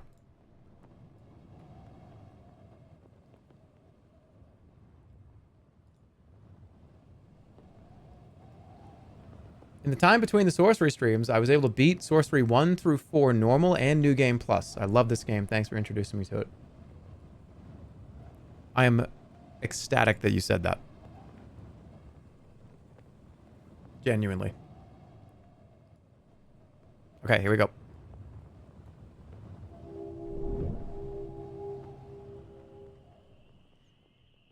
At least somebody is finishing it.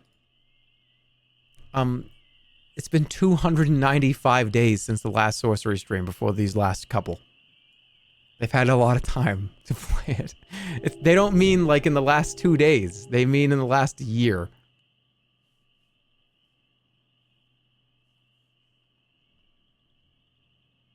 I think it's safe here.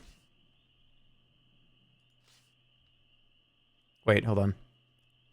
All right, we have been through this area a couple times, but we have an event here. You stretch out and rest. Suddenly, all around you goes quiet. The night air itself seems to still. You hear a distant voice. Listen. You stay quiet and strain your ears to listen. Greetings. In tones of voice aged and self-satisfied. I trust the Backlands are treating you kindly as my fair city. It takes a moment to place the voice. It is Lorag, the Wizard of Kare. What are you doing here? I'm here to help as you helped me in my fair city. You have a message in a language you do not understand. I may be of some assistance. Ooh. Very well. I would be glad of your aid. In the marsh, you were given a parchment. Show it to me. You pull out the parchment given to you by the goblins, and you begin to feel a strange sensation, as though someone else was controlling your eyes, moving them backwards and forwards across the words. That's creepy. Read. You have little choice but to read. Yes. I was right to come. You feel your finger lift and tap the paper. It is most interesting. Indeed, most valuable. The voice vanishes promptly. What does it say? But the wizard's presence has gone. You are quite alone once more, and none of the wiser for it. Oh, great. You seem guarded here. Oh, come on, man. What did he just do? You're gonna take that and what are you gonna do with it? Typical Lorag. Why would I trust Lorag? That was a bad idea. Lorag is like chaotic neutral. He's pretty chaotic evil, I think, sometimes. You just got Dono walled.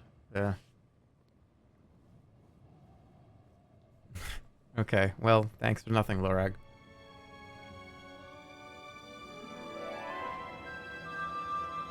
He's kind of a dick. Oh, he's a big dick. He's a super dick. I would say that's an understatement. The sun rise up so high is cold and clear. You get to your feet. Here we go. Oh, look, it actually fades out. I have to hit it as it's still there. You step onto the bridge, the early morning sun makes the air glow. Keep going.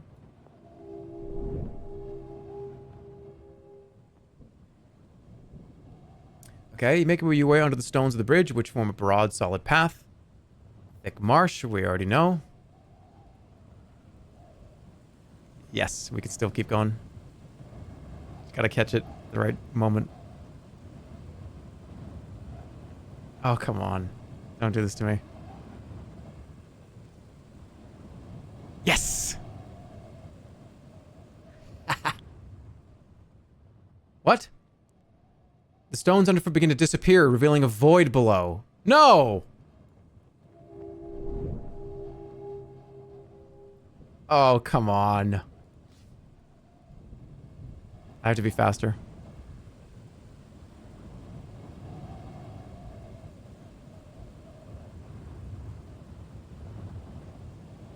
Come on. Really?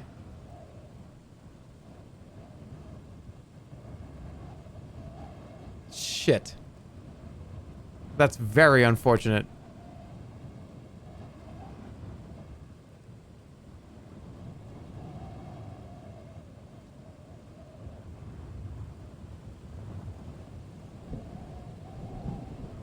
Missed it.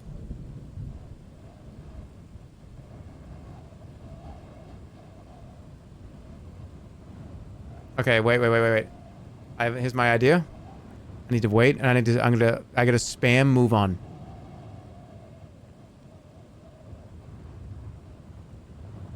I have to wait till it's selectable. It's not selectable for a second or two.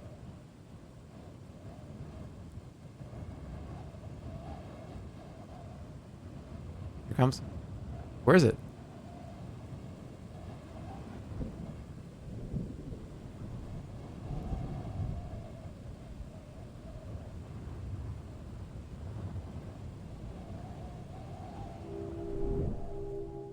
Fuck you! Shit. No! Oh, if I gotta go back and move one.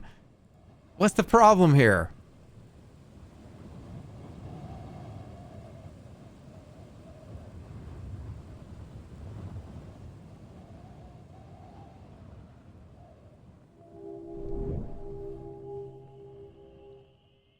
I have to sleep. Okay, I gotta teleport around. I'll get there. I'll get it. Okay. So, then I guess this one has to point over here. How do I get the whole bridge to be intact?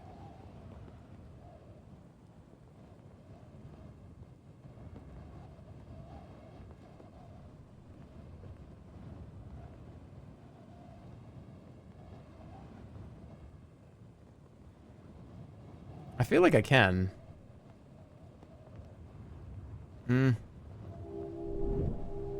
It's probably, I could probably get in the mountain somewhere too. Like in here. Or like down here.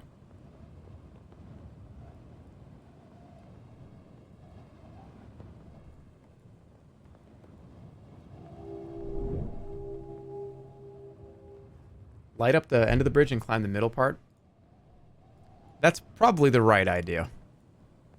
I'm gonna go see if it's possible. You have the beacons just wrong, you can do it. Let's find out. I thought I had them in a fine place that it was fine. Let me see. Can I? All right, if I go like this. Hold on a second here. Watch this.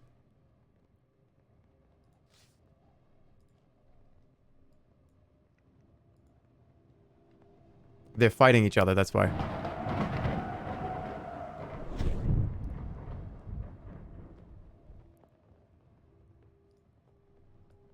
There we go.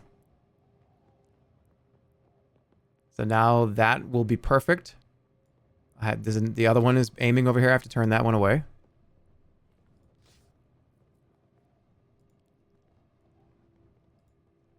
And I'll aim this one this way.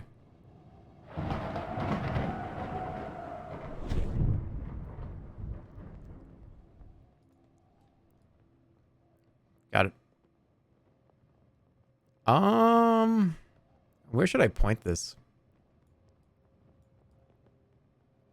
We did this over here in both past and present.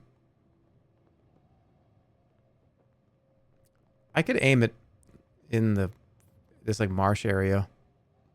Yes, there's probably a couple of events here that we didn't get to. Yeah. Let's do it.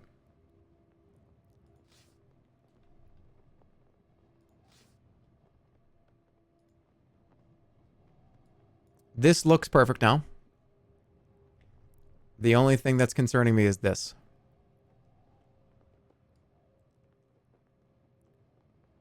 That's concerning me. Should I be concerned?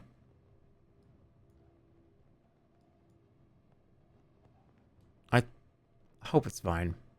I think it's fine. All right, let's go.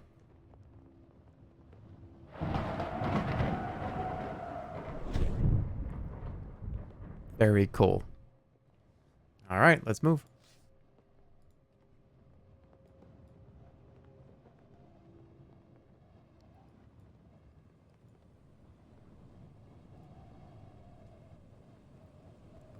The third and fourth game, they are a lot, there's a lot of backtracking. So, this is not abnormal. Some of the complaints of the third game and the third book series, whatever you want to call it, is people don't want to go back and backtrack 3 times. But I don't mind it. I think the beams, the going back in time and doing stuff differently, I think is fun.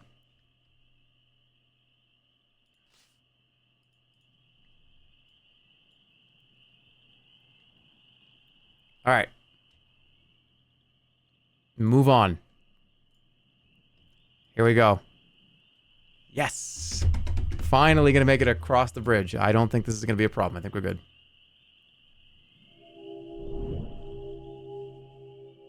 An eagle hovers above the valley, waiting to scoop up its prey. Don't want to wait around for that.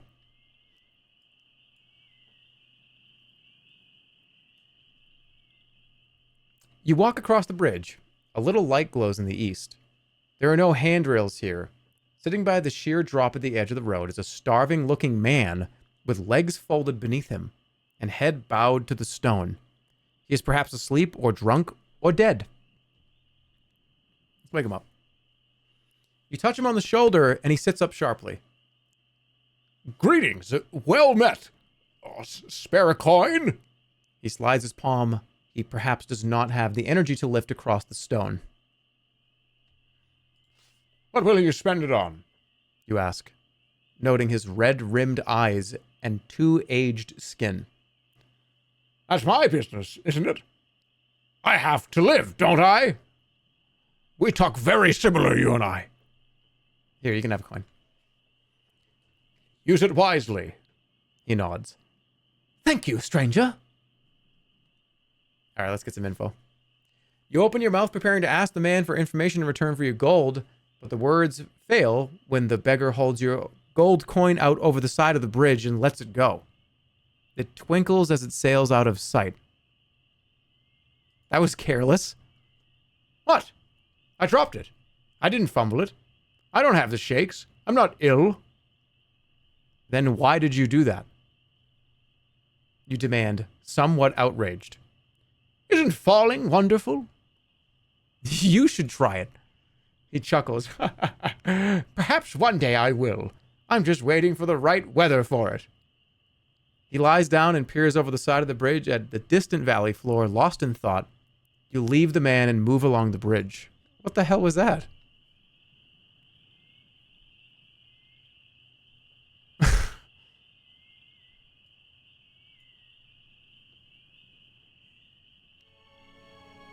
Okay. Here we are. You've reached the other side of the bridge. In the distance, the sun breaks over the horizon. You have been awake all night and are weaker for it. From here, a set of chiseled steps leads downwards towards water. You feel cheered by the sight. You have crossed the horns of Iklala. Now only the lake stands between you and the road to High Zaman. This is not a place to rest. You still have some way to travel before you are clear of the backlands. And then some. There's still serpents up here, probably. Still serpents. We just need to get more info. And down the slope. It's where we will go. Next time.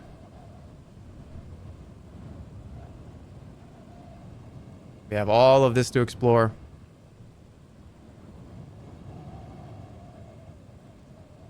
End of the stream. You guys just know it's coming.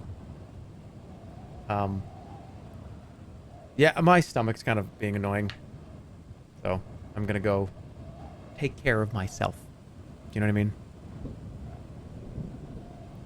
You thought I was gonna get farther this stream? That's the beauty of sorcery. Sometimes you just don't make any progress. Well, that's not true. We killed the fire serpent. Learned about the time serpent. We have come across at least 3 of them. We know where 2 of them are. These will be bang bang right here. You just made that sound so dirty. He's gonna go take care of himself.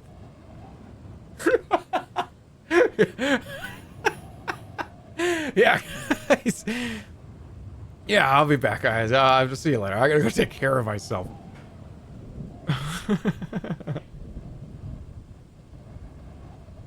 That's so stupid.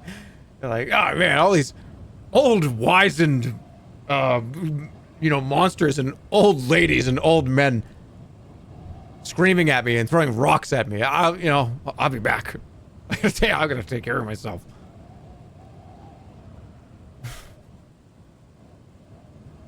Lorak.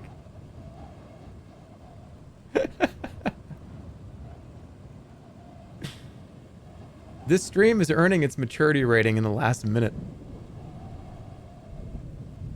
It's been on for 10 years. Come on. All right, yeah, that's it. I'll see you guys. The next time I will stream will be... What we got here? We're going to pick up exactly where we left off. I'm not going to play it off stream. Don't worry.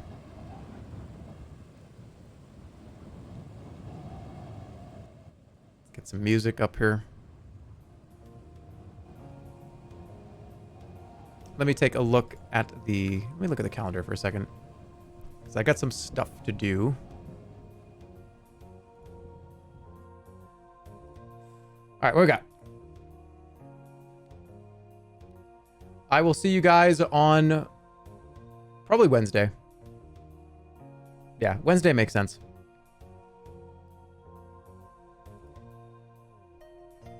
If not Wednesday, for some reason, there's some things I have to do. But at the very minimum, I'm going to implore you to watch Sea Dog's stream this coming week on the 29th. I'm going to have some items that are going to be up for Sea Dog's stream. I don't know if I have an opportunity to say that later. If I do not stream on Wednesday, because it's on the 29th. But I'll be pushing people to it. Yeah, I don't want to say what it is because I think I'd rather have Connor be able to announce that. I don't want to kind of say, hey, it's this and this, this. But there will be an item or items that will be part of his charity stream. So go check it out.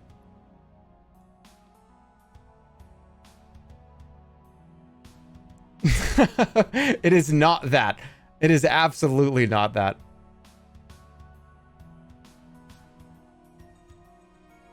I don't even want to say what that was. No, it's not. I'm telling you, that thing is... I'm going to bury that thing. That thing's going to get buried. But yeah, if you don't hear from me, just keep an eye on the sus. There'll be another stream this week. But at the very minimum on the 29th, please absolutely go support that stream. Not only because there's going to be stuff of me on it, but because it's a great cause, and you should go and support it. So, go check out Sea-Dog stream 29th. Go check his Twitter. There's a lot more info on it too. No, it is not an ass baseball. It's pretty cool. Just telling you. It's pretty cool. Yeah, thanks for hanging out. Thanks for watching. Thanks for obviously subscribing and doing what you guys do. Appreciate it. Keep an eye on the sus. I have like kind of to be determined. I'm trying to get over this annoying bullshit with my stomach, intestines, whatever you want to call it. But I'm fine. Don't worry. It's not the first time. It's not my first rodeo. I'll be good. Don't worry. So yeah, keep an eye on the sus. I will be very clear.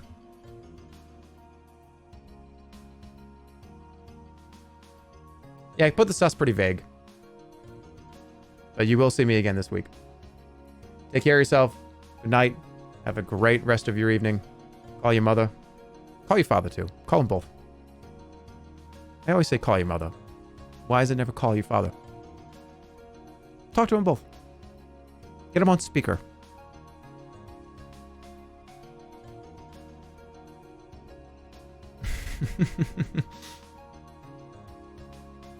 Yeah, take it easy. Take care. Have a great night. See you at some point this week. Bye-bye.